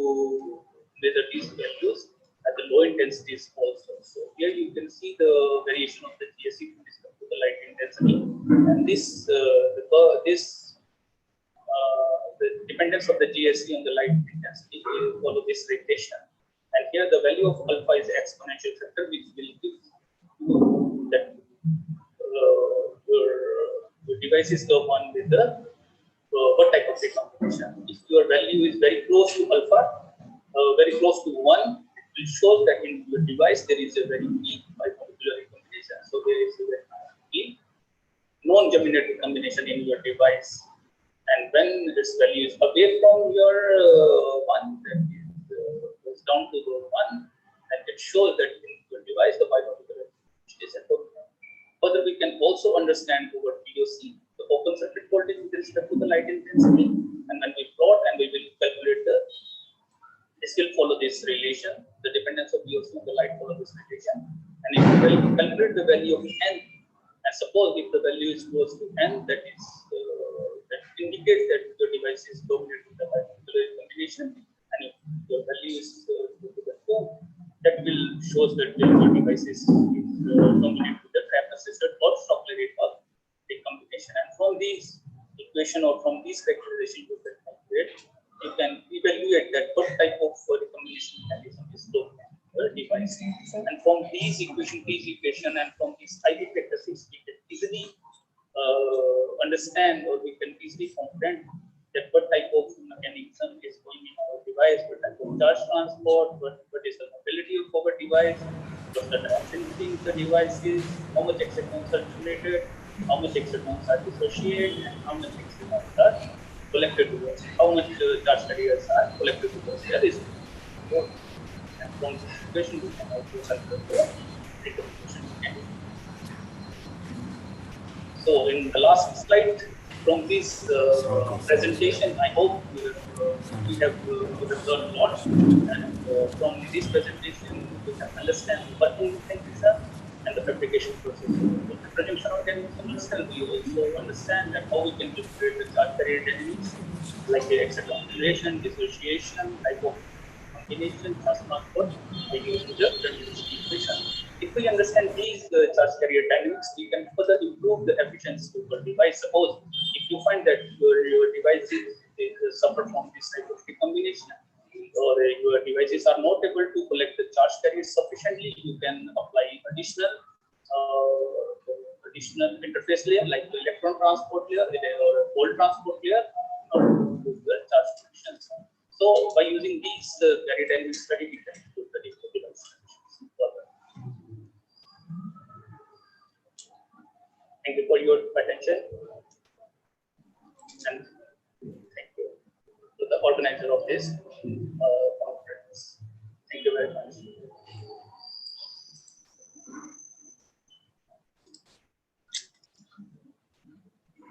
Thank you, Dr. Vishal Bharti. It was a very informative presentation, and I hope our present participants have also enjoyed listening it. Thank you, sir, once again for sharing your valuable knowledge with us. And with that, our first technical session is over. And for the second technical session, I would like to hand over to Dr. Arindam Ghosh.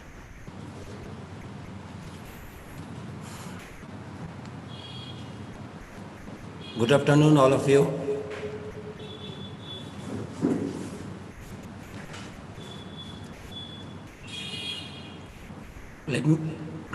Let me start the second technical session. With us, we have Dr. Abhijit Mitra, who is an associate professor and former head, Department of Marine Science, University of Calcutta, India. He has been an active in the sphere of oceanography since 1985. He obtained his PhD as net qualified scholar in 1994 after securing gold medal in MSc, Marine Science, from the University of Calcutta. Since then, he joined Calcutta Port Trust and WWF, that is World Wide Fund, in various capacities to carry out research programs on environmental science, biodiversity conservation, climate change, and carbon sequestration. Presently, Dr. Mitra is serving Techno India University, West Bengal, as a Director of Research.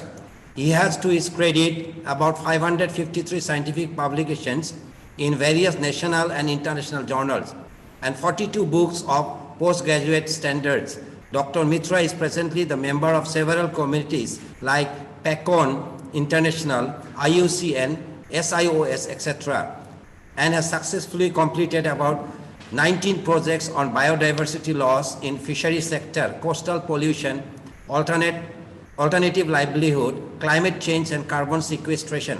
Dr. Mitra also visited as faculty member and invited speakers in several foreign universities like Singapore, Kenya, Oman, and USA. In 2008, Dr. Mitra was invited as visiting fellow at the University of Massachusetts at Dartmouth, USA, to deliver a series of lectures on climate change. Dr. Mitra also successfully guided 38 PhD students. Presently, his domain of expertise includes environmental science, mangrove ecology, sustainable aquaculture, alternative livelihood, climate change, and carbon sequestration. We welcome you, sir, to this international web conference. So, sir, and myself have been associated with the Safe Indian Education campaign for the last 8 months or so. I have known him for the last 8 months.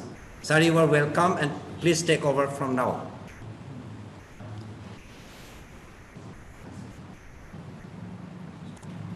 Sir, you are not audible.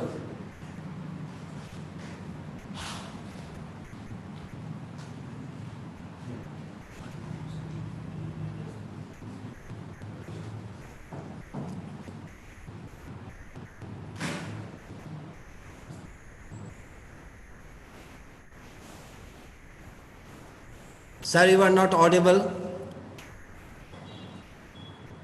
Am I audible now? Yes, yes, sir. Yes, sir. Okay. Yes, sir. Okay. No.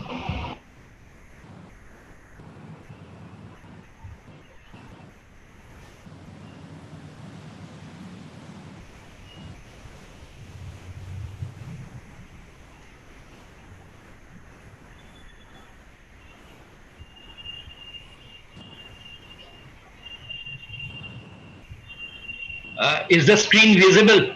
Yes, sir. Yeah. Sir, please Okay. go on. Okay. Thank you very much. As we have a telephonic conversation, my topic will be today. I'll be speaking on climate change and its impact on the biological community. Although I know that you are from the hardcore science, physics, chemistry, and mathematics, but I want to tell that all of them are linked with our life. Our biological system is very important. Today you see the COVID that has attacked us has forced us to come in this digital platform. And therefore I think that knowing the impact of the physical parameters, of the chemical parameters on the biological system is very, very important. So my topics today is climate change and its impact on the biotic community. Now, when I tell about the change means it can be in the positive direction, it can be in the negative direction. When it is in the positive direction, we tell it global warming, because in that case, because of the high greenhouse gas impact, the solar radiation cannot go out into the outer space. In that case, the solar energy is trapped within the troposphere, and that causes an increase in the temperature of the earth that we call as a global warming. So it is the climate change in the positive direction. But climate can also change in a negative direction. For example, 8 years back in California, there was a tremendous snowfall which was not witnessed 50 years back. Why? Because the change was in the negative direction. It is known as the global cooling. We have heard of global warming, but many few of us heard about the global cooling. Now, what are the causes of the climate change? There are various causes, and these are basically the natural causes. For example, the solar output, the Earth's sun geometry, the interstellar dust, volcanic eruptions, then the plate tectonics, the movement of the plates of the Earth. All these are the natural causes. And we human beings have little control on that. Climate will be changing as per the nature's rule. Now, I am coming one by one to some of the natural causes. Then I will come to the human-induced factors, the artificial factors. Okay, this is the first natural cause. You know that in the sun, there are magnetic storms. As for example, the storms now occurring in our country, for example, few months back, on 20th of May, the cyclonic depression Amphan came to West Bengal coast and made a devastation. Similar type of storms also occur in the sun, and because of this, these sunspots are created. You see, these are the sunspots, and when the sunspots are created, what happens? You know, the radiation from the sun cannot reach the earth's surface with full intention, with full intensity, and therefore in that case, instead of the warming, global cooling occurs, and we don't have any control on the magnetic storms on the sun. Then you see, as you all know, that the earth is made up of crust, mantle and core. Core is the innermost thing, and on the surface is the crust. So there are asthenospheric plates under the earth's cover, which are in constant motion, which are colliding with each other. There are certain proofs. If you go and see all these maps, you see about 200 million years ago, there were only two supercontinents, Laurasia and Gondwana land. There was no India, no China, no Japan, no USA, no Canada, no France, no countries. Only the two supercontinents were there, Laurasia and Gondwana land. In course of time, the defragmentation started. And now you see 80 million years ago, India came into existence. This is the India. And this is how the total, this is known as the plate tectonics. This is the third cause of the climate change. If you go to the glaciers, for example, in the Himalayan glaciers, you see that your eyes are burning because 100% reflection of the sun is there. All the sunlight, they are not absorbed. There is total reflection, and this is known as albedo. Albedo is the reflectivity of the Earth's surface. In case of the glaciers, there is 100% reflection. But if you go to the marshy land, there is low albedo. Why? Because the Mars absorbs the solar radiation, and that's why it is radiated during the other time of the day, and therefore during the in the coastal region you feel always a warm and humid weather. So the change of the climate is also governed by the nature of the substratum, by the nature of the earth, by the nature of the ecosystem where you are present. So this is the third cause. The fourth is the volcanic eruption. When there is a volcano, there is an emission of the lava. There is emission of sulfur dioxide and many elements. We generally have the idea that when there is volcano, there is the emission of the heat energy. And in that case, probably there will be huge global warming. But exactly it is not like that. When the volcano emits, then what happens? Sulfur dioxide comes out, and this sulfur dioxide reacts with the water vapor and forms a layer. This layer is just like a mirror with a reflecting surface towards the sun, and therefore the solar radiation, when it comes towards the earth, it is re-reflected back to the outer space again, and the earth becomes cold. That's why the record tells that in the Mount Pinatubo in Indonesia on 12 June 1991, there was a volcanic eruption, and after that there was a reduction, there was a decrease of 5 degrees centigrade temperature in that region. So volcanic eruption does not mean that heat will be there and global warming will be there. Instead, the reverse process occurs because of the formation of the haze. Haze is a very complex chemicals formed by the combination of the water vapor in the atmosphere and the sulfur dioxide. These are the pictures taken by NASA on the different aspects of the haze. This is just like the mirror, and it does not allow the solar radiation to come to the earth, and therefore what happens? The temperature of the earth goes down. Now coming to the man-made factors behind the climate change. You know, the population of the earth today is 7 billion, and it is predicted by the World Economic Forum that it will cross 9 billion in 2050. And because of this, we have cut down the trees, we have made shopping malls, we have made industries, we have made so many factories, we have made our housing complexes, and we have destroyed the green. This green, I mean the vegetations, the trees, they are the actual reservoir of the carbon. They scrub the carbon, they absorb the carbon by means of the photosynthesis. But since we have destroyed the green, the carbon dioxide is left in the nature, and therefore there is an excess of carbon dioxide. If you see the graph, in 1958, it was 315 ppm of carbon dioxide in the atmosphere. But now it has crossed almost 400 ppm. Those who are listening, if you have the Google, you can just type carbon dioxide level in the atmosphere, and yesterday's data you will see that it has crossed 400 ppm, almost 415 ppm. So just you see, from 315 ppm it has come to 415 ppm.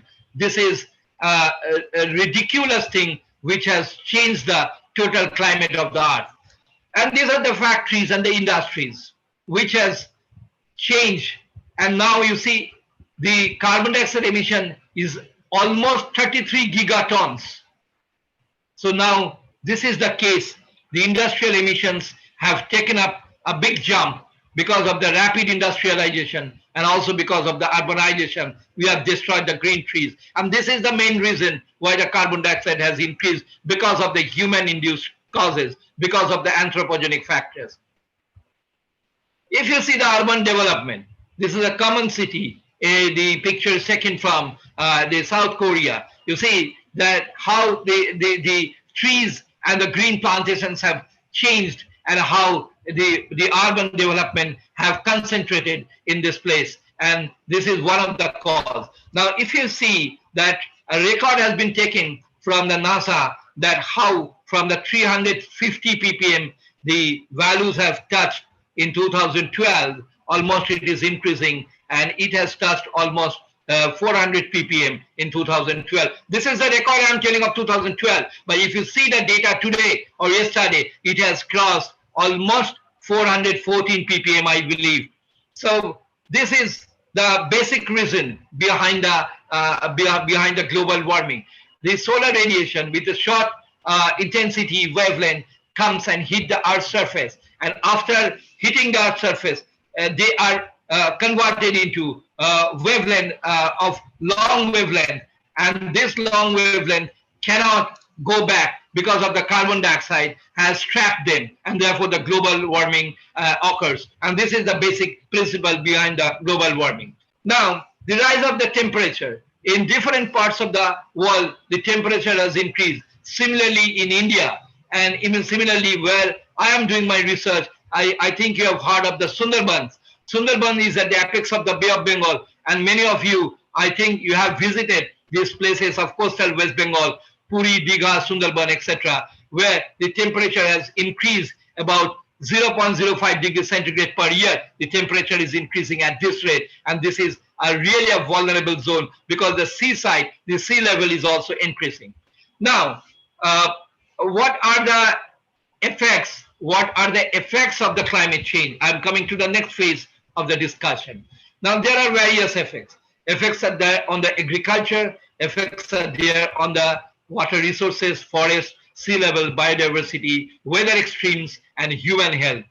I'm not sure, but you see, even certain pandemic diseases are there coming nowadays, which may be the effect of the climate change. Previously, it was not there. But we have destroyed the nature. We have gone against the natural law, and that's why nature is rebounding. Nature is bouncing back. These are some of the visible effects of the climate change. For example, the sea level rise, the temperature rise, the acidification of ocean water, alteration of salinity, coral bleaching, impact on agriculture, impact on fishery, and on human health. Because of the climate change, there is an increase of the temperature. And when there is an increase of the temperature, what happens? The polar ice, the ice and the glaciers, they start melting. And the polar ice, when they start melting, as a law of the conservation of the mass, the ice is converted, the solid is converted into liquid, and the sea level starts rising. If you see this Arctic region ice mass, you will see in 1979 and 2000, you see this 2000 during 2000, the mass of the ice has decreased to a great extent compared to what was there in 1979. And this is one of the reasons why the ice is changing into water and the sea level is gradually rising. This is actually the case. The solid is converting into the liquid phase, and as per the law of conservation of the mass, the liquid is going to the ocean, to the seas, to the bays, to the estuaries, to the rivers, and therefore there is tremendous flood, and there is also the rise of the sea level. The average seawater is rising at the rate of 2.50 millimeter per year. 2.50 millimeter per year, and in the West Bengal coast it is 3.14 millimeter per year. This is a very important question. If anybody wants to know, I will discuss this later, that the world average is 2.50 millimeter per year, the sea level rise, but why in the West Bengal coast or in the Gangetic region it is 3.14 millimeter per year. Coming to the next slide, this is actually how the sea level is rising, and this is our area of the research, the Sundarban area at the apex of the Bay of Bengal. Now, this is another important effect. You have heard of the polar bear. They require a pack of ice to live, but they can go extinct because of the change in the change in the mass of the ice in the polar region. The sea turtles, which come to the islands of Odisha, West Bengal, every year to breed, they are the olive ridley turtles, very, very delicate species, very, very unique species. They come every year through Pacific Ocean, covering thousands and thousands of kilometers. They come for breeding. But because of the sea level rise, if they find that their nursing home is under the water, then they will have no space to breed, and finally they will become extinct. So this may happen with other creatures also. Last few years back, 2-3 years back, I went to Lakshadweep Island in a collaboration project with NIO, National Institute of Oceanography, and the CSIR, where you find in the Lakshadweep, lots of olive ridley turtles are coming. This is the picture, but after 50 years, this may not be the picture, because you will not get this sea beach. The sea beach will be under the water because of the sea level rise. So if this happens, the total biodiversity of the world, of this planet Earth, will be destroyed. Now this is an underwater photography. You see, this is a paradise of the ocean. Professor Arindam, am I audible? Yes, sir. Yes, sir. You are audible, okay. Sir. Okay. And these pictures are visible? Yes, yes, sir. Yes. Okay. Thank you very much. So this is the paradise under the water. I will take just few minutes time. If please tell me if the time exceeds. Okay. So this is the paradise under the ocean. If you see, these are the corals with multiple colors. All the vision, all the beautiful colors are under the ocean. And why you know? Because they have algae inside their body, which is known as the zooxanthellae. They give color. And this algae cannot survive in warming condition. That's why this is a beautiful picture of under the ocean, the coral reefs. If you go under the ocean in a scuba diver, with a scuba diver, you get this type of paradise, which you will not find above the earth. So this is an underwater picture, but now because of the global warming, you see, it's not an albino, it's a bleaching. All the corals have become white. This is the reason how the biodiversity is getting lost because of the global warming. And another thing is that when there is more carbon dioxide in the atmosphere, what happens? Carbon dioxide reacts with the water to form the carbonic acid. In that case, the carbonic acid makes the water pH lowers. You know, the average pH of the ocean water is 8.3, but you see, it starts lowering because with the passage of time, because the more and more carbon dioxide is in the atmosphere, it reacts with the water and then it forms a carbonic acid and the pH level goes down. So this is a picture of the two sides of the Sundarbans. I will come after that. And this is the oyster. Oyster is a very palatable mollusk. It is a mollusk, bivalve. And these are taken in the South Asian countries like Japan, like Korea. It is very delicious. And also in the Goa, these are taken. These fleshes are full of protein and antioxidants, and they are taken with sauce, with vegetables, with lime juice, and they are very tasty. And the shell of this oyster is made up of calcium carbonate. What I am telling to tell that if the pH level goes down, what happens? The water tends to become acidic. The pH goes down. In that case, the shell dissolves. And you see, this is the shell and this is the flesh, which is very edible and full of protein and antioxidant. This shell starts becoming thin, and ultimately the species may go extinct. In this way, we may lose the species in near future.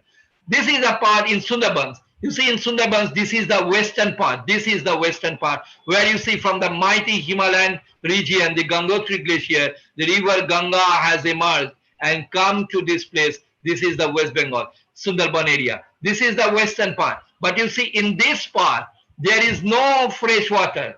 This is a picture of the remote sensing. The blue color is the fresh water. But you see in the middle part, there is no fresh water. So this part is hypersaline. There is Bay of Bengal. Only it is getting the water from the Bay of Bengal. But this part, you see, it is getting the water from Bay of Bengal, and also it is getting the fresh water from the Himalayan. So it is less saline, hyposaline. But this portion is hypersaline. So in the same Sundarban, this portion is hypersaline and this portion is hyposaline. We are getting two different types of vegetation.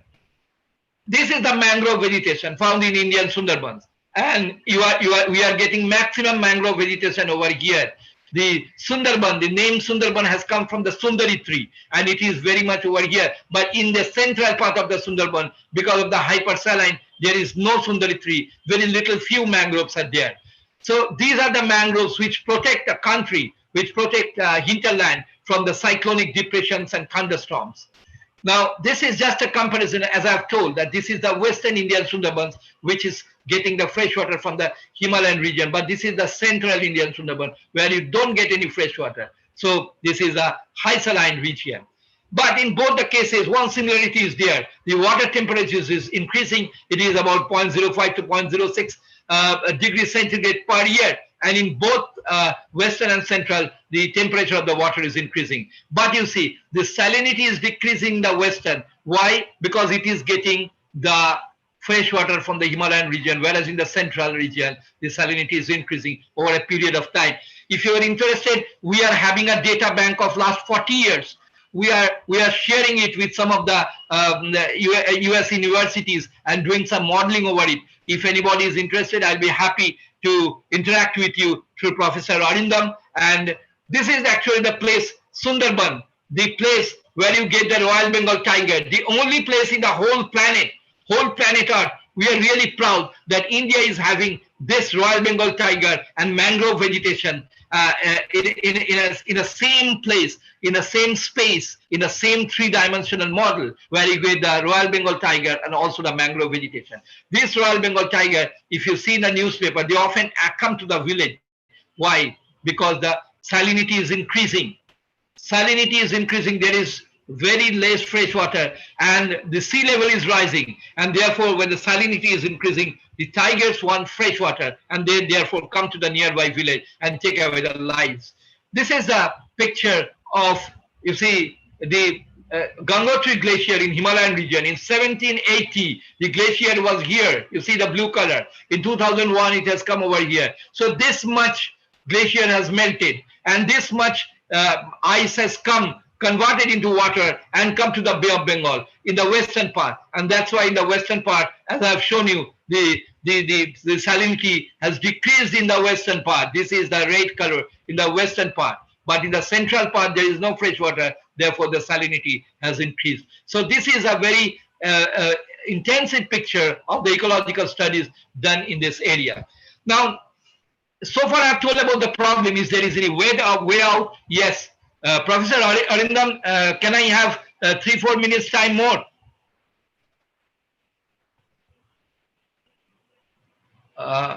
Professor Arindam, Professor Ghosh, can I have 2-3 minutes more? Yes, sir. Yeah, actually time is over, sir. You can continue, sir. Okay, okay. Can you hear me, sir? Can I continue for 2-3 minutes? Yes, sir. You can. Yeah. Okay. Okay. So now I am coming to the how to get rid of this problem of the global warming. So there is the question of green energy. Yes. There is a question of the green energy. There is geothermal energy. There is solar energy. There is biomass. There is wind energy. And there is also OTEC. OTEC means the ocean thermal energy conversion. So things are there. And we also need the active participation and a very good coordination among us to prevent the global warming, to protect our planet. It is told that average human person, we exhale 1 kg carbon dioxide per day.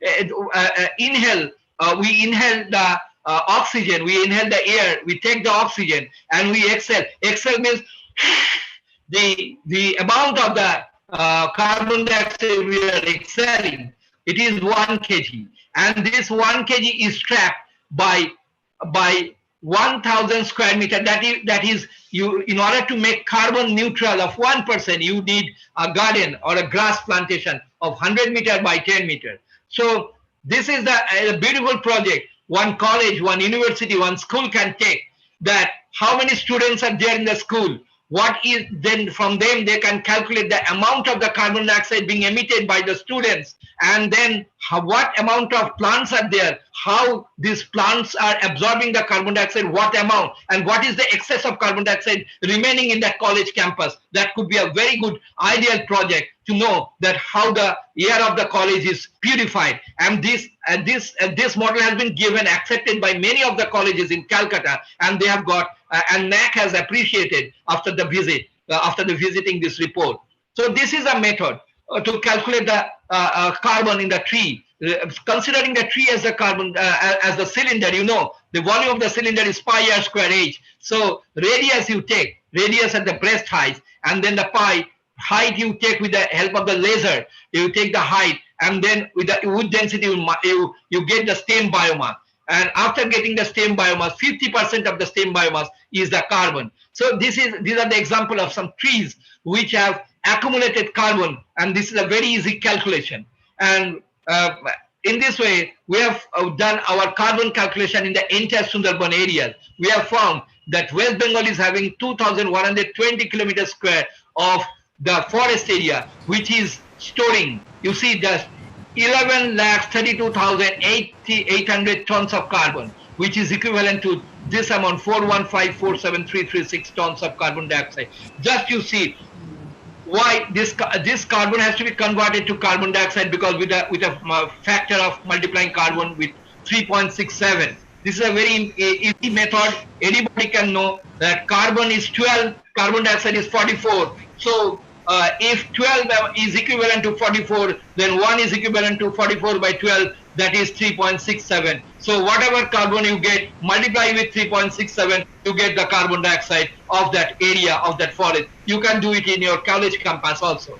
So I personally believe that this talk will generate a lot of controversy, confusion, and issues of thoughts.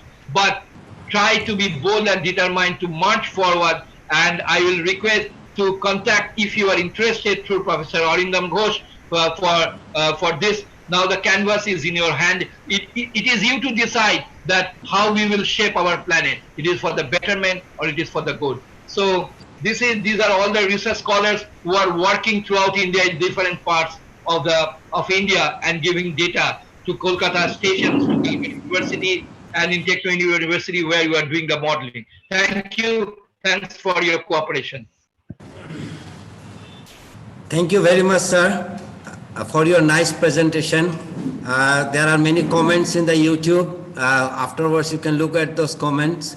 So according to them, this is the best presentation till now. So sir, thank you very much for your association with Don Bosco College, Tura. So I hope in the future also we will be able to conduct such seminars and conferences with you. Thank you, sir, very much. Thank you. So, Thank you. thank you, Dr. Vishal Bharati also. There was some technical issues right at that moment, and in between here also there was some technical issues in when Sir Abhijit Mitra was also presenting. There was little problem from our side. I hope there was no problem on your side. So now I hand over for the next series of presentations by the oral presenters. So from here onwards, I will be giving the mic to Mr. Vikas Koli Shaha and Mr. Jitendra Prasad. They will be handling the presentations of the participants. So at the end of the last presentation, we will be providing you the feedback link. Please remember the feedback link will be valid till 5:15 p.m. So if you do not submit the feedback of both the days, automatically you will not be able to get the e-certificate. So please be there patiently. We will be providing the feedback link at the end of the session. Thank you from my side.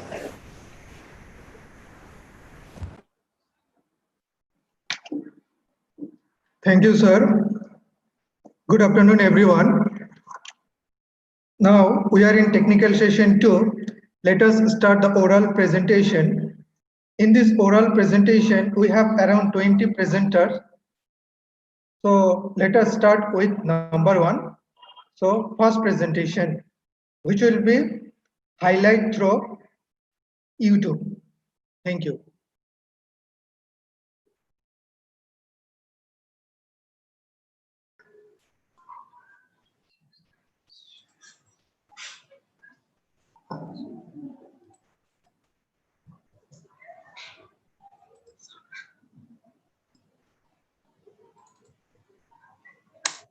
Hello everyone, me Dr. Arvind Sarkar, Assistant Professor in Botany from Mongobashi College, Kolkata, West Bengal. And today I am here in respect to the International Web Conference on the Recent Advances in Science 2020, and thanks to the organizers for making this platform most for my presenters who is presenting the alarming trend of change of sea level posing threat to lower Bengal basin, India. So you have to know what is the sea level change, the more key word of this topic. We all know that the sea level change is defined as a variation of the level of the sea compared to land, triggered by either fluctuations of water volume in ocean basins or vertical movement of land. And how the sea level change is related to change of coastline, that is the most important key point of this study. And we have gone through this area, that is the lower Bengal basin area in Indian Sundarban's region for the first time. And it has been reported by us that the coastline shifting is totally related to the sea level change, as we all know that those are dynamic systems which are constantly being altered, and the landforms are being created and being destroyed. And due to change in the sea level, seaward migration of mangrove ecosystem in Indian Sundarbans resulted in the change of coastline. So there are the area of present study. Talvi, Canning, Dokkin Rishnu, Kumirmani, these are the name of those zones on those the key study area. But along with this area, other 9 locations are there, with comparison to which we have reported the sea level change and also made the graph. But to know the sea level change, we have to know the main literally empirical word, that is the mean sea level. Because with respect to the present mean sea level, we can measure how the sea level fluctuations can occur, whether it is being upward or it is being the downward. So mean sea level is an average level of the surface of one or more of Earth's oceans, from which heights such as elevation may be measured. So we can see in this trend of sea level change graph that since 17,000 years BC up to present, sea level fluctuation is being occurred due during 8,000 to 9,000 years BB, that is before present, the sea level fluctuation was very much high, that is called the transgression. And again, the downfall has been occurred between 7,000 to 6,000 years, and this is called the regression. And again, the transgression occurs, and this transgression, we can see that 2 times transgression, 1 time regression. And now the sea level fluctuation is being happening in every year, and now it is causing the sea level to very much nearest to the present mean sea level, that is the 0 point in the axis. So from this graph, we can see that the transgression, that is the coastline, is said to retreat, and the regression, that is the coastline, is advance. And this has been occurred rigorously in this present study site.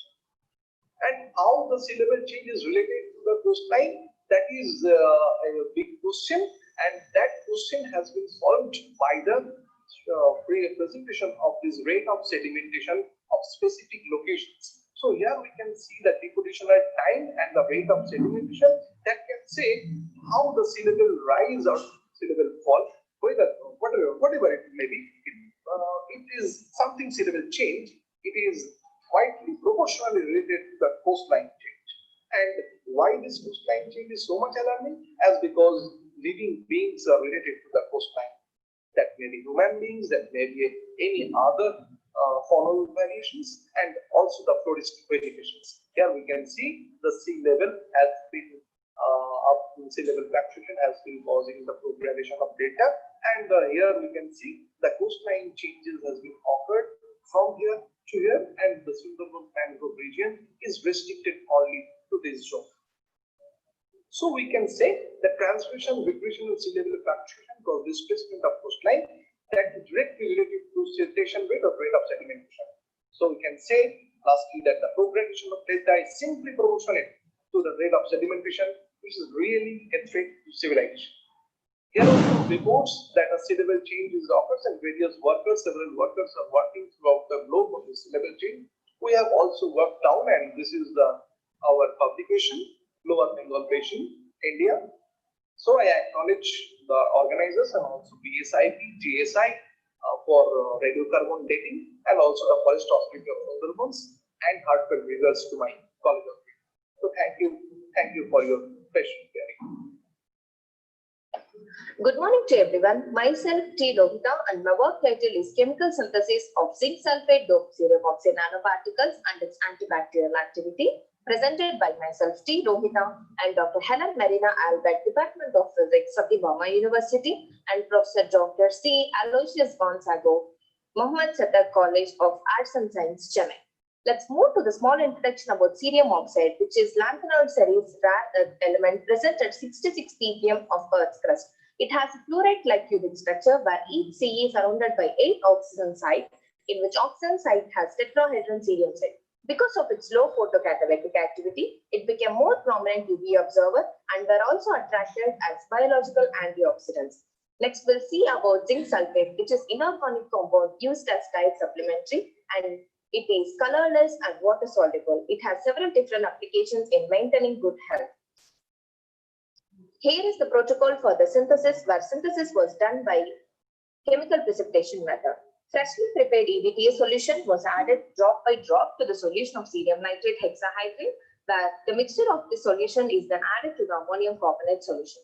EDTA, which controls the size of the nanoparticles. Whole mixture stirred for 2 hours. Finally, the synthesized pale yellow precipitate was filtered and washed with distilled water for 700 times and heated at 70 degrees Celsius for 20 hours to eliminate the excess water. The as prepared sample was calcined at 550 degrees Celsius for 3 hours in the muffle furnace. Cerium oxide and zinc sulfate were weighted in the stoichiometric proportions in 2:1 ratio. A mortar is taken and washed with distilled water several times to make the fine powder of cerium oxide and zinc sulfate. After obtained yellow fine powder, it undergoes calcination with temperature of 550 degrees Celsius up to 3 hours in a crucible. Now the sample is ready for characterizations. XRT pattern was employed to study the crystal structure of prepared nanoparticles. Here is the X-ray diffraction analysis of zinc sulfate doped cerium oxide nanoparticles with the broadening of peaks. All the peaks are indexed to pure cubic fluoride structure with JCPDS card number of 432102 and the space group of FM3M. The peaks, which are located in the 2 theta angles of 28.59 degree and 69.48 degree, corresponding to the 111 and 400 plane, respectively, and clearly shows that presence of cerium oxide and peaks are well matched with the face-centered cubic structure. And here, lattice constant were also taken as A is equal to 5.405 angstrom, and the volume of the cell was also calculated as 157.911 angstrom, and the average particle crystalline size D as 10.571 nanometer. UV optical studies were also taken for zinc sulfate doped nanoparticles. It is one of the powerful techniques to explore optical properties of semiconducting nanoparticles, where the strong absorption peak was shown in the region of 242 to 394 nanometer, and the cutoff wavelength region was about 450 nanometer. By using the top plot method, energy bandgap was also calculated as EJ is equal to 3.123 electron volt. And the main application of this present work is antibacterial mechanism, where the doped nanoparticles were tested against Pseudomonas aeruginosa, which is gram-negative, and S. aureus, which is gram-positive, studied well, and the diffusion method, where the zone of inhibition clearly shows in the gram-negative bacteria Pseudomonas aeruginosa of 20 mm than the gram-positive S. aureus of 5 mm. Therefore, the antibacterial activity of the doped nanoparticles in gram-negative were found and enhanced. And here is the conclusion of this present work, where cerium oxide have been prepared and synthesized with zinc sulfate as its dopant by a chemical precipitation method, and the characterization of the doped sample followed by XRT, UV absorption, and application in antibacterial study. Here are some of the references which we have gone through for this work. Last but not least, I would like to thank whole organizing committee who gave this wonderful opportunity for me to participating in this conference. Thank you.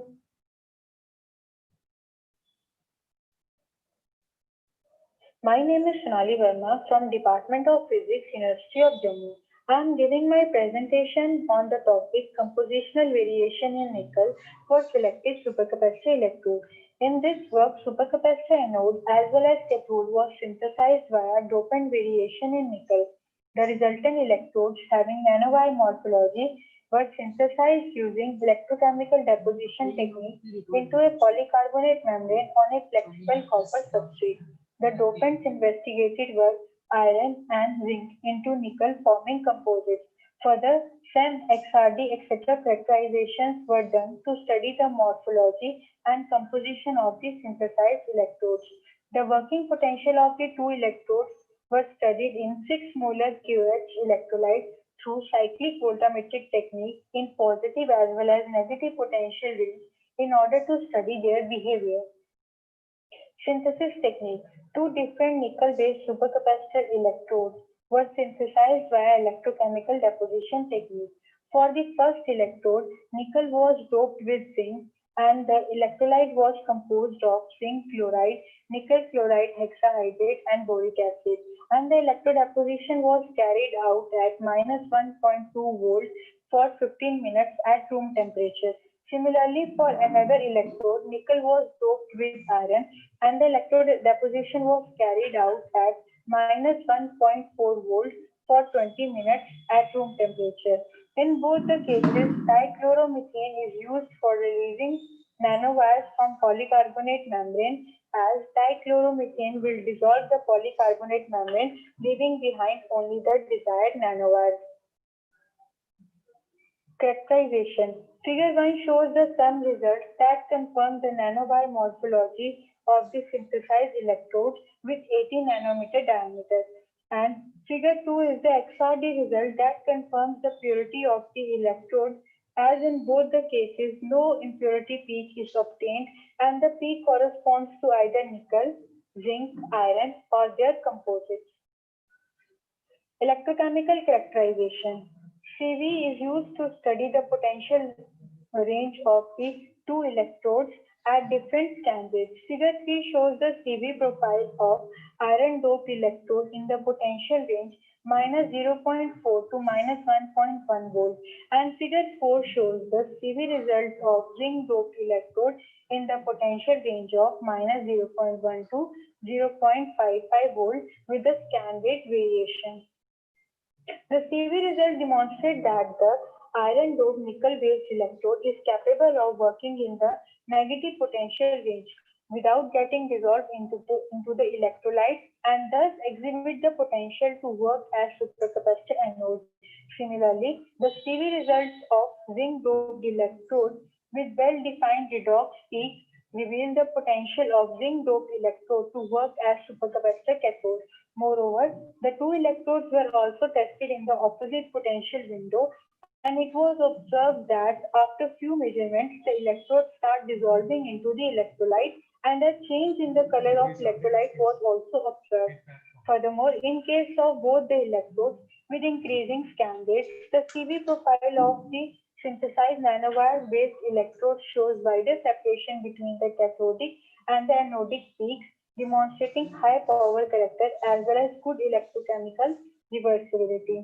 It was also observed that with increasing scan rate, the cathodic and the anodic peak demonstrate symmetrical characteristics indicating high electrochemical stability. Thus, the result confirms the potential of iron doped nickel electrode for supercapacitor anode and zinc doped nickel electrode for supercapacitor cathode. Thank you. I'm Somnath Bhattacharya from Department of Physics, Durgapur Government College. I will talk about the current dynamics in the percolative RTL model in first passage route. So this is based on the random register cum tunneling network model, which is a semi-classical percolative model meant to make for the binary composite materials having very low percolation threshold. So we have introduced an additional tunneling type bond which can fire over a microscopic threshold voltage, and it is placed in between the random registers in a RRN model. So we intend to do the relaxation study, which means we need to study the change of the response during its passage from the switch on to the steady state of the current. So there, if it is an exponential type of relaxation, it's a divide type. If it is other than exponential, that is power law sub-exponential, then we call it non-divide class. To study the relaxation, we just introduce some external voltage across the sample, and then iteratively we study the flow of current, the development of the current towards a steady state, and at each point we try to conserve the local as well as a global continuity.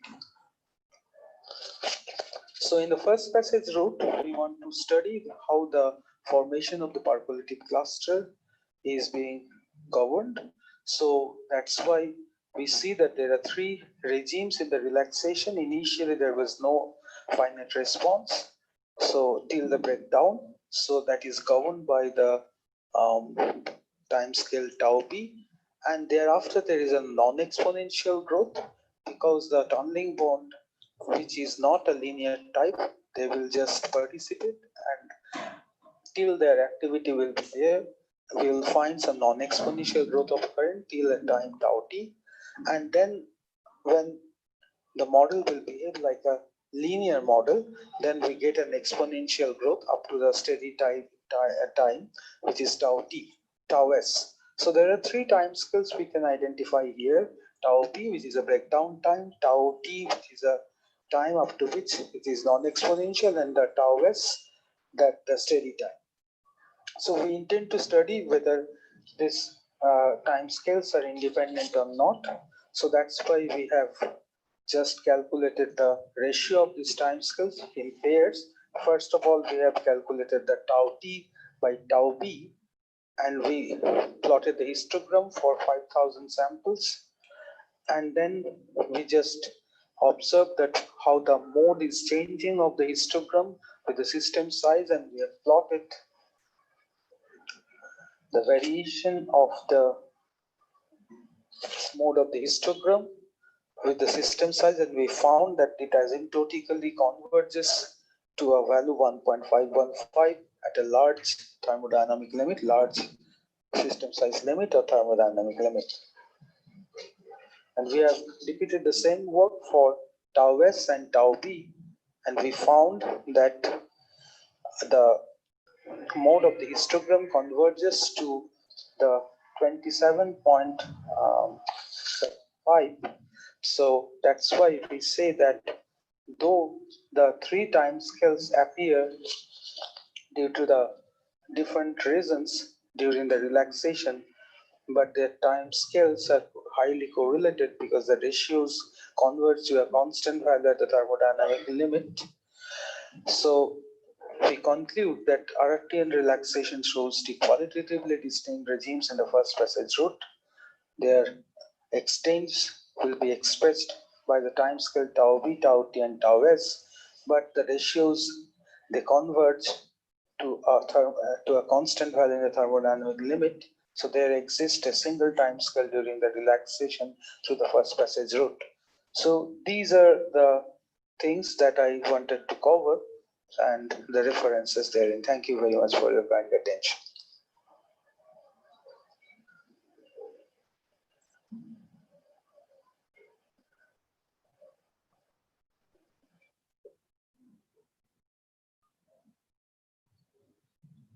Hello everyone.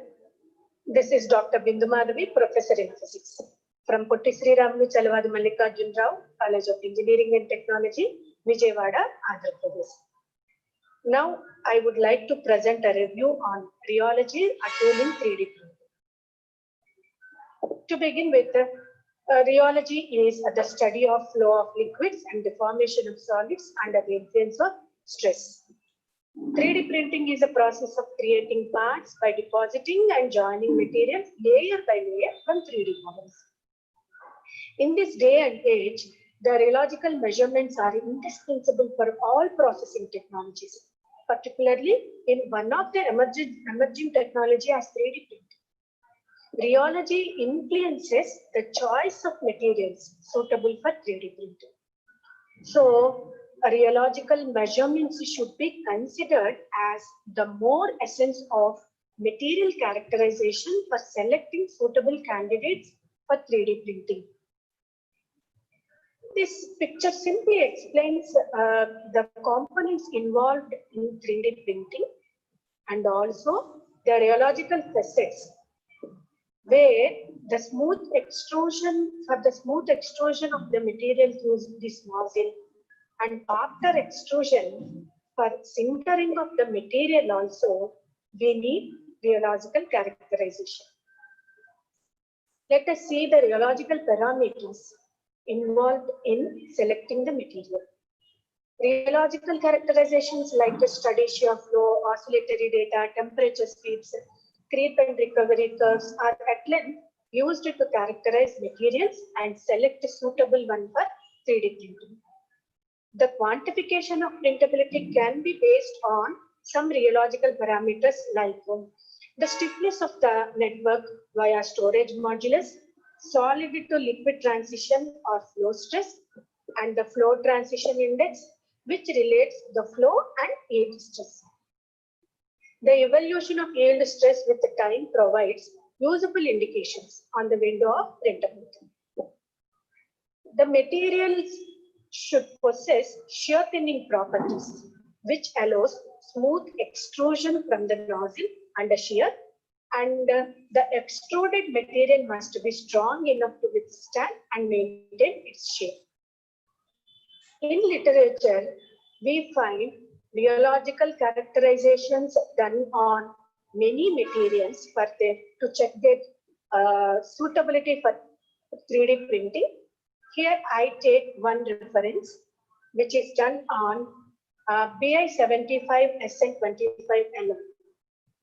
This picture shows the variation of shear viscosity with respect to shear rate, and also the variation of storage and loss moduli with respect to shear strain. When we observe here, the viscosity is gradually decreasing with shear rate. This particular behavior of decreasing viscosity with respect to shear rate is known as shear thinning behavior. And here, see, this storage modulus is dominating here, which shows that the material is exhibiting solid-like behavior than liquid-like behavior. And now let us see how these two parameters have helped the material for getting a 3D body. The marked shear thinning behavior, as we have seen in the graph, and also the rapid solidification of the slurry collectively enabled the fabrication of 3D overhanging structures where this filament can span over a wide range unsupported region. So to conclude with, all 3D printing applications are an enormous challenge with potential applications in broad range of fields such as industrial design, aerospace, medical, tissue engineering, architecture, pharmaceutical, and even food. In this context, further research into new materials as biopolymers suitable for 3D printing and the corresponding rheological measurements is essential in order to improve the current mechanical properties of available products and extend the possibilities towards innovative applications. Thank you.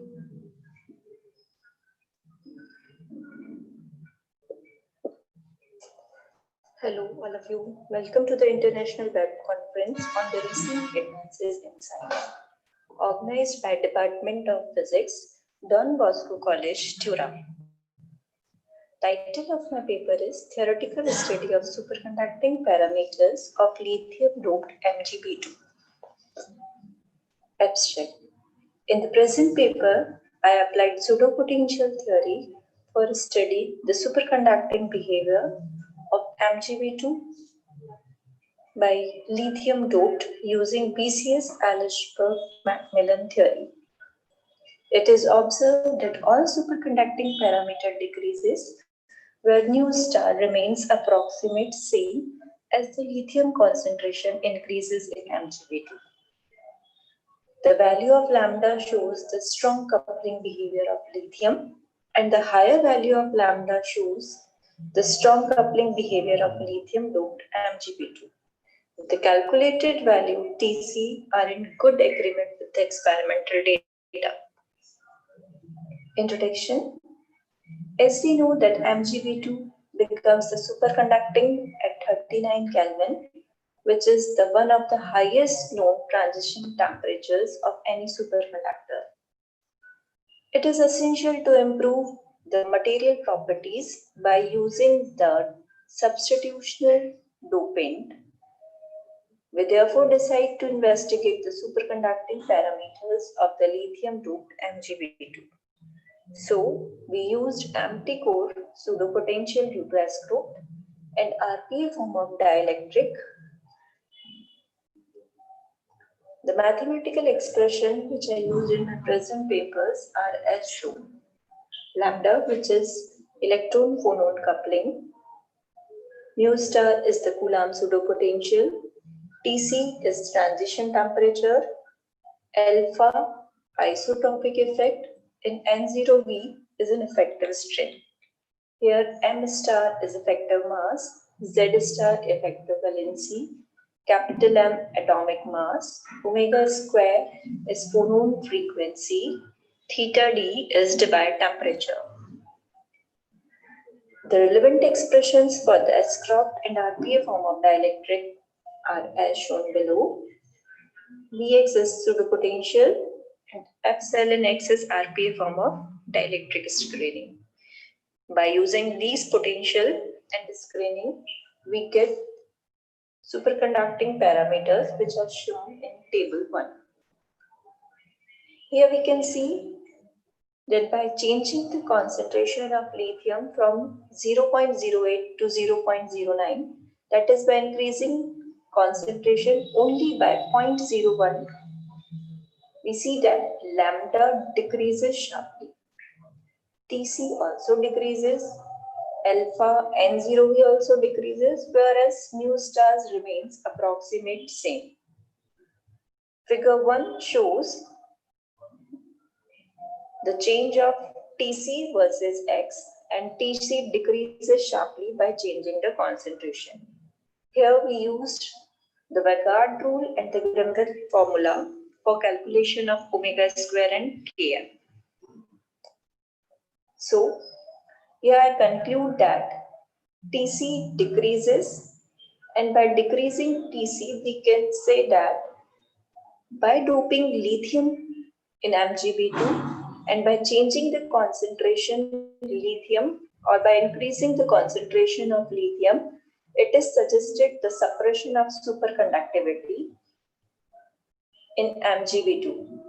As we know that lithium is hole doping, so we can conclude also that by changing or by increasing the concentration of lithium, superconductivity decreases.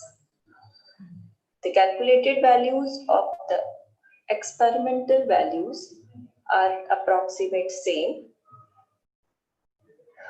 and it may be stated that the present study proves the existence of the superconductivity in MgB2 using lithium doping. Here are some references which I used in my paper.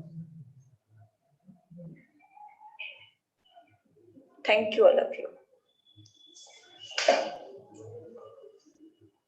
Hello everyone, I am Raju Kalita, Department of Physics, Northeastern Hill University, Shillong. Title of my work is Trend Analysis of Climate Indices for Daily Temperature and Precipitation Record in Tura, Meghalaya. Introduction. Tura is a hilly town in the West Garo Hills district of Meghalaya in the northeastern part of India. Its average altitude is 349 meters from mean sea level.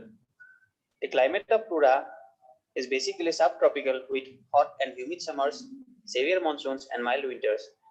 Dataset and analysis. The dataset starting from 1st January 1982 to 31st December 2019 was obtained from NASA Langley Research Center Power Project funded through the NASA Earth Science Applied Science Program, and they are free to access. 27 core climate indices as recommended by expert team for climate change detection, monitoring and indices are calculated using ArcClimateX and open source R package. Out of 27 core climate indices, 16 are for temperature and 11 are for precipitation. This is the list of climate indices. Left side shows the temperature indices, whereas the right side shows the precipitation indices. Let me explain the first one, FD0. That means the frost days. It is the number of days when the daily minimum temperature is less than 0 degree, and they are counted per year. Its unit is days. Similarly, all other indices are being explained by this definition. In this slide, we want to know what is the trend in the values. For that, we applied Mann-Kendall 10 test, which is basically Roberts technique to determine the trend. This technique is based on S statistics given by equation 1 and equation 2. In the right side, you can see a table for CWD, which corresponds to consecutive wet day precipitation. Its unit is days per year. You can see in 1982, the value is 23. In 1983, the value is 19. So, when you minus 23 from 19, you get a value, negative value. For that, the sign is -1. Similarly, when you minus 23 from 18, you will get again a negative value. Then you have to add all those negative values or zeros or positive values to get the sign. That is, for 1982, the sign of X is 20. Similarly, for 1983, sign of X is 32. Then you have to sum all these values to get ultimately the S value, which is 318 in this case. Now, the variance of this statistics is determined using the equation 3, where N is the number of data years, P is the number of type groups, EJ is the element corresponding to Z type group. Into the next slide, we see that the Z value is given by the equation 4, depending on the value of S. Here we see that the S is greater than 0, that is 318. Then the value of Z will be 99% significant if it is greater than 2.6 and 95% significant if it is greater than 1.96. We found that the Z value is 4 in case of CWD. All the indices are being calculated in R. Here, the result for CWD is shown. Z value is 4.0, which we get 3.9 if we do manually. as value is 319. Now, we have found that the Z is significant at 99%. But how much is the trend? That is given by the sense slope.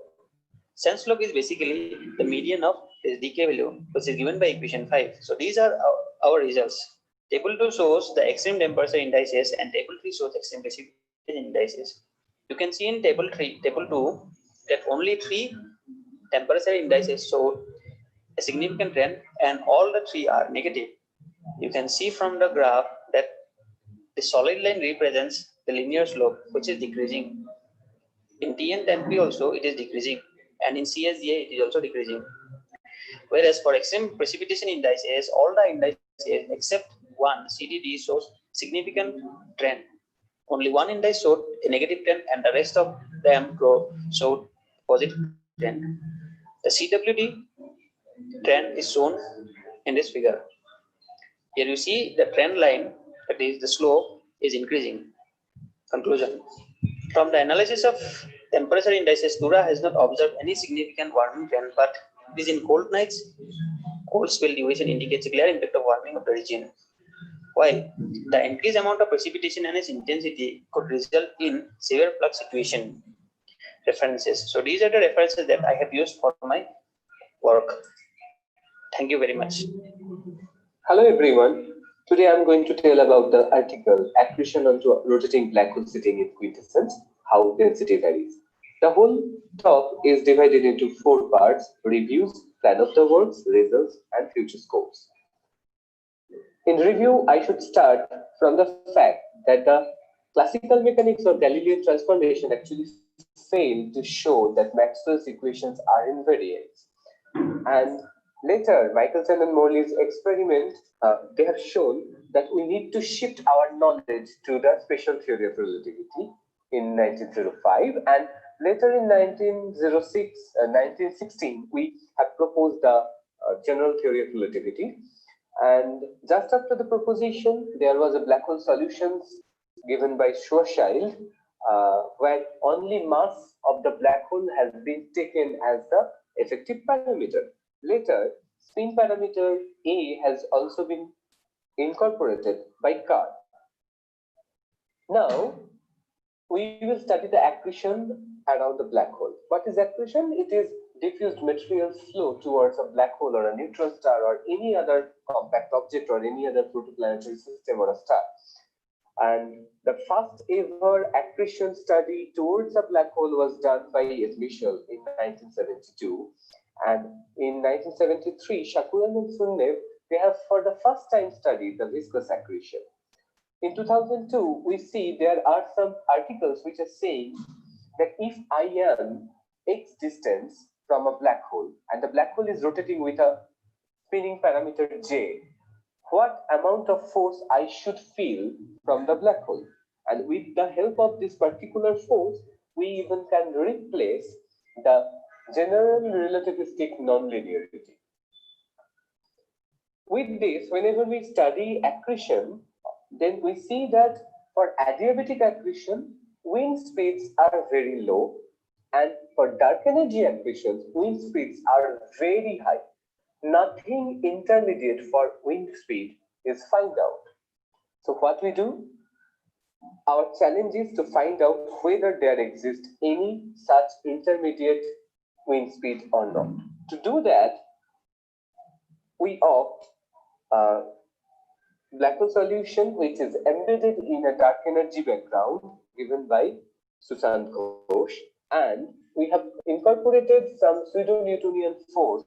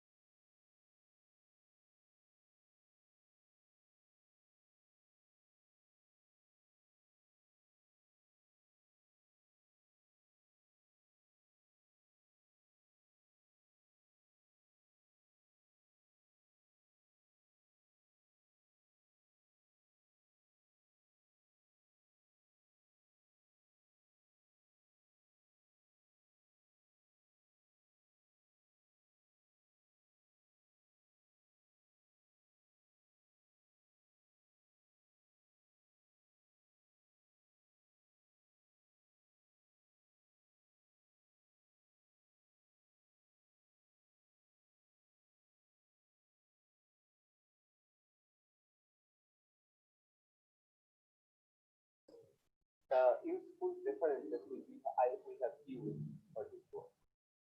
Thank you. The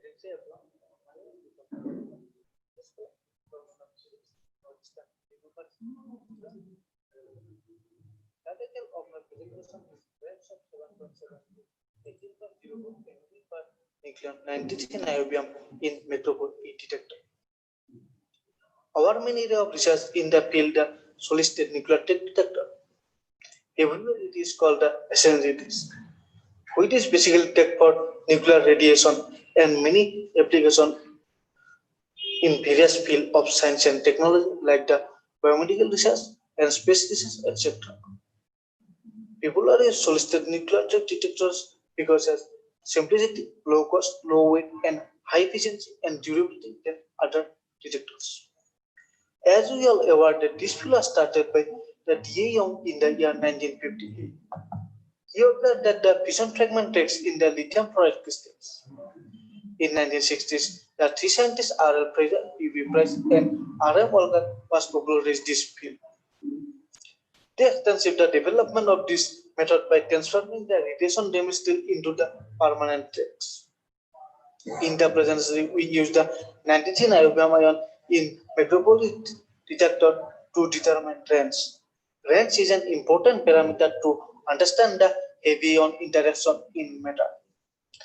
Due to high sensitivity of metropolitan and taking into account the accuracy of the measurements, the maximum achievable true-take length of 93 niobium are taken as range. In the next slide, we can small animation of how text is formed in the detector. Now we come to the experimental. The microwave E detector will exposed to a well-collimated beam of 93 niobium ion at exochannel of Unilag GSI Darmstadt, Germany. Energy variation is the 7.7 to 18.0 volt MeV per nucleon and incident angle is 45 degrees. Here we can use the chemical etching process because chemical etching is so much important. The latest demonstrations are very thin and optical microscope cannot be used for their analysis. What we use of an etching process is made to enlarge, develop and fix them.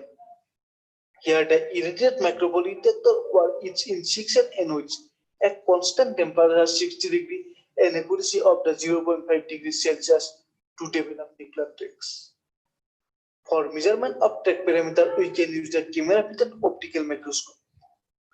For the projected track length, we can use 150x magnification, and for the track diameter, we can use the 600x magnification. To determine the maximum achievable track length is calculated given by the equation Kekeringel and Mukherjee. The first term is the true track length from the projected track length, and second term is the survey-reaching correction, and third term is the overreaching correction. Here L is the projected track length, and phi is the angular irradiation, and Pg is the bulk step defined as the radius by time, and T is the completed series. In the experimental details, we can see in our check the validity of the experimental range to check our some code we use. This is one code is the 2030, on one code is the DETXT, and one code is the list plus plus 0 Hubert ETR, and one is the list plus 1 minus Ziegler ETR, and one code is the list plus plus 2 minus Atima 1.2 LS theory, and one code is the list plus plus 3 minus Atima 1.2 without LS theory. The energy is variation is the 18.0 to the 7.7. We can measure the average value of sum of square. Here the lowest value of the sum of square is the Hubert ETR. It is the 4.84. And the highest is the DETXT. It is the 7.37. In this graph, we can see this is the black one. It is our experimental result with the error bar. And the red line is the Hubert ETR. It is a very good agreement with our experimental results in these studies. From the conclusion, we can say the experimental value of 93 ion range in microball detector are good agreement in the Hubert ETR.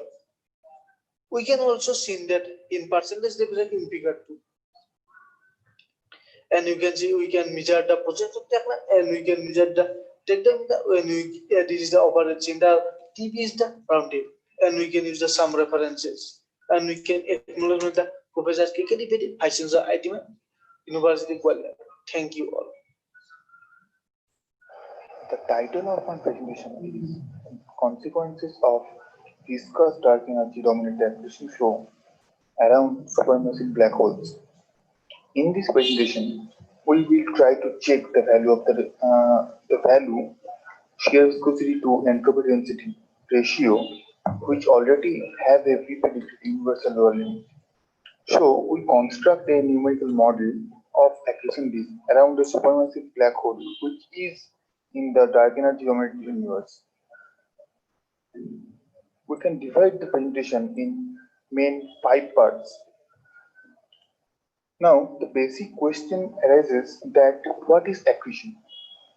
When an optical star and a compact object with high gravitational field come closer, the diffuse material of the star and form the intergalactic matters attracted towards the compact object. These materials in orbital motion satisfies the Rayleigh's criterion and form a disk-like structure. It is called accretion disk. Electromagnetic radiation emits from the accretion disk, and we can identify the compact object with the frequency range of that radiation.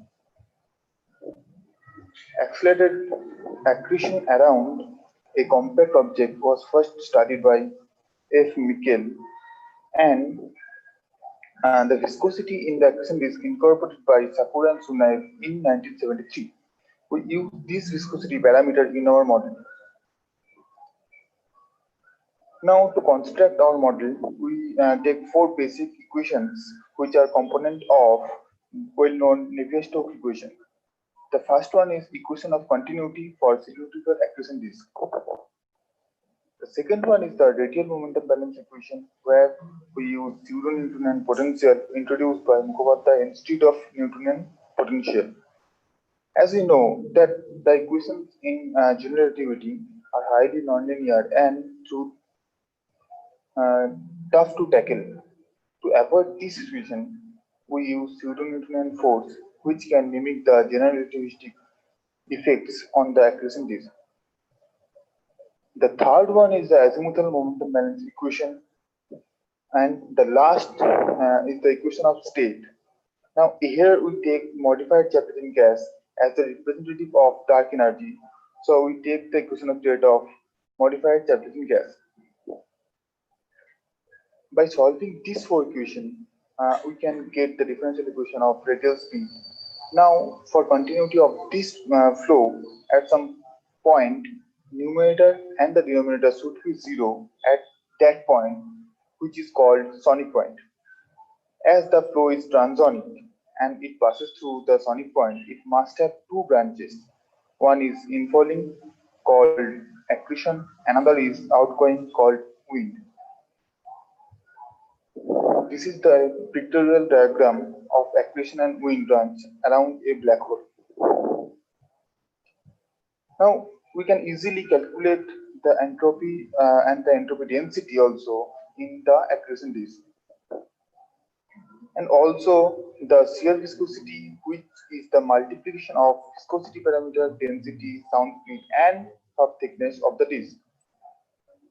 And finally, we get the expression for the shear viscosity to entropy density ratio for our accretion model. From string theory, we get the universal lower limit of the ratio as 1/4 pi multiplied by Planck's constant by Boltzmann constant. Now we plot our numerically derived result with respect to the radial distance from the black hole. Here the purple line is for accretion branch and the green line is for wind branch. We can compare our result for modified Chapman gas with the adiabatic gas accretion. The plots are divided into 3 sets for non-rotating, for medium rotating, and highly rotating black hole, and also a plot for various viscosity parameters. We can clearly see that the ratio for our accretion model violates the universal lower limit for both rotating and non-rotating black hole.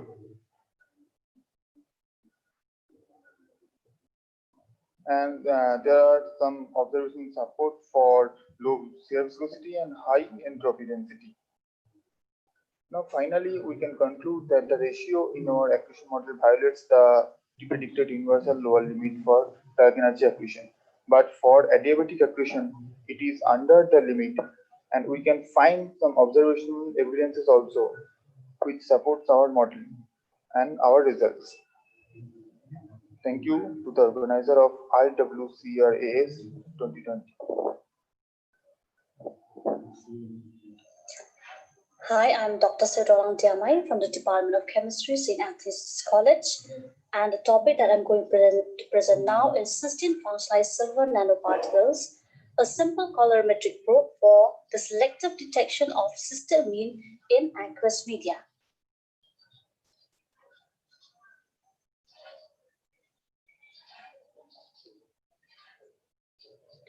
Cysteamine is a naturally occurring amino thiol which is widely applied as an important building block for many natural products. It's also used as a therapeutic for the treatment of nephrophatic cystinosis. Cysteamine is also amongst the important chelating ligands in coordination chemistry and bind preferentially to soft metal ions. In the present work, we have used cysteine stabilized colloidal silver nanoparticles as an SPR-based probe for the sensitive and selective determination of cysteamine upon various other sulfur-containing organic molecules such as 6-mercaptopurine, L-cysteine, glutathione, and methionine, and few selected non-sulfur-containing amino acids such as arginine, asparagine, aspartic acid, glutamic, and glycine. For the synthesis of the silver nanoparticles, we take silver nitrate solution and then we reduce it by the addition of sodium prohydride, where a yellow colloidal solution of the silver nanoparticle is obtained. And this yellow colloidal nanoparticle is then stabilized by the addition of L-cysteine.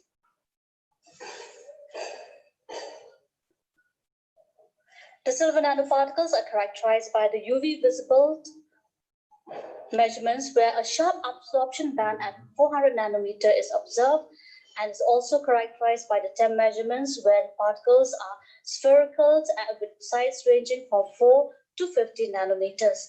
And the FTIR spectra also confirm the formation of the cysteine cap silver nanoparticles where the band due to the SH vibration at 2548 centimeter inverse of the cysteine seem to disappear upon the formation of the silver nanoparticles. To study the effect of the addition of cysteamine on the SPR band of the silver nanoparticles, we take various concentration of the cysteamine and add to the silver nanoparticles, where we observe there is a decrease in the SPR band at 400 nanometer, which is followed by the shifting and broadening of the SPR band towards 600 nanometer, which indicate that there is aggregation of the silver nanoparticles upon the addition of cysteamine, which can also be visualized by the change in color from yellow to brown upon the addition of cysteamine. However, there is no change in color of the silver nanoparticles upon the addition of other biomolecules, indicating that cysteamine can induce the aggregation of the silver nanoparticles, whereas the other biomolecule does not induce any aggregation.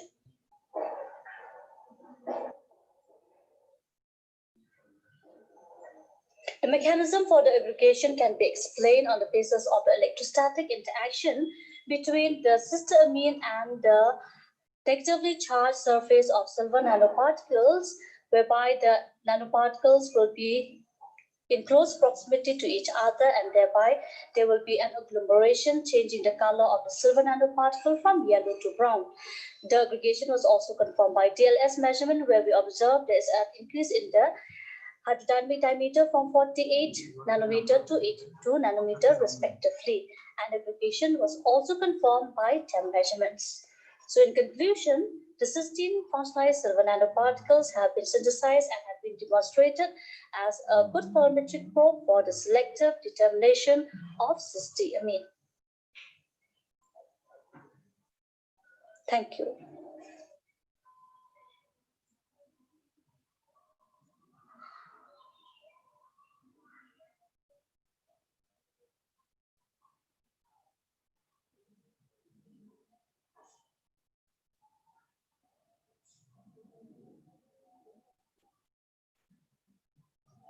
Good morning, everyone. I am Prerna from Department of Physics, University of Jammu, Jammu. I'm working under the guidance of Dr. Sandeep Arya sir. The title of my presentation is Role of ZNO-based materials as electron transport layer in organic solar cells. Introduction. The general inverted configuration of an organic solar cell includes an electron transport layer inducing effective electron collecting at the ITO and a hole transport layer leading to efficient hole collection at the top metal electrodes such as high work function silver and gold. For the successful demonstration of highly efficient inverted organic solar cells, the introduction of optimized buffer layers between electrodes and active layer is one of the most important points. The electron transport layers on ITO must be highly transparent to permit transmission of incident lights and must show superior selective carrier transporting properties. ZNO is being regarded as a consistent substance for the near ultraviolet as well as visible applications and has been utilized as promising ETL on ITO. Zinc oxide is a 2,6 wide direct bandgap semiconductor having high exciton binding energy at room temperature and exhibits unique characteristics. Recently, partial nanomaterials have gained enormous interest as a consequence of their varied possible applications in comparison to their individual components. Therefore, to study the role of ZNO-based materials as ETL, we have synthesized ZNO Y2O3 partial nanoparticles using sol gel method and further characterized them. The solar cell characteristics of these nanoparticles were investigated by fabricating two organic solar cells with the general structure ITO, ETL, PTB7 PCBM as the active layer, molybdenum oxide as whole transport layer, and the top metal electrode silver. In the reference device, the ETL is ZNO, and in the subsequent device, the ETL is ZNO Y2O3.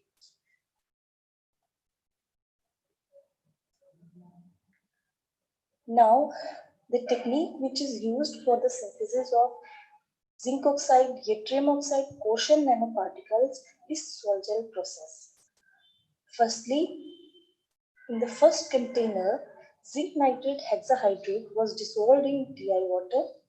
In the second container, yttrium oxide was dissolved in nitric acid. After some time, the yttrium oxide solution was added dropwise into ZNO solution.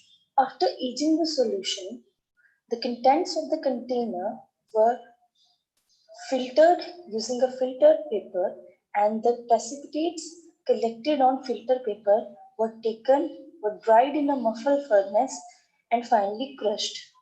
These synthesized nanoparticles were then dissolved in ethanol solution to form a colloidal solution. Thus, a thin film of ZNO Y2O3 was made by spin coating on ITO. We can see on the right hand side is the TEM of the synthesized nanoparticles. Clearly, we can see the formation of core shell structure with the inner darker part being the core ZNO and the outer lighter part is the shell Y2O3. Fabrication of organic solar cells. Here, two devices were fabricated, the reference device with ETL ZNO and the subsequent device with ETL ZNO Y2O3. Firstly, the ETL was spin coated over the pre-cleaned ITO substrate. Then there is an active layer which is a blend of PTB7 PCBM in the weight ratio of 1:1.5, then the whole transport layer molybdenum oxide, and then the top metal electrode silver. The thickness of each layer was verified by using profilometer. These are the current density voltage characteristics of the two solar cells. Clearly, we can see that the device with ETL ZNO Y2O3 shows improvement. We calculated the device parameters using this graph. There is an increase in PCE from 5.77% for the reference cell to 6.22% for the subsequent device. Conclusions. ZNO Y2O3 quotient nanoparticles were successfully synthesized by sol gel technique. In comparison with the device using pure ZNO's ETL, an impressive improvement was observed in the device with ETL ZNO Y2O3. An efficiency of 6.22% was obtained with 7.8% enhancement compared to the efficiency of 5.77% in pure ZNO ETL based organic solar cell. It is therefore revealed that ZNO based materials in the form of ZNO metal oxides nanoparticles are promising materials for the fabrication of organic solar cells. Thank you. Hello everyone, my name is Alfanel Khaldosa and I am a research scholar of Department of Physics of Eastern University, Shillong, under the supervision of Professor Tura. The title of my talk today is Estimation of Radium Concentration Soil Sample of Selected Districts of Meghalaya, India. Radioactive nuclei are present almost everywhere in the Iwcras, and radium is also one of these radioactive nuclei. And because of their decay, we are continuously exposed to natural radiation. Estimation of radium concentration is important because radium is known to cause cancer when exposed to it directly or indirectly through its decay to radon. And radon alone contributes more than 50% of the total natural radiation exposed to general public.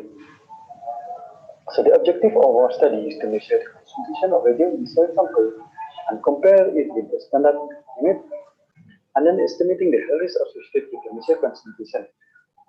Both the study areas selected are within the close proximity of the uranium deposit site in Meghalaya, and to measure the radium concentration, we have adopted the radium technique. In this method, the soil sample are first grind and then sieved, and about 100 grams is taken and seed inside the tank as shown in figure 4. For 30 days to attain circular equilibrium, radon and P. After 30 days, LR15 titration are fixed inside the can and sealed once again for 90 days to register the alpha track result from the decay of the gas. After 90 days, the frames are retrieved and brought to the lab for chemical etching and continuous tracks. After continuous track, we get the track density. This can be converted into concentration in equation 1.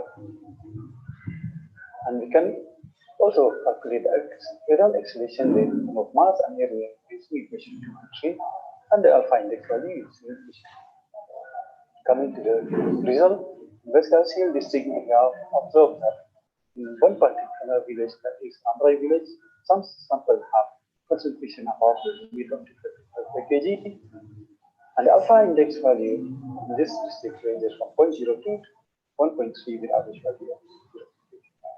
And if you compare the average value of radon activity concentration in the 5 villages, in Ramrai village, the average value is highest.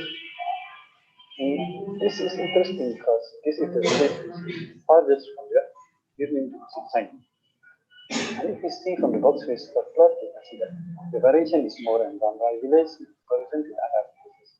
In the other villages, all the values are well below the median. And in Southwest Classical districts, we have observed that all values of the concentration are below the limits, and the alpha index value in this district ranges from 0.01 to 1.7 with average value of 4. And the average value for each villages, we have seen that the Mekhalaya village show the highest concentration. This result is unexpected as we were expecting Bakaji village, which is closest to the uranium deposit site, to have the highest concentration of radium. And if you see from the box discussed, you can see that in Jakrem and Mokkorwat village, the variation of radium activity concentration is more in comparison to the other villages. But still, all the values lies within the limit. In our previous study, we have done indirect concentration study in dwellings of the same villages, and the sample collected in this present study also, we have collected from the nearby where we have done the indirect study. So here we are trying to see whether there is any relation between radium in soil and the indoor radium concentration. To do that, we have done a correlation plot, and we get the correlation value.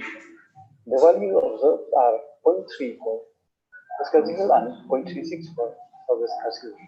Although the values are positive but quite low. So this might suggest that radium in soil alone is not the sole contributor to the indoor radium concentration.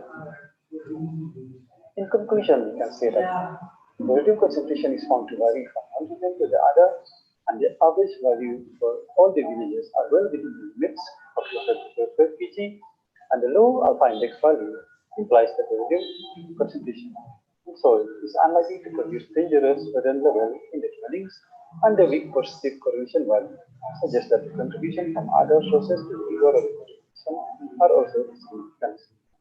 These are some of the references that I have used. Thank you for listening. Hello, greetings to all the respected delegates from every corner of the world. I am Ranguraj Bhattacharjee, working as a physicist at the State Cancer Institute, Guwahati Medical College, Assam, India. I am here to present my work on the radiological visualization of malignant tumor inside the patient's body and its mathematical mapping with the body surface. This work speaks about the relation of the tumor inside the body and its location at the body surface. This work is basically inspired from the quote of the discoverer of X-ray, Sir William Cornell Röntgen. When a physicist starts his work, he or she requires three things: mathematics, mathematics, and mathematics. And I am no exception. And when we speak of mathematics, it will be unfair if we do not mention about the mathematical legend, Srinivas Ramanujan. According to him, an equation means nothing unless it expresses a thought of God. So in this work, along with Ananya Bhattacharjee, Assistant Professor of Mathematics, Assam Downtown University, Guwahati, Assam, India, we have considered the treatment of cancer as a thought of God and tried to build a mathematical vision of the routine procedure of radiotherapy, which involves localization of the target volume. So, how to see inside the body? We require invisible rays for that, called X-rays. This work starts with the preparation of mold for the patient, as shown in the left figure, and placing 3 lead markers over it in a CT simulator. This is done so that the patient cannot move during treatment. CT images are taken as shown in the right figures. These images are generated by the differential attenuation of the X-ray photons in the patient's body. Here, 3 lead markers are clearly visible as 3 white small circles. These images are sent to the treatment planning system where we plan the treatment. So, the area to be treated is represented by a point called isocenter. This is generated after completion of the treatment plan, which is shown in this figure as red small circle. This isocenter inside the body should be matched with the body surface for an accurate treatment delivery. In our study, we have considered the patient as an Euclidean space and the tumor as a geometrical figure. So, how to locate a point in space? To locate a point in space, we require a coordinate system. Here, the coordinate system was used to locate the geometrical figure in the Euclidean space. Here, the geometrical figure is the area of tumor, which is represented by the isocenter and is to be located.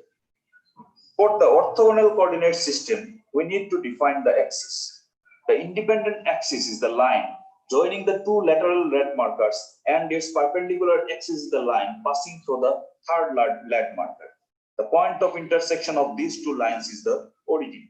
Further, by the help of distance formula of coordinate geometry, we can easily calculate the distance of the isocenter from origin. Consequently, its location can be identified. So this is the reason why we have used lead marker at the beginning when we took CT images of the patient in mold. So next, based on these values, shifting is performed with respect to the lead markers in the therapy machine using lasers and by moving the couch in required direction to get the exact location of the isocenter on the body surface of the patient. Similarly, the depth can also be calculated by considering the z-axis. After that, the treatment is delivered in either a telecovert unit or in a linear oscillator as shown in the slide. So this is how an algebraic and an analytical geometric correlation were made between the tumor inside the body and its location at the surface of the patient body. So, summary of this work is that we have used mathematics to relate the tumor inside the body with the surface of the body. For this, we have used Cartesian coordinate system in Euclidean space, the space that we see around. So this is just a glimpse of our work. So thank you all and stay safe. Hi everyone, myself Dr. Navya Antony, Assistant Professor, Department of Chemistry, Morningstar Home Science College, Angamali. I would like to present the topic on green synthesis of zinc oxide nanoparticles using fruit extract of Annona reticulata. As you all know, in the context of COVID-19 pandemic, health promotion and disease prevention strategies focus on keeping people well and thereby boosting their immunity power. There is an increasing reliance on the use of medicinal plants in the pharmaceutical industries so as to extract and develop drugs and chemotherapeutics from these plants. Moreover, due to the increased cost of personal health maintenance in rural areas, herbal remedies are widely used for the treatment of minor ailments. Among the available green methods of synthesis of metal or metal oxide nanoparticles, utilization of plant extract is a rather simple and easy process to produce nanoparticles at large scale relative to bacteria and fungi mediated synthesis. Objective of our study include illustrate the synthesis of zinc oxide nanoparticles by green synthesis method using Annona reticulata fruit extract as reducing and stabilizing agent, to characterize synthesized nanoparticles using various spectroscopic methods like IR, XRG, etc., to characterize surface morphology of the sample using scanning electron microscopy, and finally to analyze the antibacterial activity of these synthesized zinc oxide nanoparticles. Zinc oxide nanoparticles are selected because of their use in number of processes that include material science, agriculture, food industry, cosmetic, medical, and diagnostic applications. It has high photocatalytic activity and exhibits anti-cancer and antimicrobial activities.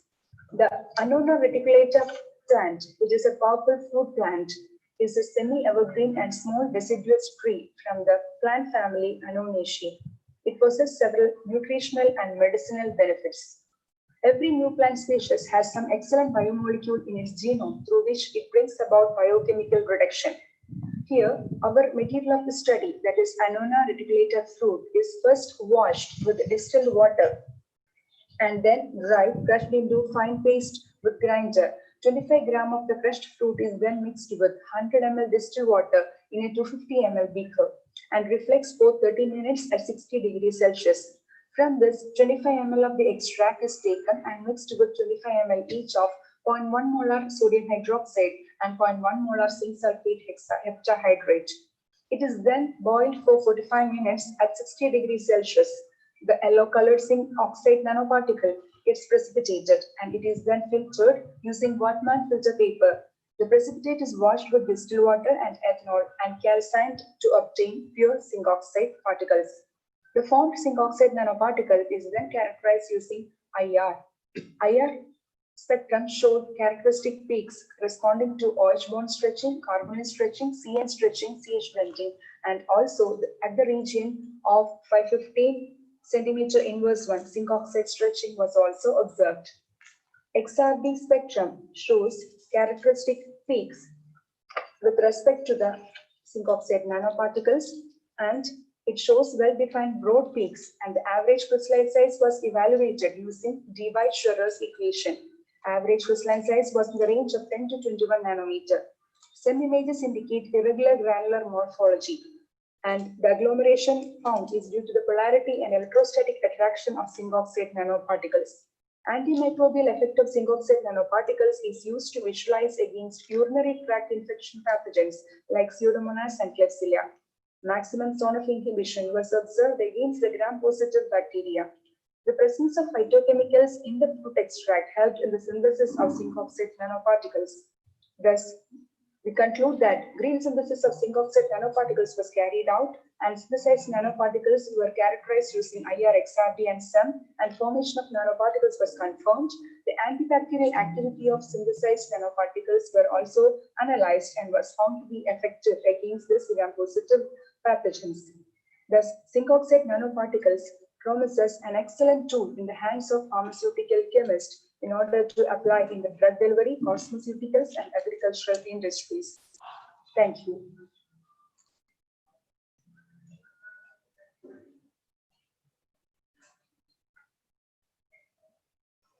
Good morning, everyone. My name is Anuradha Shil. I am a PhD scholar in the Department of Agribusiness Management and Food Technology at Tura campus, India. Today, I'm going to give a presentation on IoT technologies in agriculture, applications and constraints. To begin with the introduction, let us look at the global agriculture and food sector scenario. The global agriculture and food sector is facing multiple challenges. One of the major challenges the global agriculture is facing is to produce enough food to feed the ever-growing population. According to United Nations Department of Economic and Social Affairs Population Division, with the world population expected to grow from 7.6 billion in 2018 to over 9.8 billion in 2050, there will be a significant increase in the demand for food. Now, to address this problem, the farming sector needs to adopt smart and efficient farming technologies, and IoT is the key solution to smart farming. Now, what is IoT? IoT stands for Internet of Things. Internet of Things in agriculture allows the farmer to monitor the crops and the field condition in real time with the help of some sensors. Now again, what does these sensors do? These sensors, when installed in the field, they collect the data and transfer to the server using a microcontroller. Then the data is processed using some algorithms, and the farmers get the desired information via SMS or mail. Moving on to the next slide, that is applications of IoT technologies in agriculture. IoT has a wide range of applications that include live farm data, remote monitoring of soil, efficient usage of inputs and fertilizers, and soil fertility monitoring. But today we are going to look at smart greenhouse and smart irrigation.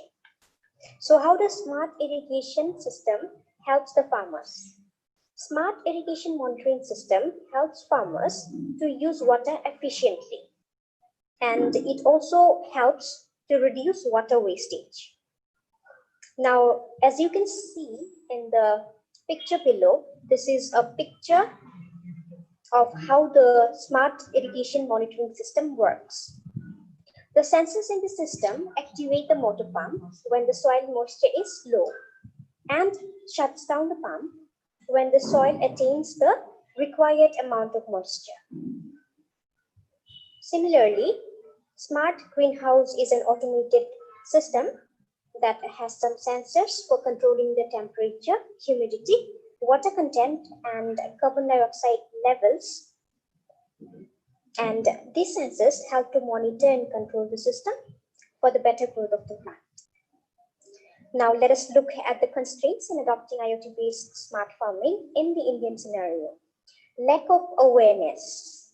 Lack of awareness is one of the most important constraints in adopting these smart technologies in India. As we all know, this IoT-based smart farming has been emerging drastically in the developed countries. However, in developing countries like India, it is not so well known.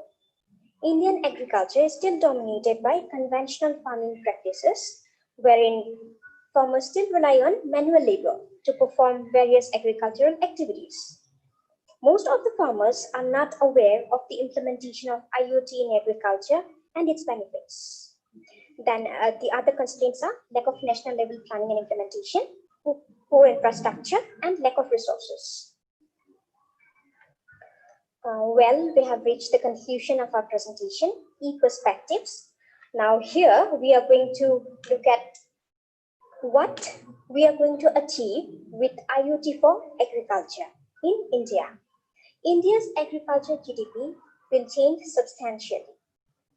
IoT has a huge potential to enhance the agricultural productivity.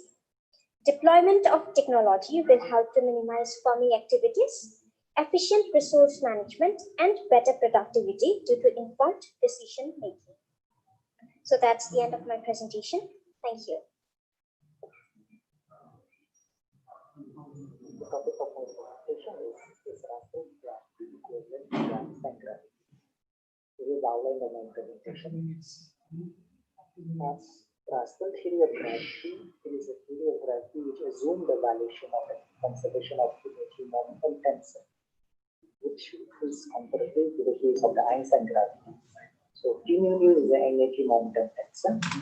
And in this case, this covariant derivative of the energy momentum tensor is not equal to 0, but it is related to the geometric component of the space-time, which is determined by derivative scalar r. So lambda equal to 0, we obtain the Einstein gravity.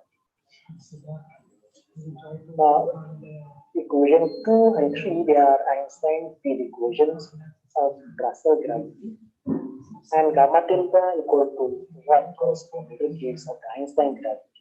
And these Einstein equations are quasi-linear partial differential equation. They are very difficult to solve unlike T. And the debate which arises is Russell gravity a modified gravity, or is it simply Einstein gravity with additional matter content?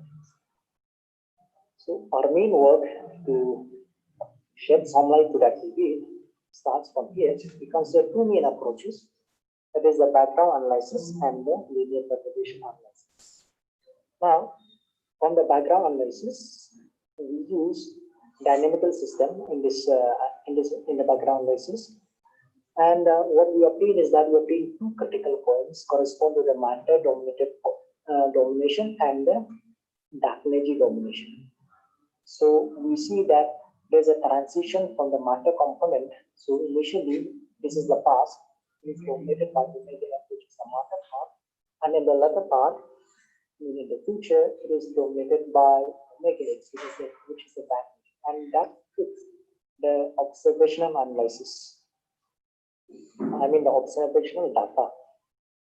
It is also interesting to note that this W effective is always equal to -1 in the future, irrespective of the choice of the Rasta's parameter gamma delta. And that is the case of the lambda CDM model, which is an Einstein gravity based model. Next, we'll go to the linear perturbation analysis. In this analysis, we are going to analyze the growth index of the matter perturbation, which is used to distinguish modified gravity from the Einstein gravity. And in our work, we consider the simplest choice, that is the asymptotic value of the growth index denoted by gamma infinity. Now, what we obtain in our work is that gamma infinity for Rasta's is equal to this one, which depends on the Rasta's parameter gamma theta, whereas for Einstein gravity, it is well-known in the 6th item. Now, using the best fit parameters values, which is gamma delta is 1.41, we obtain that gamma infinity is 3% smaller compared to the Einstein gravity. And this is expected due to the agglomeration of dark energy, perturbation in Rasta's gravity. And this is how we verify numerically. For gamma delta, approximately 1.41, there is a difference by 3%. And so what we see, what we can conclude from our work is that at the background level, Einstein gravity is exactly the same as the Einstein gravity. What we are going deep, that is to the perturbation level, we find that there is a difference between Einstein gravity and the Rasta's gravity. So the result of our work sheds some light on the non-equivalence of these two theories of gravity. Thank you.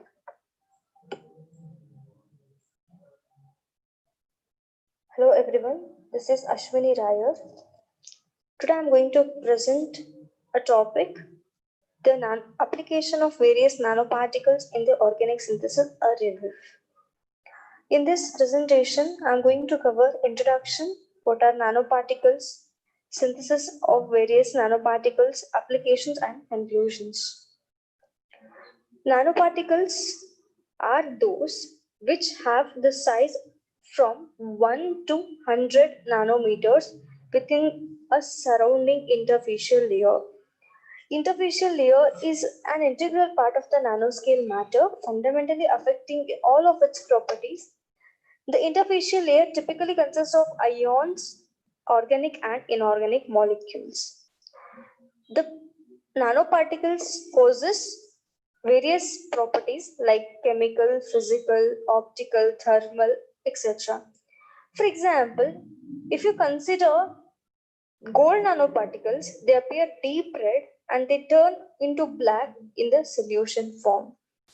In a similar manner, nanoparticles of gold, yellow gold and gray silicon are red in color. Gold nanoparticles melt at a very low temperatures than the gold slabs, that to around 1064 degrees centigrade. Therefore, the absorption of solar radiation is much higher in the materials composed of nanomaterials rather than the thin films in the continuous sheets of the material. So, surprisingly, the nanoparticles have a long history. The preparation is neither an exclusive result of modern research nor the restricted to the man-made materials. They have wide applications in medicine, catalysis, sensor, etc. So, synthesis of nanoparticles. The nanomaterials can be synthesized by two approaches, bottom-up approach and top-down approach. In the bottom-up approach, they seek to arrange the smaller components into more complex assemblies. For example, the well-known example is formation of the carbon nanotubes. Top-down approach is they seek to create smaller devices by using larger ones to the direct technique by using short wavelength optical sources. For example, the schematic representation of top-down and bottom-up process are shown here. So there are three methods for the synthesis of the nanoparticles: physical method, chemical method, and the biological method. So physical methods of synthesis include high energy ball milling, melt mixing, physical vapor deposition, laser ablation, sputter deposition, electric arc deposition, ion implantation. High energy ball milling is the simplest way of making nanoparticle in the form of powder. If you want to prepare a nanoparticle in the powder form, we can employ high energy ball milling method. Again, it contains various types of mills, for example, planetary, vibratory rod, and tumbler. So, it is shown in the figure. The device is shown here. Next method is melt mixing. So, melt mixing is a process to form or arrest the nanoparticles in the glass. So, preferably glass must be amorphous solid, lacking in symmetry arrangement of the molecules. So, in this thing, mixing of molten streams of metals at high velocity with turbulence in order to form the nanoparticles. So evaporation based method, physical vapor deposition. So in this, all processes are carried out in a vacuum chamber so that desired quantity of end product can be maintained. So laser vaporization or laser ablation method. So in case of laser ablation method, what happens is the vaporization of the material is affected by using a pulses of laser beam of high power. So the setup is of ultra high vacuum or UHV or high vacuum system. So in this case, inert or the reactive gas introduction is made at the target in order to form the substrate or the nanoparticle layer. Laser pyrolysis. So this is used in order to make thin film synthesis of the nanoparticles using the lasers. Sputtering deposition. Widely used thin film technique is this sputtering. So it is used to obtain stoichiometric thin films from the target material like alloy, ceramic material or compound or non-porous compact films. So it includes multi-layered things. For example, very good technique to deposit multi-layered films will be DC sputtering, RF sputtering and magneton sputtering. So what are advantages of this method? So these are very much simple. They are inexpensive and they are operated at low temperatures, and variety of sizes and shapes are available, and we can pattern them in our way. So nanoparticles have wide variety of applications. They are applicable in environmental issues, biomedicals, food, electronic, healthcare, industries. In case of sensors, when it comes to biomedicine, it helps in drug delivery systems, etc. So nanoparticles find variety of applications in every aspects of the human life. I thank organizers of the conference for providing me an opportunity to share my views and ideas. Thank you. Hello everyone. I am going to present my paper. The title of my paper is A Comparative Study of Bekenstein-Hawking System in FR Gravity. Abstract. In this work, we shall discuss the 4 alternative formations of Bekenstein-Hawking system on the event horizon in FR gravity. Using this 4 alternative formations of Bekenstein-Hawking system, we shall make a comparative study on gravitational thermodynamics. It is important to note that modified Hawking temperature plays a crucial role in making perfect thermodynamic system in some modified gravity models. Motivation. There is a profound connection between gravity and thermodynamics. The study started in 1970 after the discovery that black hole can be considered as thermodynamical object with temperature and the entropy. In 1995, Jacobson first showed that Einstein field equation can be derived from first law of thermodynamics. Later in 2005, Padma was also able to derive Einstein field equation from first law of thermodynamics. Hence, this shows that there is a nice relationship between gravity and thermodynamics. Later on, this relation has been extended to modern cosmology, considering universe as a thermodynamical system.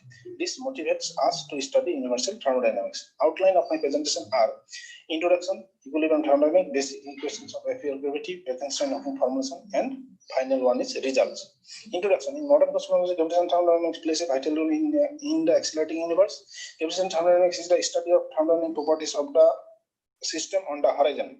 The motivation of studying thermodynamic laws is that if a model even satisfies observational constant, it can be ruled out if it does not respect thermodynamic laws. Thus, studying thermodynamic laws in FR gravity is an exciting topic of research in the modern cosmology.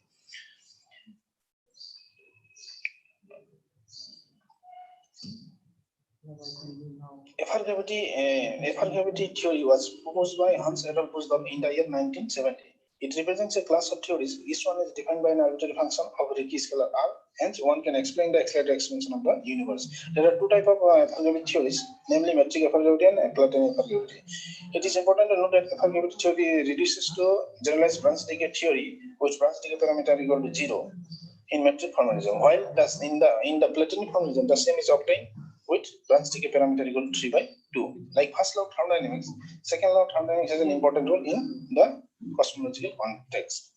It is extended as the generalized second law of thermodynamics in cosmology. It states that the sum of horizon entropy and the matter entropy inside the horizon of an isolated macroscopic physical system cannot decrease. Here we consider the event horizon as the boundary of the universe. The event mathematical expression of event horizon can be written as the improper integral following improper integral, where S is Hubble parameter, which is the A is equal to is the A dot by A. The over dot denotes the derivative of scale vector with respect to cosmic time t. This improper integral converges when t equal to A equal to t by alpha, with alpha greater than 1. The event horizon exists only in the accelerating universe. In the context of GR, one method in 2006 shows that thermodynamic laws are satisfied on the apparent horizon while it fails on the event horizon. Later, Chakraborty found that thermodynamic laws are satisfied on the event horizon if Hawking temperature is replaced by modified Hawking temperature. Thus, temperature is a crucial role in the gravitational thermodynamics. Some well-known temperatures are Hawking temperature, modified Hawking temperature, and Craigian temperature. Equilibrium thermodynamics. Equilibrium thermodynamics plays a vital role in the study of thermodynamical laws. In the context of universal thermodynamics, if SM is the matter entropy and S is the horizon entropy, then we must have following to GSLT, following to inequalities. First one is called GSLT and second one is thermodynamic equilibrium, where S is the total entropy of the system. The horizon entropy is calculated by using entropy area relation. The entropy of matter inside the horizon can be calculated by Gibbs equation, where E is the energy flow across the horizon, V is the volume of matter, and R is the radius, and T is the matter temperature of matter. Basic equation of FR gravity. In FR gravity, the modified Einstein-Hilbert action can be written as this one, where SM is the matter action, here kappa equal to 8 pi is equal to 1, and FR is the arbitrary real function of R. Taking variation of action with respect to G mu, we get this field equation where FR denotes the derivative of F with respect to R, box denotes the DL number taper, and nebula mu is the covariant derivative. Modified Friedman equation can be written like this one, where rho T is the rho plus P rho E, and PT is the P plus P, where rho E and P represents effective energy density and effective pressure. Further, rho E and P can be written like this one, where F1 is the dF by dr. The energy conservation equation can be written like this one, and effective energy conservation equation can be written like this.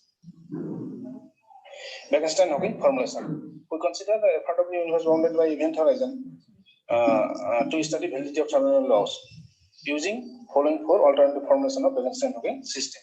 First one is Bekenstein entropy and generalized Hawking temperature, modified Bekenstein entropy and Keiking temperature, Bekenstein entropy and modified Hawking temperature, modified Bekenstein entropy and extended Hawking temperature. Results.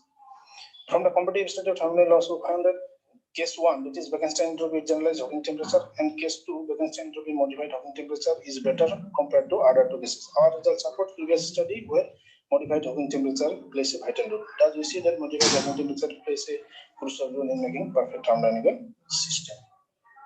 These are references. Thank you. Hello everyone. I'm Dr. Dilwar Alam Khan, Assistant Professor from the Department of Chemistry, SS College, Hailekandi.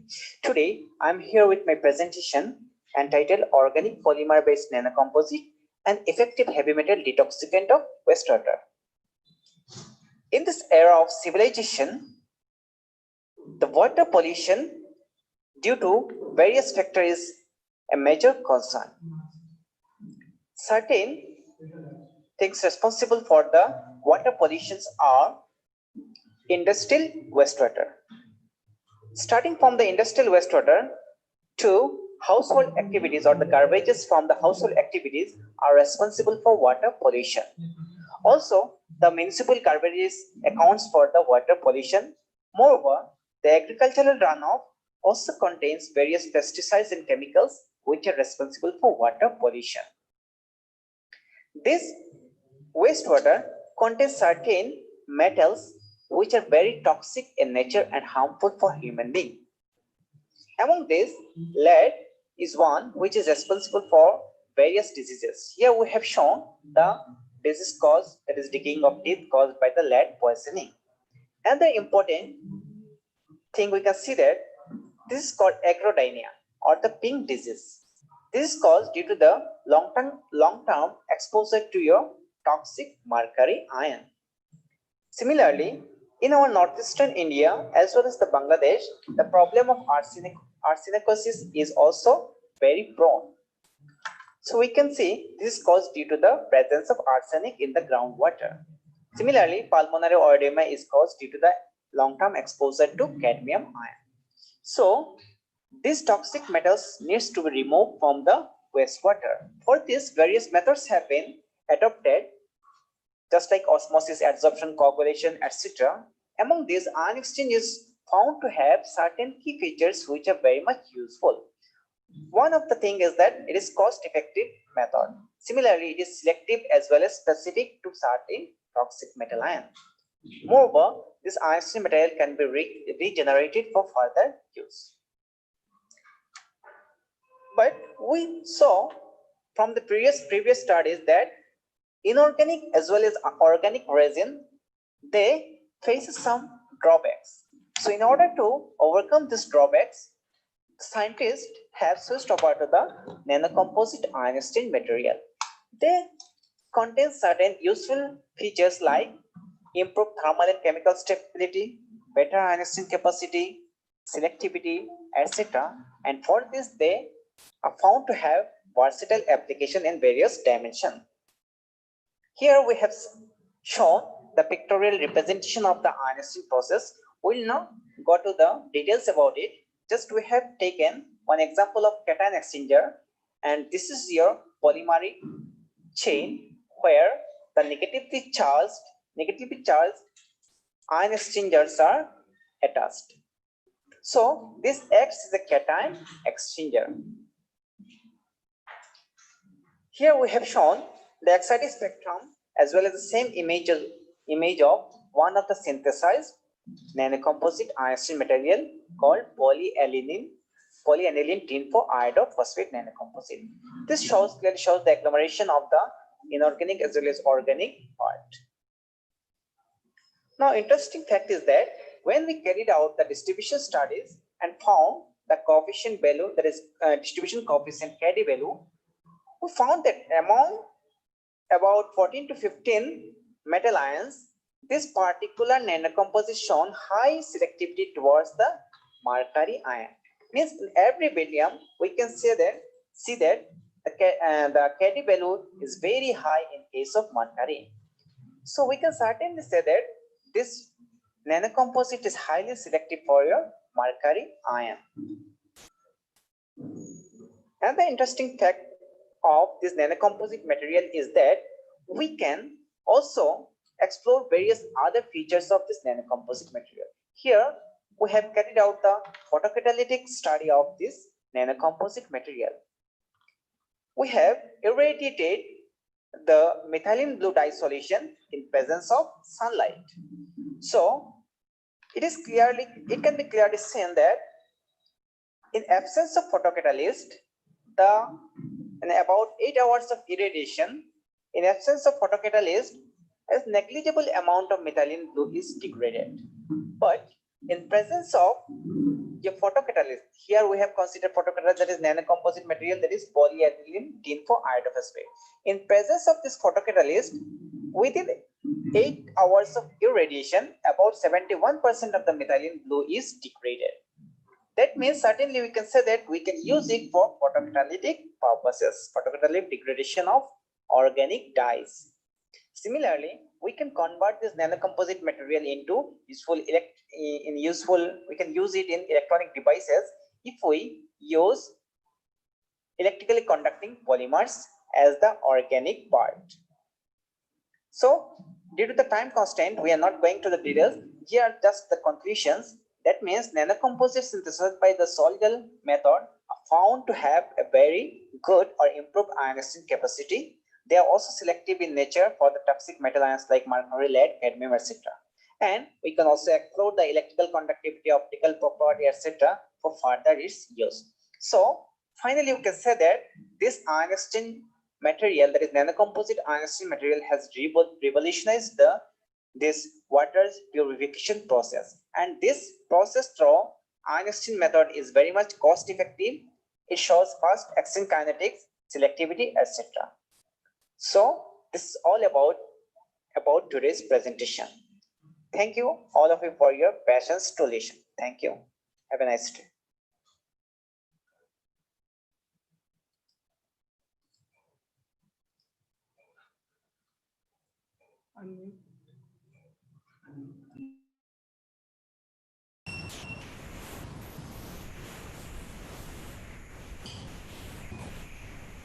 Thank you, all the presenter, for your nice presentation.